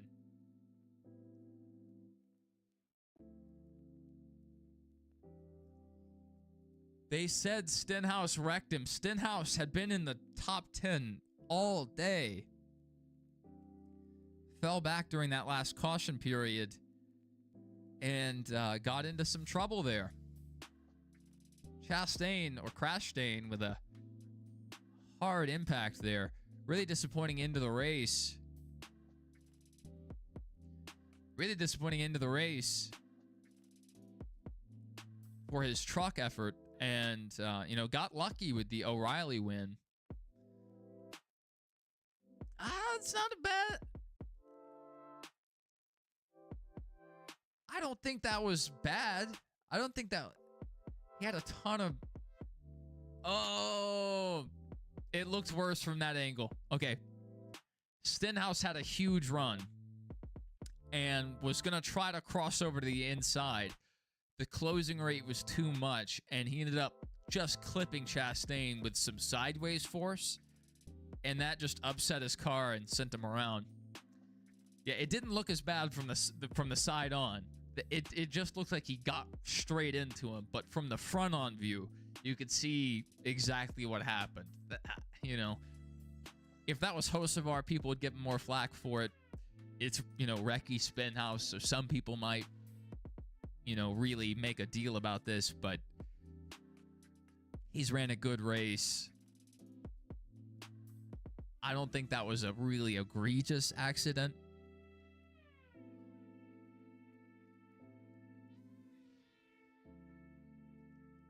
Maybe, like, Ricky could have lifted, but if you lift in this Gen 7 car, it's going to be another 5 laps before you get the attempt to make another pass.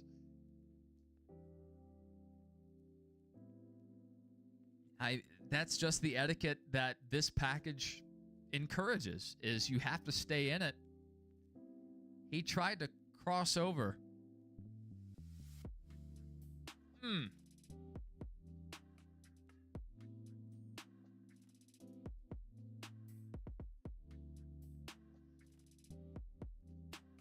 Yeah, I mean, I guess... I think Stenhouse just thought he had time to make the move, and the closing rate was too high. He's a veteran. I mean, he would not have done that on purpose.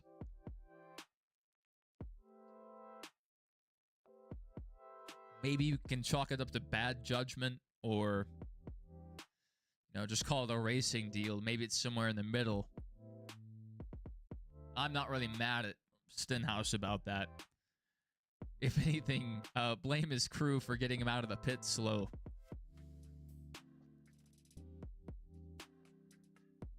I think the Fords need to elect one other Ford, one fellow Ford partner, one of these guys, on the restart to cut the quad oval and just drive straight into turn 1 and obliterate the Toyotas.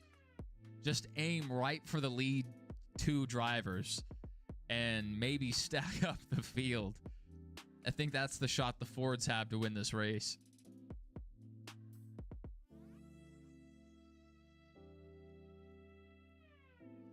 Yeah, it didn't look as bad from the front. It was like, oh, he just bumped him and Chastain lost it. But then you see it from the side, it didn't look as bad. From the front, it was like, oh, okay. Like, oh, you can't do that. You know, the bumpers are already curved, And so if you get like a little sideways motion, it creates a little more leverage than you would see with the old flat bumpers. And it can really upset a car. Whoever decided to put curved bumpers on these cars, I want to know the reasoning. But I think that person is an idiot. I think. Takes one to know one. So that's why I'm confident in saying this. Eric Jones, top 10. See if he can hold on to that. I would like Brad to run well as well. You know, I pull for our veterans that aren't Denny Hamlin.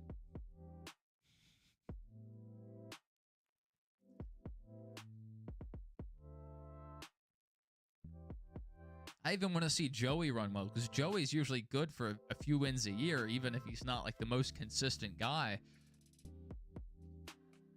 You know, you just hate to see a guy that has dozens of wins to just suddenly stop winning.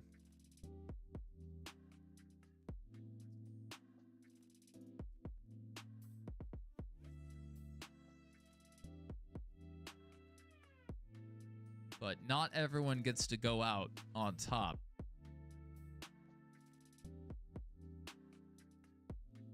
Gibbs staying out. SVG staying out. Hocevar staying out. I don't know if enough guys are staying out. Oh, there's a lot of laps left. There's 79. Like,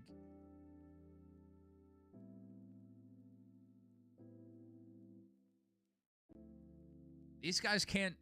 Well, if we get some cautions, they might be able to stretch it to the end. But it doesn't look, you know, great. I'm not comfortable with it at this moment.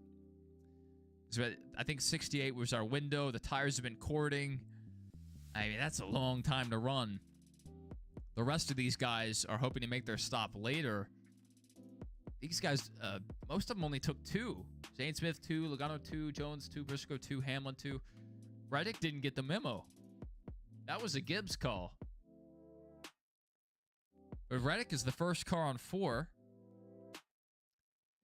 Does he have enough car? It seems like he's fast on the shorter run, but once it goes a bit longer, he hits that wall a bit faster than most other guys. Not as fast as Chastain did, but that's a different kind of wall.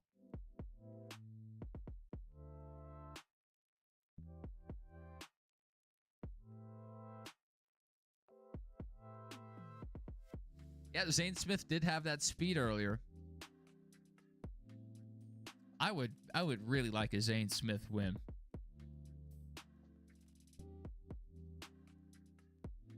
Michael Waltrip loves Zane Smith.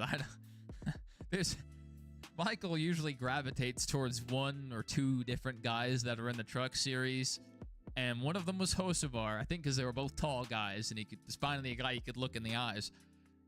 And then Zane Smith, for some reason, he was just all-out supporter of Zane Smith from day one. I wouldn't doubt if Zane Smith won, Michael Waltrip just runs out onto the track crying. That lifts him up in the air.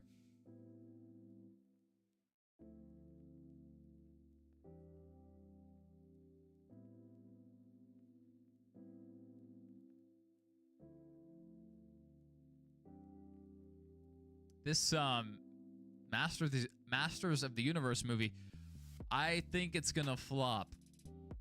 I don't think there's enough Gen X and elder millennials that are, you know, interested in seeing the movie. Gas prices are up.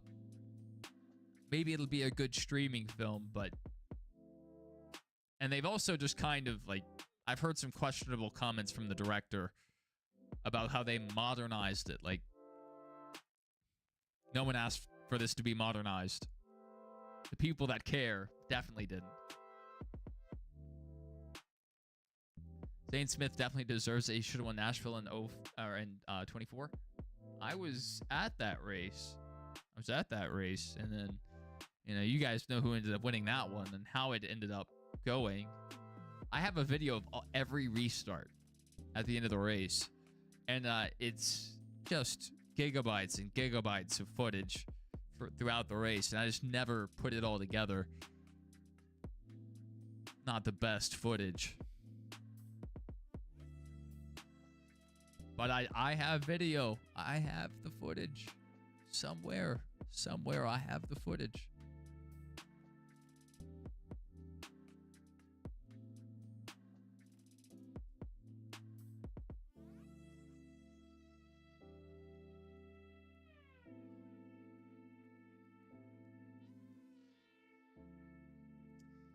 Yeah. I mean, that's what I'm saying. I think one of these guys, like, you nominate, like, Joey can't afford this, but Blaney maybe can. So you nominate Ryan Blaney. You say, Ryan Blaney, we will pay your medical bills, cut the quad oval, and just annihilate Denny Hamlin and Briscoe and Bell. Just aim for Bell. Whatever row he's on, try to collect the other guys too. Exactly that. You could go as high as Ty Gibbs. You could try to stack them up from the start and get the whole top 6. Eric Jones up there in 7th. I wish Legacy ran better. They left Chevy because they weren't getting support, the support they wanted. So they said, we'll go over to Toyota. We'll get more support. We'll get more focus. They have less teams. They moved to Toyota, and they haven't done anything at all. Just miserable. And their paint schemes suck. Their branding is kind of not great either. I get why they call it Legacy, but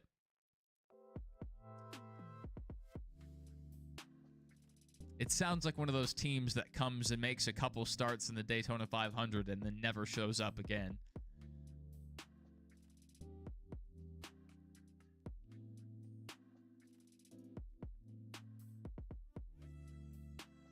Now, if they painted their cars more like RFK did, maybe you would see those Legacy cars run a bit better. The paint scheme matters. Darrell Waltrip knew that. He knew it. Car needs to look sharp. It needs flames on it or chrome.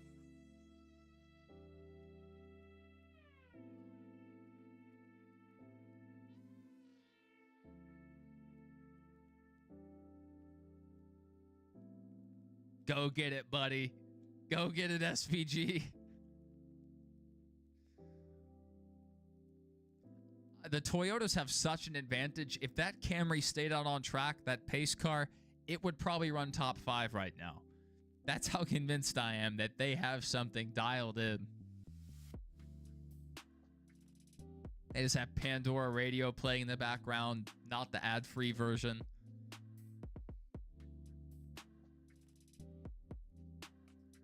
All right, restart kind of stacking up here. That was a weird little lag they did.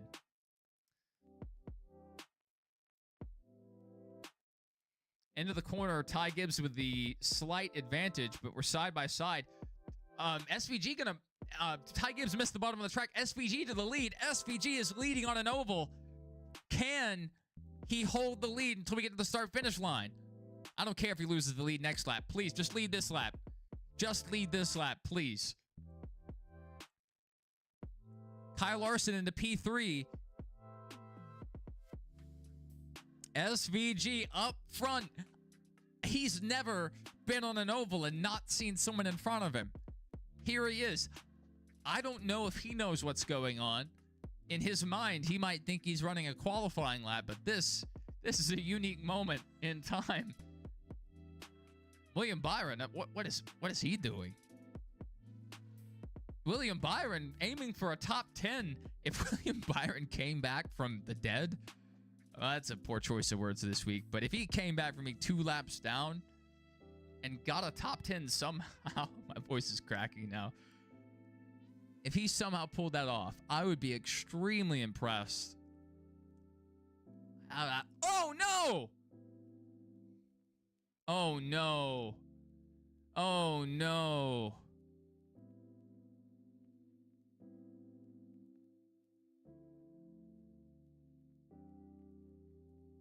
I was about to mention Briscoe. Briscoe being further back than he should be. You know, Briscoe has had a better car all day. I wouldn't have minded seeing him win. I mentioned that earlier. But Byron has no business being this far forward at all. I think he actually has the slowest, fastest lap among anyone up here. Up, down to Cole Custer.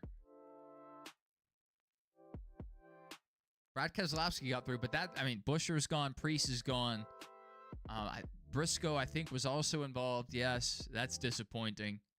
This is Briscoe's year. This is Briscoe's year. Red adds 10 horsepower. You're right.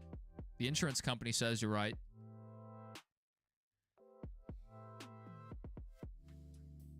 Alex Bowman is he's rubbing his hands together right now. It's all coming together. Top 20. Absolute cinema.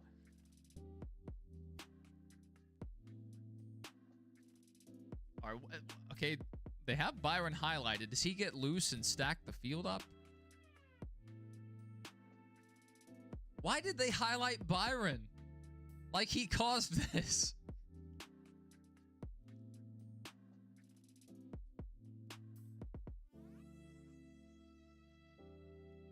Really?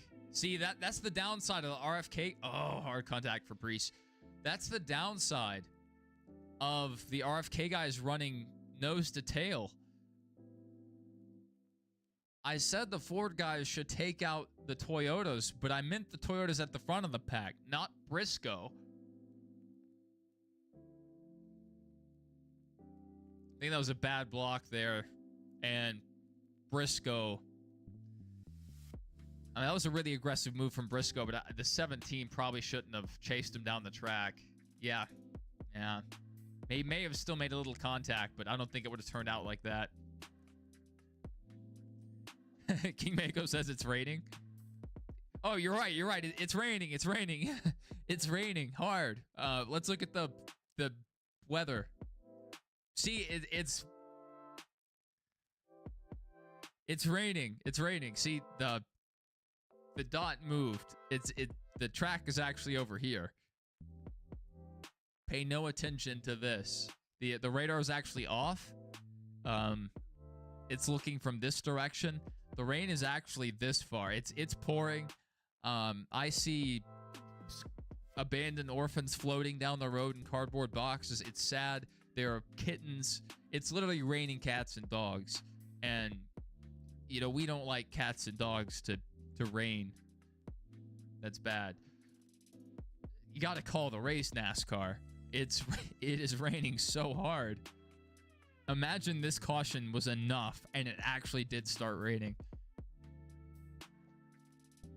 Wouldn't that be something? That would kind of suck for SVG to get your first win under a... Oh, look at this last update. Wow. Man, we're going to restart the race and Christopher Bell or Denny Hamlin's going to win the race, but... Man, some huge impacts throughout this race. I need to update my notes. I haven't done that in ages. Last time I updated was lap 210.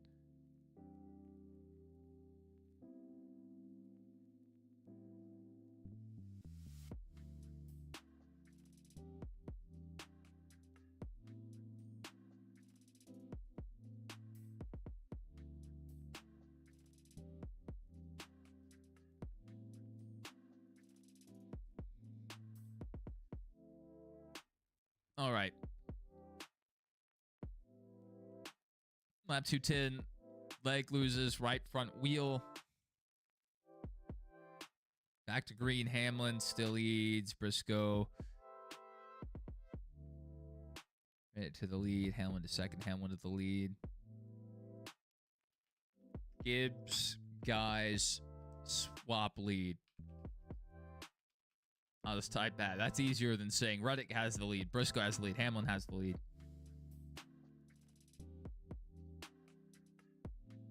On lap 234, light rain reported 2 miles from the track.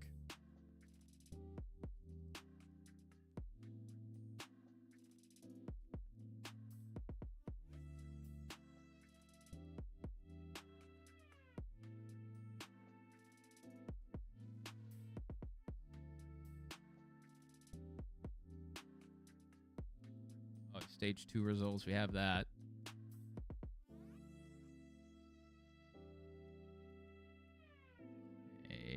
it. The end of stage 2. The way they phrased that confused me horribly. My brain started hurting. Lap 304.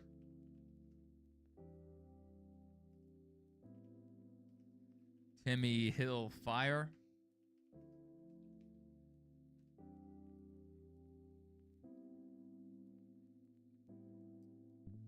Lap 318. Caution out for Chastain. Whoa, what happened there?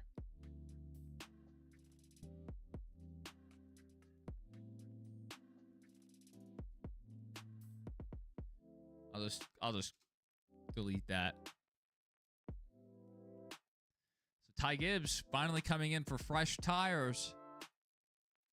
Wasn't able to hold it down low on the entry to 1 and 2 on that restart. So probably not a bad decision to come down here.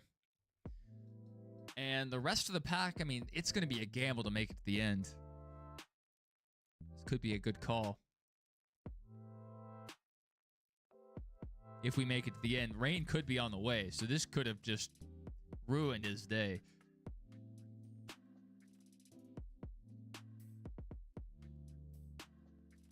There's some lightning developing 15 to 20 miles away.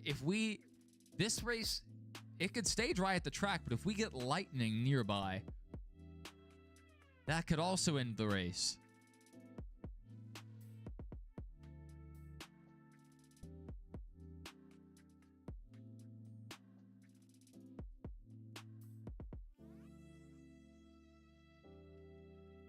SVG to lead, lap 329.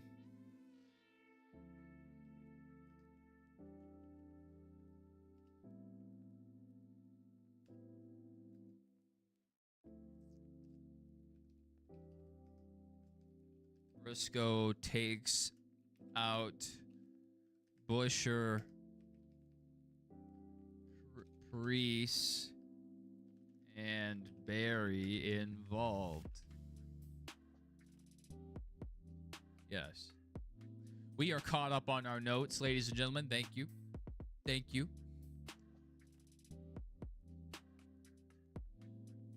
Post-race penalty for Indy 500 for illegal wing plate height. Fine $10K and 5 points. That's not a ton. Yeah.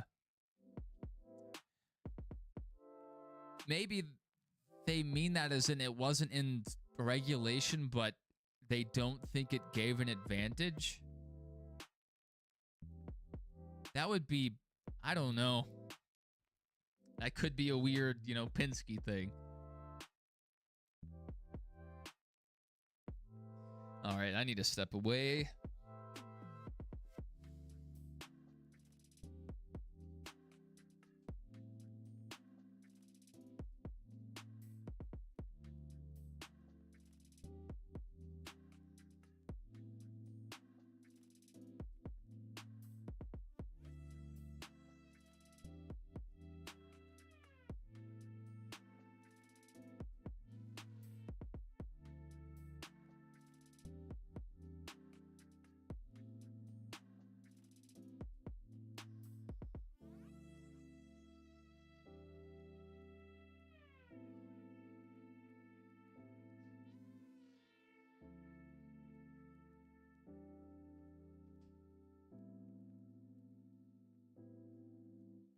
No, don't talk to my chair.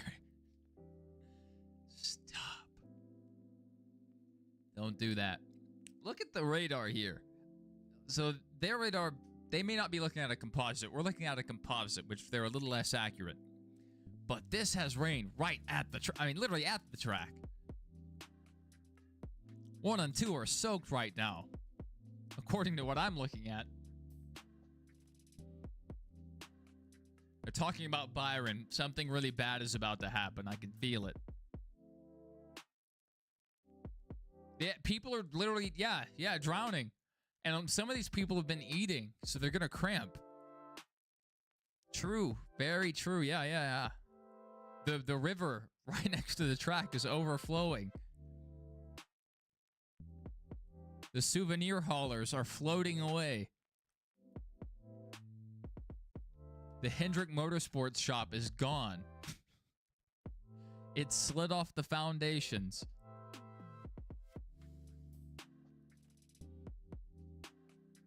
The HMS shop might actually be getting soaked right now because it is close to the track. But we need to worry about lightning. I'll just show you guys this the map again. There could be lightning here. I mean, maybe this can just slide by and it stays outside the radius, but if one lightning strike hits, that's a 30-minute delay.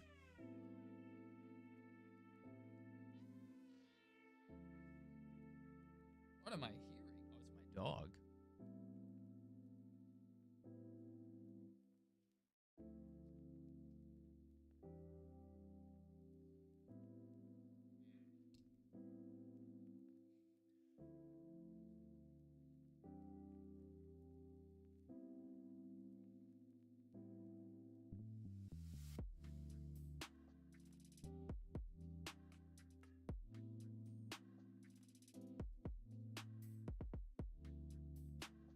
See in the weather, buddy?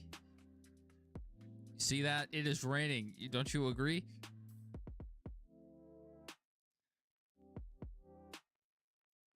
Not talkative today. Okay.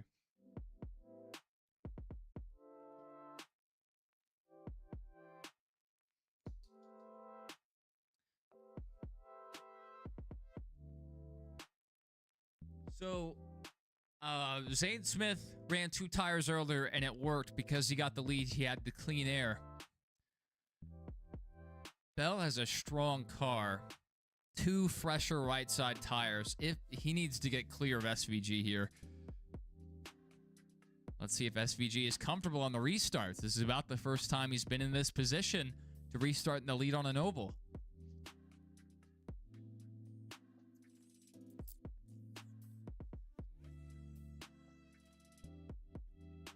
Not a good start for Bell so far. Might get a good push into the corner from Hamlin. Actually a little loose. Hamlin got up underneath him a little bit. That's going to hurt Hamlin's run. Bell almost clear. Not able to get there, though. SVG momentum down the backstretch. Can SVG muscle this through? He's going to drive down the track to the door of Bell. Probably not the best decision there. Tried to pinch Bell. Wasn't able to make it. Bell to the lead. It's no longer raining, guys. It's no rain. It's actually really dry. I think we have a threat for wildfires, actually. Really, really dry track.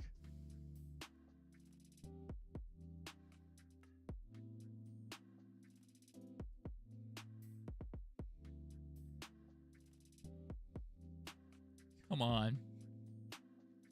I guess I would be more okay with Bell winning than, you know, most of the other Toyotas, but come on. A Zane Smith win, that would be huge. Joey back in victory lane. I know, I get it. That's crazy for me to say that for Joey, but I mean, he's one of our veterans. Take care of him. Eric Jones. I don't know how William Byron's even existing anymore. Like, I think he saw what happened last year, that leading 800 laps doesn't do anything if you don't lead lap 801. So he said, you know what? I'm not even going to try. He had it on full self-driving mode. Didn't even have his hands on the wheel.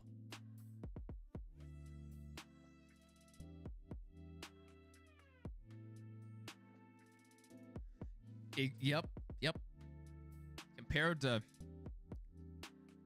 Charlotte, Death Valley is just drowning in it. Daniel Suarez, a little disappointed in how he is running at the moment. 17th. Bowman into the top 20 for the first time in ever, it seems like.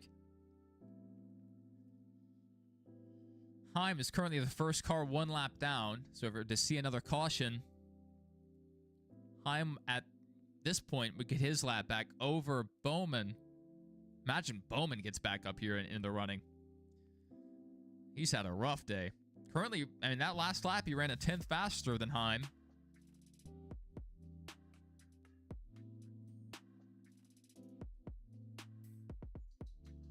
The 3, he cut down a right. Oh, it's broken. He got into the wall. Is there any debris? There's debris on pit road, I'll tell you that. I saw some big chunks of debris. If you're a Corey Heim fan, you got to agree. That's rough. This is a really disappointing day for the RCR guys, especially after what happened last night with the race not restarting when Love definitely had the advantage over Chastain. You completed the Alan Wake event. It took you that long? There's no shot I ever completed. After that one day of those circles being glitched, I really did not care. I was ticked off. When it rains, it pours, except at this track, which it's very dry right now, actually.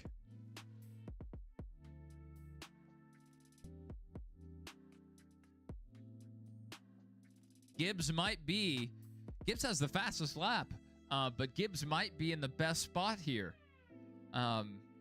He has stopped with enough fuel to make it to the end. His tires might fall apart.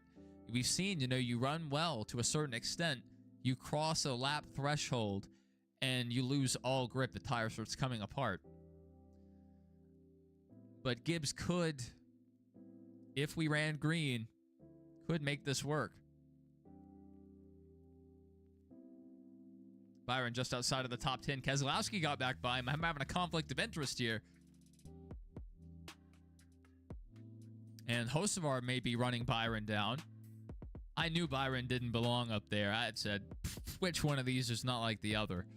And it was the 24. Eric Jones has fallen outside the top 10. Disappointing. Suarez up to 16th. Stenhouse back up to 15th. Those two are trying to recover. Heim is that last lap by outran Bowen by 0.2. So I think Heim is going to keep that lucky dog position.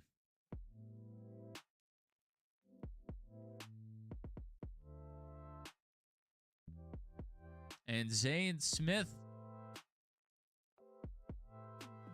running very similar lap times right now to Larson. Might get by him if we run a bit longer. Logano and Blaney both. I'm not shocked about Blaney, but Logano, I mean, he's really just pounded away at this thing. Same with Brad. Brad is even more impressive how far he came through the field. They still got to make it to the end, though. We've, had a lot of good cars wreck out today.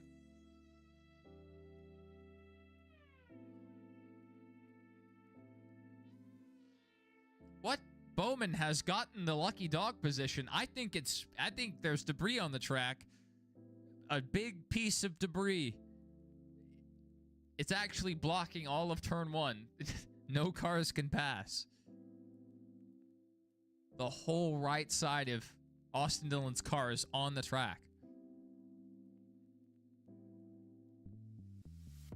Man, if Bowman somehow got a lucky break here, got back on the lead lap, and I don't think he's fast enough to really pass many guys, but it would give him the opportunity to race in the lead lap, and there's not enough laps left in the race unless something bad happened for him to go back a lap down.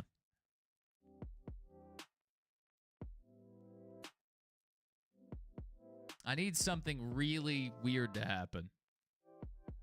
McDowell 12th. Not a bad recovery. Trisha and Jason made it to her house. That's good that you made it safely. You have had a long day, very little sleep. And then, you were at the Indy 500, so I'm sure the adrenaline was high. And I know, at least for myself, when I get done with an adrenaline dump type event, a really, awesome concert, or like a Six Flags or a sporting event, when I leave, I'm kind of just drained.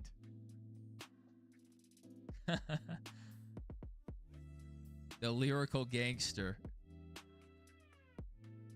Michael McDowell, the smooth criminal. That's what they call him. Michael wrote that song about this Michael, actually. Whoa, caution is out. I did this. What is it for? No! Lightning in the area, but Alex Bowen will get his lap back. That's 30 minutes of a delay. That's 30 minutes.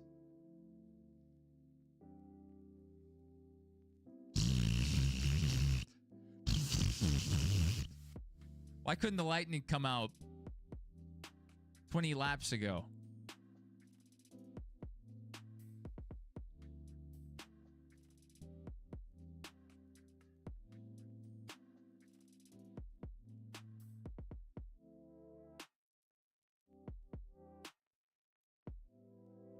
Not 344 was the Hamlin incident. Not Hamlin, the Dillon incident. Their names both end with an N, so that confused me in my brain. 344.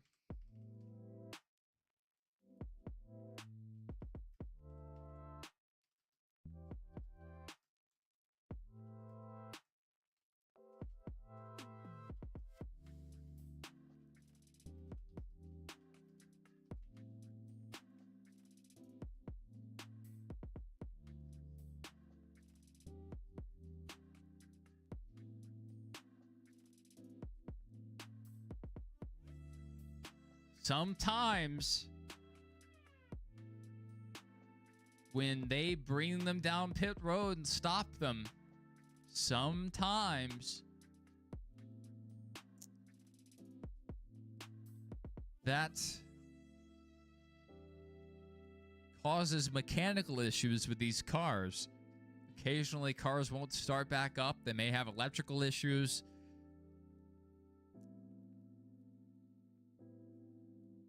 Not saying that's going to happen, but you never know. A lot of the fans are taking cover. They request, or they tell you to go underneath the stands and take shelter when there's lightning in the area, but you always get people that refuse to leave. 350. Spot on. Spot on.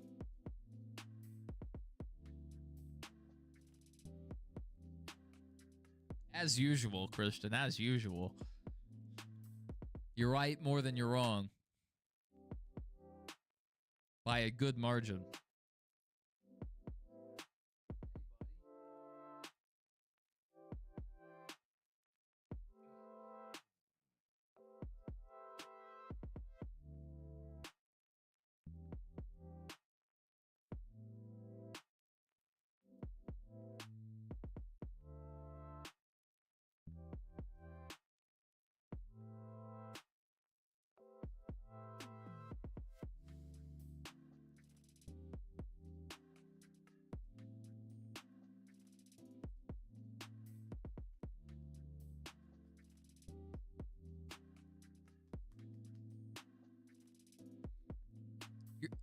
Jason said he's eating leftover cheese pizza from Costco and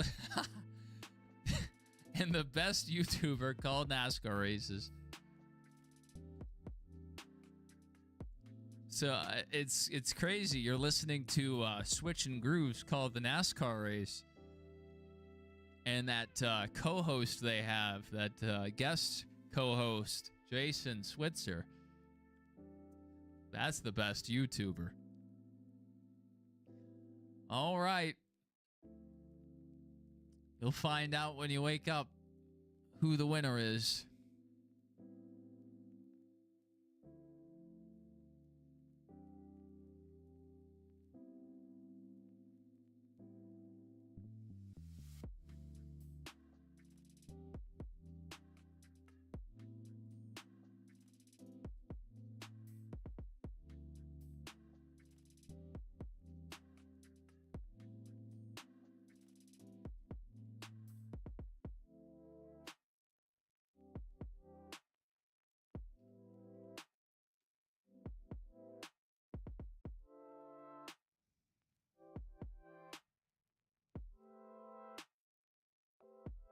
lightning holds over?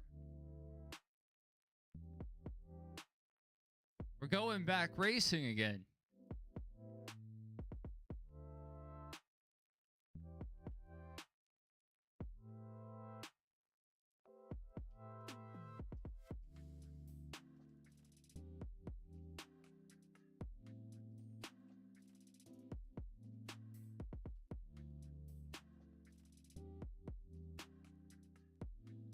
That's a weird decision to just rock and roll. I'm glad that they're keeping it going, but it is a little risky, but they said the meteorologist cleared them. Yeah. How much do you trust them? 353.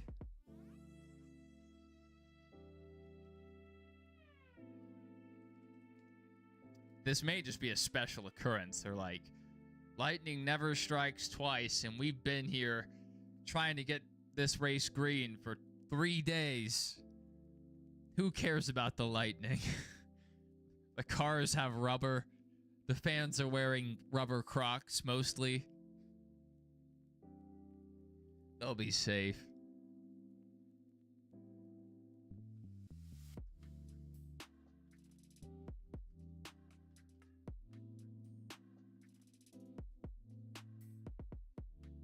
The vortex theory is 1000% true. They kept the cars on the track, and the storm was driven away by the vortex. And it's kind of residual vortex from the recent green flag laps. Because when you run, at a 1.5 mile track, it actually takes about 15 minutes for the cars to spin up enough to push the rain away. And because they were green 15 minutes ago, there's that residual air. So it shoved the rain and lightning away. Science. I read that in a science book. I still have Hamlin on my post-race thing that he wins the race. So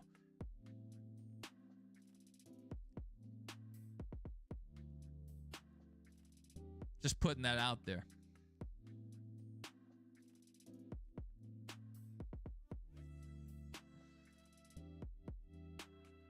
Toyota being up front is Iranian propaganda.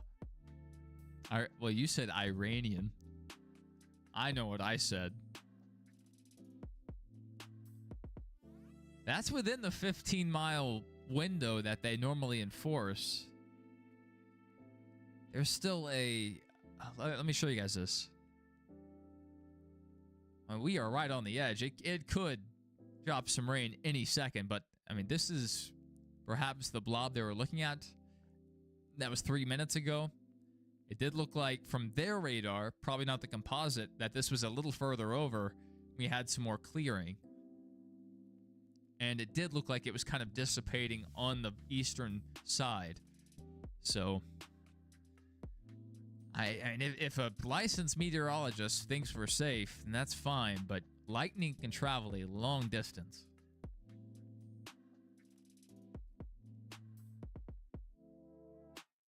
I'm no Scientologist. Oh, hey, buddy, I'm not good at YouTube either.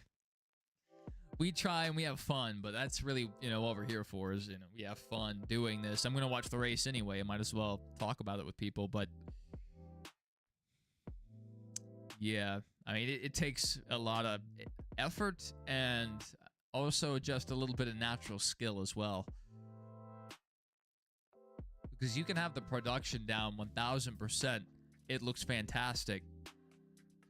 Yeah, you can edit videos great, but you also, if you're going to have a channel with a face on it, you have to have the charisma and the camera presence to carry a channel. And you also just have to be a grade A yapper, which I used to be. I used to be an S tier yapper. I was MLG yapping every day. Can't do it anymore. I used to yap with the best of them, but I'm washed up.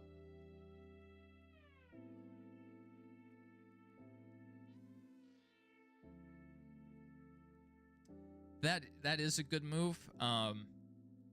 We've seen a lot of guys take it 3 wide down low.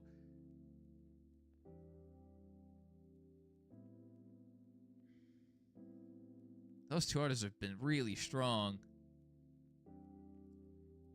That really opened up the door for Byron to gain some ground. That's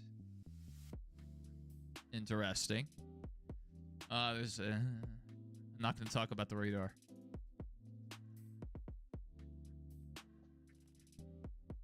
Come on, Suarez. Summon a lightning strike. Stick your hand out the window. Bell really strong on the outside there. Come on, Suarez. Come on. Come on, Suarez. Bell really didn't get a great corner there. Better than Larson. Larson is struggling right now. Not really able to make up the ground here. Byron in a weird position. Let's get this figured out. Byron was about to commit an act of terrorism on Zane Smith. Caution is out. Suarez has the lead. Reining in 1 and 2. It can't be a ton, but did Daniel Suarez just save us from a Toyota win? Okay, so literally 20 seconds before they threw the caution, I looked over at the radar and I saw the update that this green leg was jutting out towards the track. And this went further. I said, I'm not going to say anything. I'm going to hope it passes by. And then 20 seconds later, the caution comes out. It's not heavy. It's not heavy. But actually, it's pouring.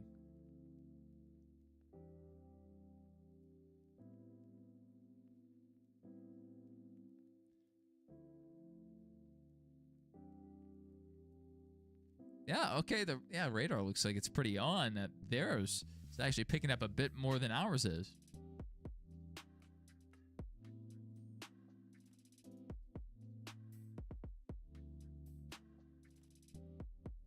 Ooh, Gregson up the track. Gonna put Herbst in the wall.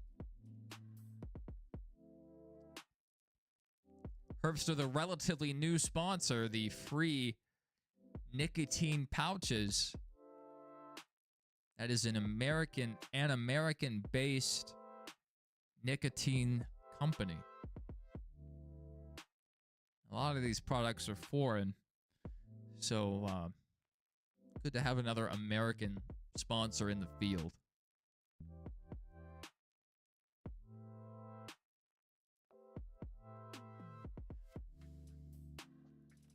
Suarez's team needs to get out the fog machine. Just like dry ice and just start pumping fog out onto the track.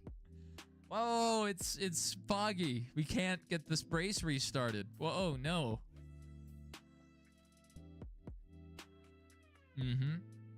All a part of the plan. Or just light there, use tires on fire, and hope the wind carries the smoke.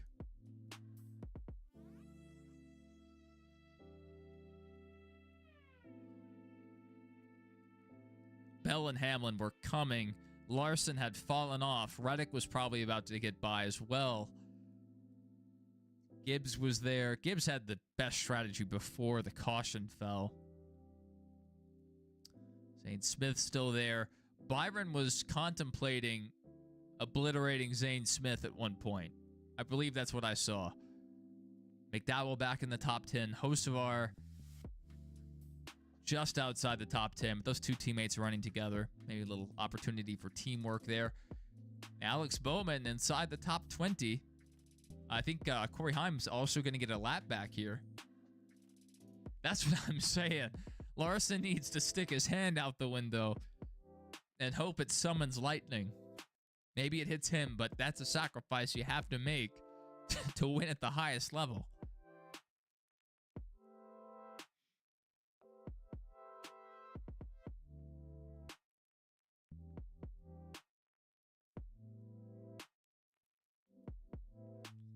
Suarez there playing some games in the restart. That's impressive. I like that.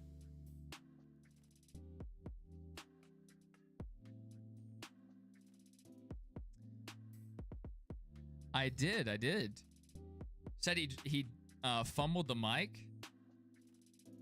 I saw a bit of him on TV. They showed a bit of the snake pit on television, but I didn't see that happen. I was more confused as to why they were showing it on television.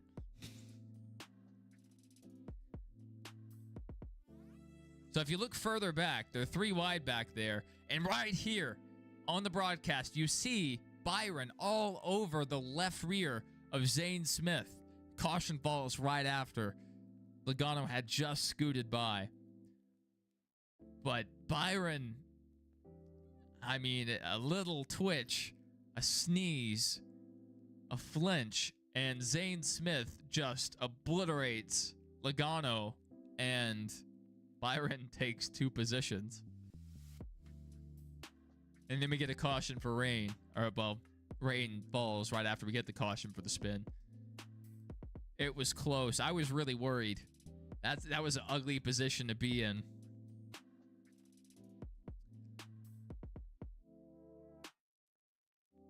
SVG still top 10. I thought McDowell was scored 10th, but that is not accurate. I'm not sure what I was looking at.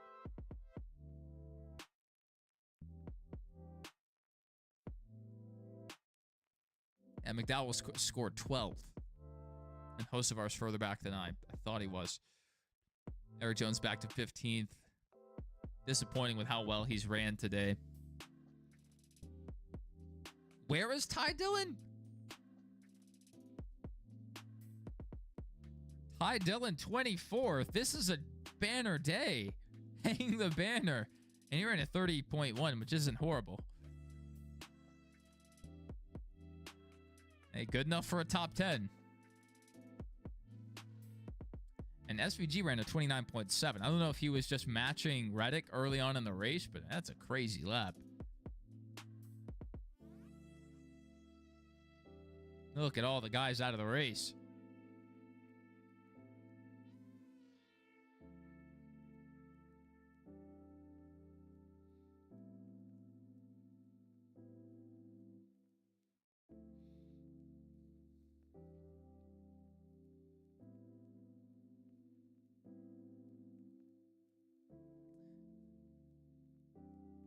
This is dry race propaganda.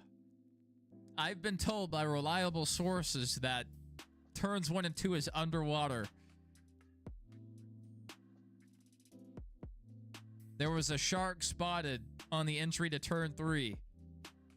A whale just surfaced.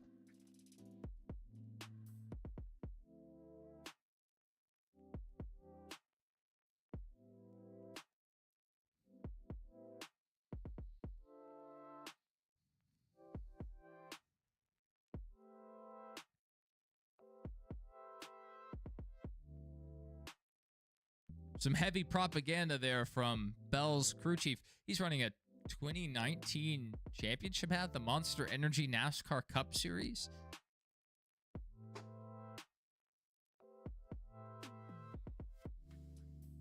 Interesting hat there that Cliff Daniels has.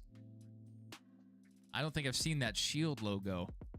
Guess that's for their patriotic scheme.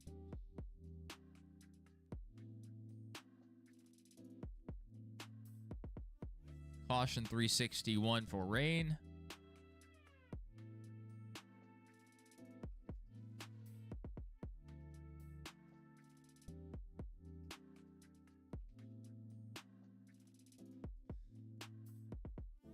I think Daniel Suarez is having to breathe through a snorkel right now.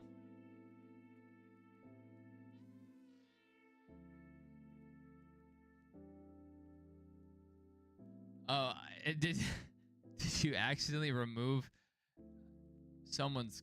Oh yeah, he deleted one of your comments.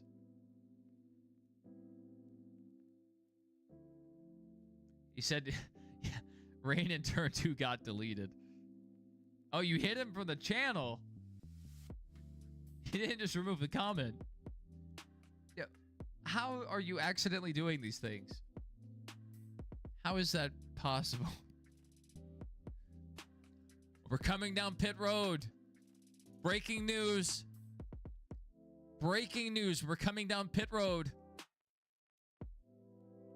I bet Christopher Bell is about to go get inside an Air Titan, hijack it, and start making laps in the Air Titan.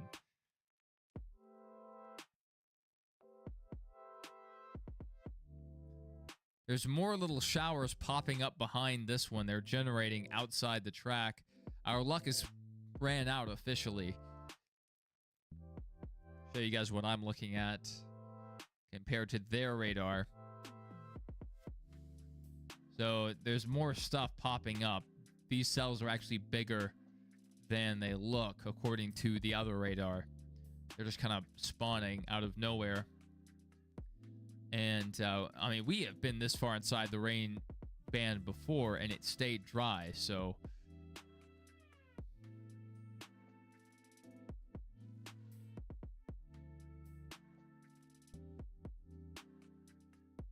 if you're William Byron, I mean, even if you're like Alex Bowman, you're probably hoping for the race to end. Just end your misery. That's way better than Byron deserves from today. And a lot of these guys wouldn't be where they are if the race had stayed mostly clean. But we've had a lot of casualties here. Early on, Zilich and Cindric got together. Chase Elliott took himself out. That was a single car incident. I don't know if he just wrecked. Yeah, he just lost it by himself. That's right. And then Chastain got taken out by Stenhouse, and Briscoe took out Buescher, which that actually still running somehow. And Priest got tagged by Buescher, and then Dillon pancaked the wall and collapsed the right side of the car in. So he is also out.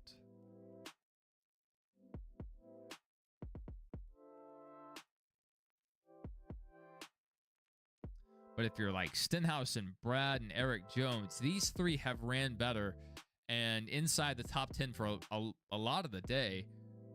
They, you know, it would be disappointing for them to finish this low. Even SVG, if, you know, he's ran near the top 5 all day. So this is, you know, a low point in the race for him. Oh, man.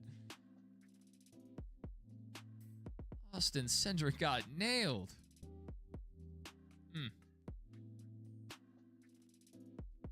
Chase just face plants into the inside wall. That was a Jeff Gordon kind of wreck. Except Jeff Gordon would have hit the one spot on the track that didn't have a safer barrier.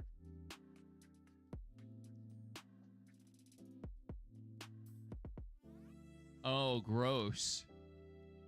Was it like an AI generated photo or something? Or like a sloppy looking? Yeah, that's gross. So we were live when the news came out. Double A was the one that informed us. I looked into it and it was true. That ended our stream pretty much. We stayed on for another hour and a half just talking, but I didn't, in good conscience, I couldn't just sit there and like change the name to like Kyle Busch Memorial 500 and then keep racing like nothing's wrong. And I'm not saying that people that did that were in the wrong, because a lot of people did that. A lot of people that I think are great content creators. I just personally felt wrong doing it, and honestly, I didn't want to stream anymore. It was good enough to just sit there and talk and reminisce with you guys and kind of process that, but I didn't want to play a game after that. But for a guy to be selling T-shirts outside the track that are probably sloppily made, in the attempt to profit off of tragedy, that's, I'm not saying I wouldn't want to buy one if I was there, but, that's, $20 is a pretty good price, to be fair, but still, just gross, especially if they're just sitting there hawking the shirts, that's not great. I'd be happy with a Suarez win. That's what Christian said. Me too. They better keep the jet dryers on track to keep heat in it. Don't tell Montoya. Or don't let Montoya hear you. That's what Mako said. Yeah. The jet dryers or putting or dragging tractor tires around the track. That's what they used to do before jet dryers. They just drag some tires around the track. That just with the friction would generate heat and also keep rubber on the track.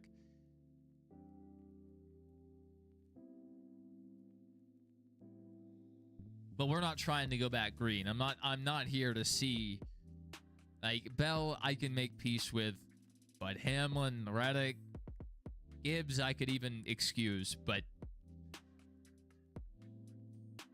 not these two. Not these two. No, sir. But Zane Smith, I'm okay with that. Julie Gunn, I'm okay with that. 24 doesn't deserve it, but they have fought. So, I mean, it's not like, you know, they just randomly ended up where they are, but it's just out of nowhere. They were running horribly. And then here they are in the top 10 suddenly. Back on the lead lap. And then a few of these guys back here deserve better, but they're not in contention for the win. Low-flying helicopters. I heard about that. I've heard about that. I've seen some videos of that too.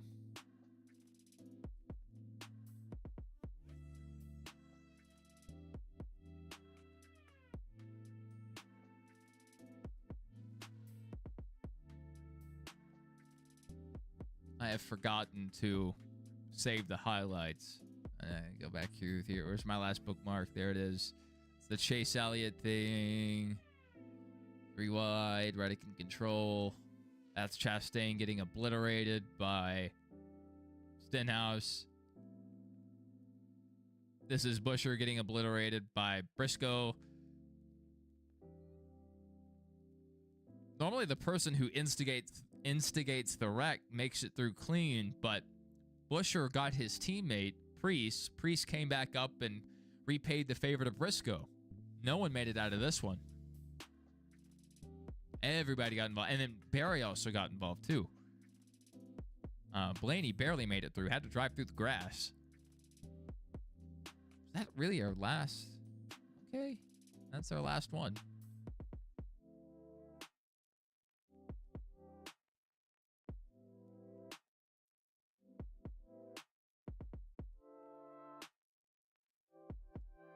It was very tasteful.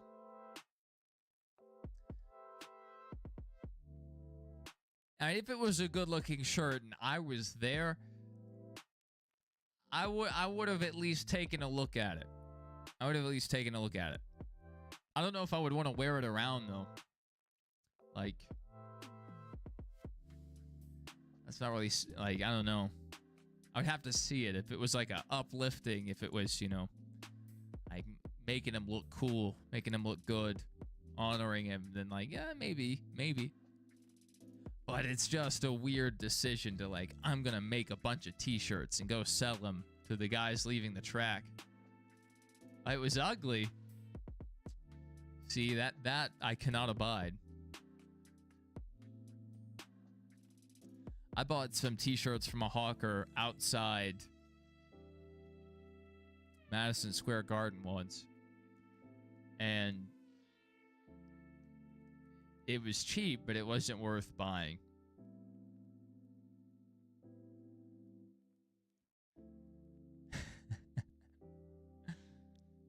Carl Edwards is a funny guy. The only reason this isn't ending here is because the Gibbs car isn't leading. I mean, you could say the same thing about Hendrick. If you're one of the Hendrick haters, that is. Yeah, it'd be cool to see Carl Edwards back in a car, even if it's not a NASCAR. Could Carl maybe run in a late model for Dale? Like, is he interested in racing at all, ever? Like, I don't know how you make that your life and then just like, yep, I'm done. Must just love his life, you know. Enjoy doing what he's doing outside of racing. Because most guys, once they retire, they continue to run. Paul Menard won a Trans Am race this weekend. maybe yesterday. It's like he's still going. You know, Robbie Gordon still races. Kurt Busch and Jeff Gordon were both in a race car just a few weeks ago. So it's like, I don't even know. It's a really weird. That whole retirement right before the beginning of the season, that whole deal was weird. I still don't think we have the full story there on why that happened. I don't know if we'll ever get it.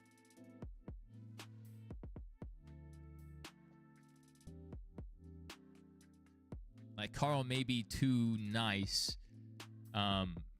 with his public-facing comments to tell us the truth, why he really stepped away. You know, maybe something negative towards the racing product or the organization.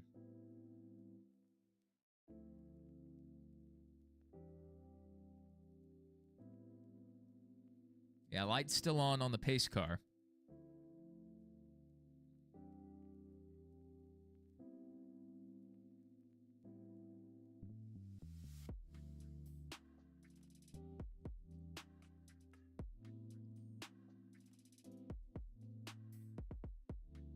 You might see somebody step over the line here.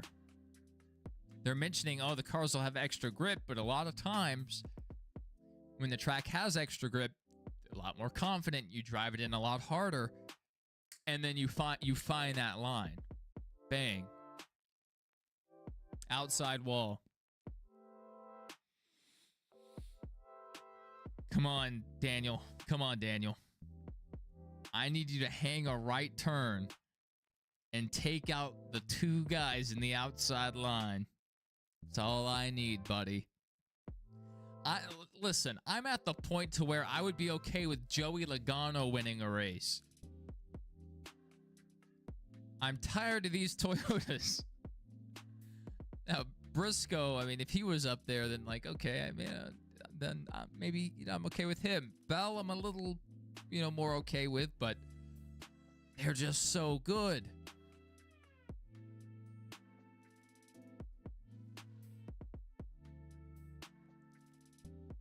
Look, Larson was falling off really hard on that last run. I'm not super optimistic about his chances. Zane may want to take this 3 wide or shoot the middle. And I don't think the Toyotas are going to fall for the trickery, the game that Suarez played that last time by.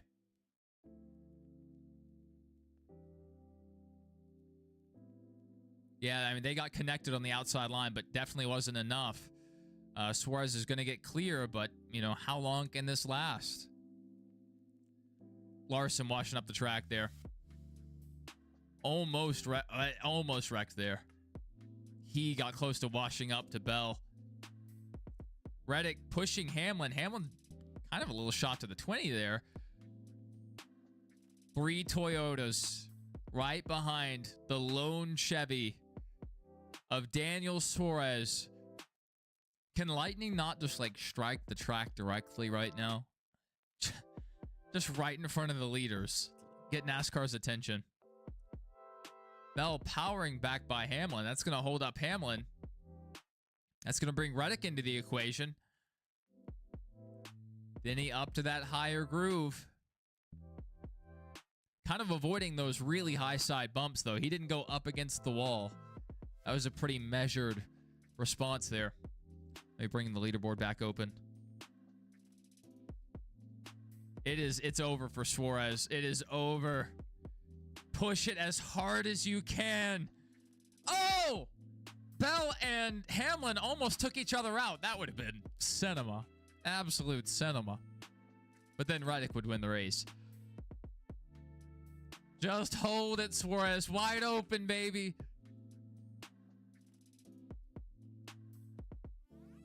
Caution is back out. Daniel Suarez holds the lead.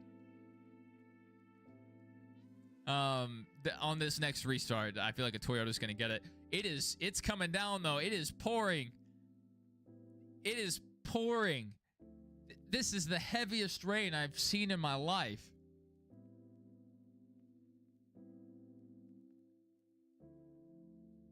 The the ecologists, the conservationists, they were right. The alarmists, they were right. The water level has risen 3 inches. Just outside of Turn 4 is the Atlantic Ocean. Are you serious, Jason? Are you setting up for a really good joke? This could go either way. I'm either gonna laugh or get really mad. If she actually did, I'm gonna be upset. But now I read it and I think this could definitely be a Jason joke coming up. We need to start having bounties for any other manufacturer that can win. I mean, really, at this point, good night. If Larson's not just on it, which seems to be more, you know, I don't really know what's going on, why the 5 is so much faster some weeks. Byron can't get it together. Even Bowman, you know, he finished what? I think he was top 5 a few weeks ago. He was up there at one point. Maybe in the week Chase won.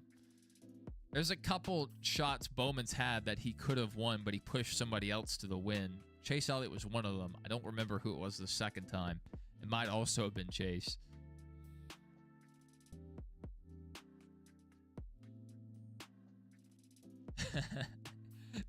Again, you could be serious or joking right now. Yeah, that was Kevin Harvick. I don't know if you heard what Kevin said, but Kevin was really upset about that whole deal with Natalie Decker. Just like on a serious note, Kevin, he said, I have no sympathy, you know, basically saying this sport is so hard to break into. You're lucky to be here, you know, as in like, not just you're lucky to be here, but as in it is a gift to be able to drive a car, a race car, as your job. There are guys with much more experience, much more seat time, much more deserving, and you are taking up this car. And it's a tough sport. So to have that reality, like, sure, everyone has bad days, but you finish the job, then deal with it. And Kevin also was like, I'm not buying her reasoning. She was ranting and raving about a series director. Well, unless she presents some evidence about something that happened, you know, then what was she mad about? I figured when I read it at first. Now I got mad for a millisecond. Then I was like, wait, Jason, it's Jason. He might be pulling my leg. If I'm Suarez's crew, I'm putting the tarp over the car. I'm going ahead and pushing it all the way to victory lane. So it's over. The race. Wow. It ended. I would ask my crew to bring me some galoshes or maybe some fishing waders. So, the rain is deep. Very deep rain. Daniel Suarez wins the Coke 600. He did it. He did it. My coworker's there, and he's a huge Suarez fan. I bet he's wearing a Suarez shirt right now.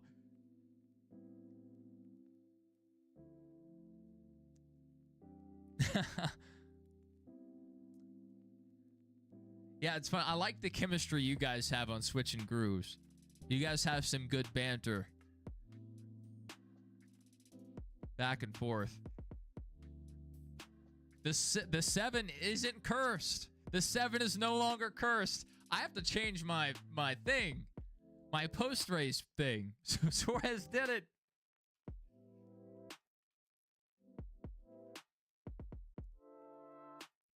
If we hadn't have shortened the last 2 races, they possibly tried to dry the track here, but the rain was actually coming down pretty good there at the very end. But wow. Wow. Let me pull up in my notes again. 361 rain caution. 373 rain caution.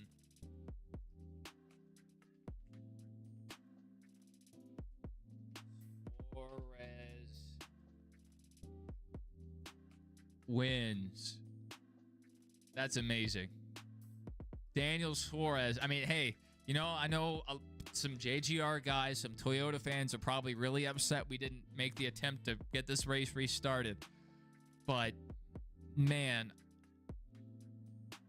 I feel like, you know, for at least some of the population, this is going to be a pretty popular win. Daniel, he's, you know, had the opportunity at Gibbs. That didn't go well. Went over to Stewart-Haas. That didn't really go well. Ended up at Trackhouse. That was a good fit for a bit. Got a win there. And then pushed out of that ride as well into the 7, a cursed car. He's ran well all year. Actually ran well on pace. Only a couple really days where, you know, it didn't go quite his way. And today he ran, you know, a little lower at first, but he, you know, worked his way up, kept it in contention, and then a good strategy call from the crew chief, and then Daniel held on to it. He made it work. You know, SVG in the same position was not able to hold off the Toyotas, and Daniel Suarez did. So, I mean, it's not like he was just given the win, but there he goes. All the Spire 7 wins have been rain shortened. Was Haley in the 7 as well? The Daytona, I think it was Daytona 2017. Maybe. Yeah, so we have the Kyle Busch connection.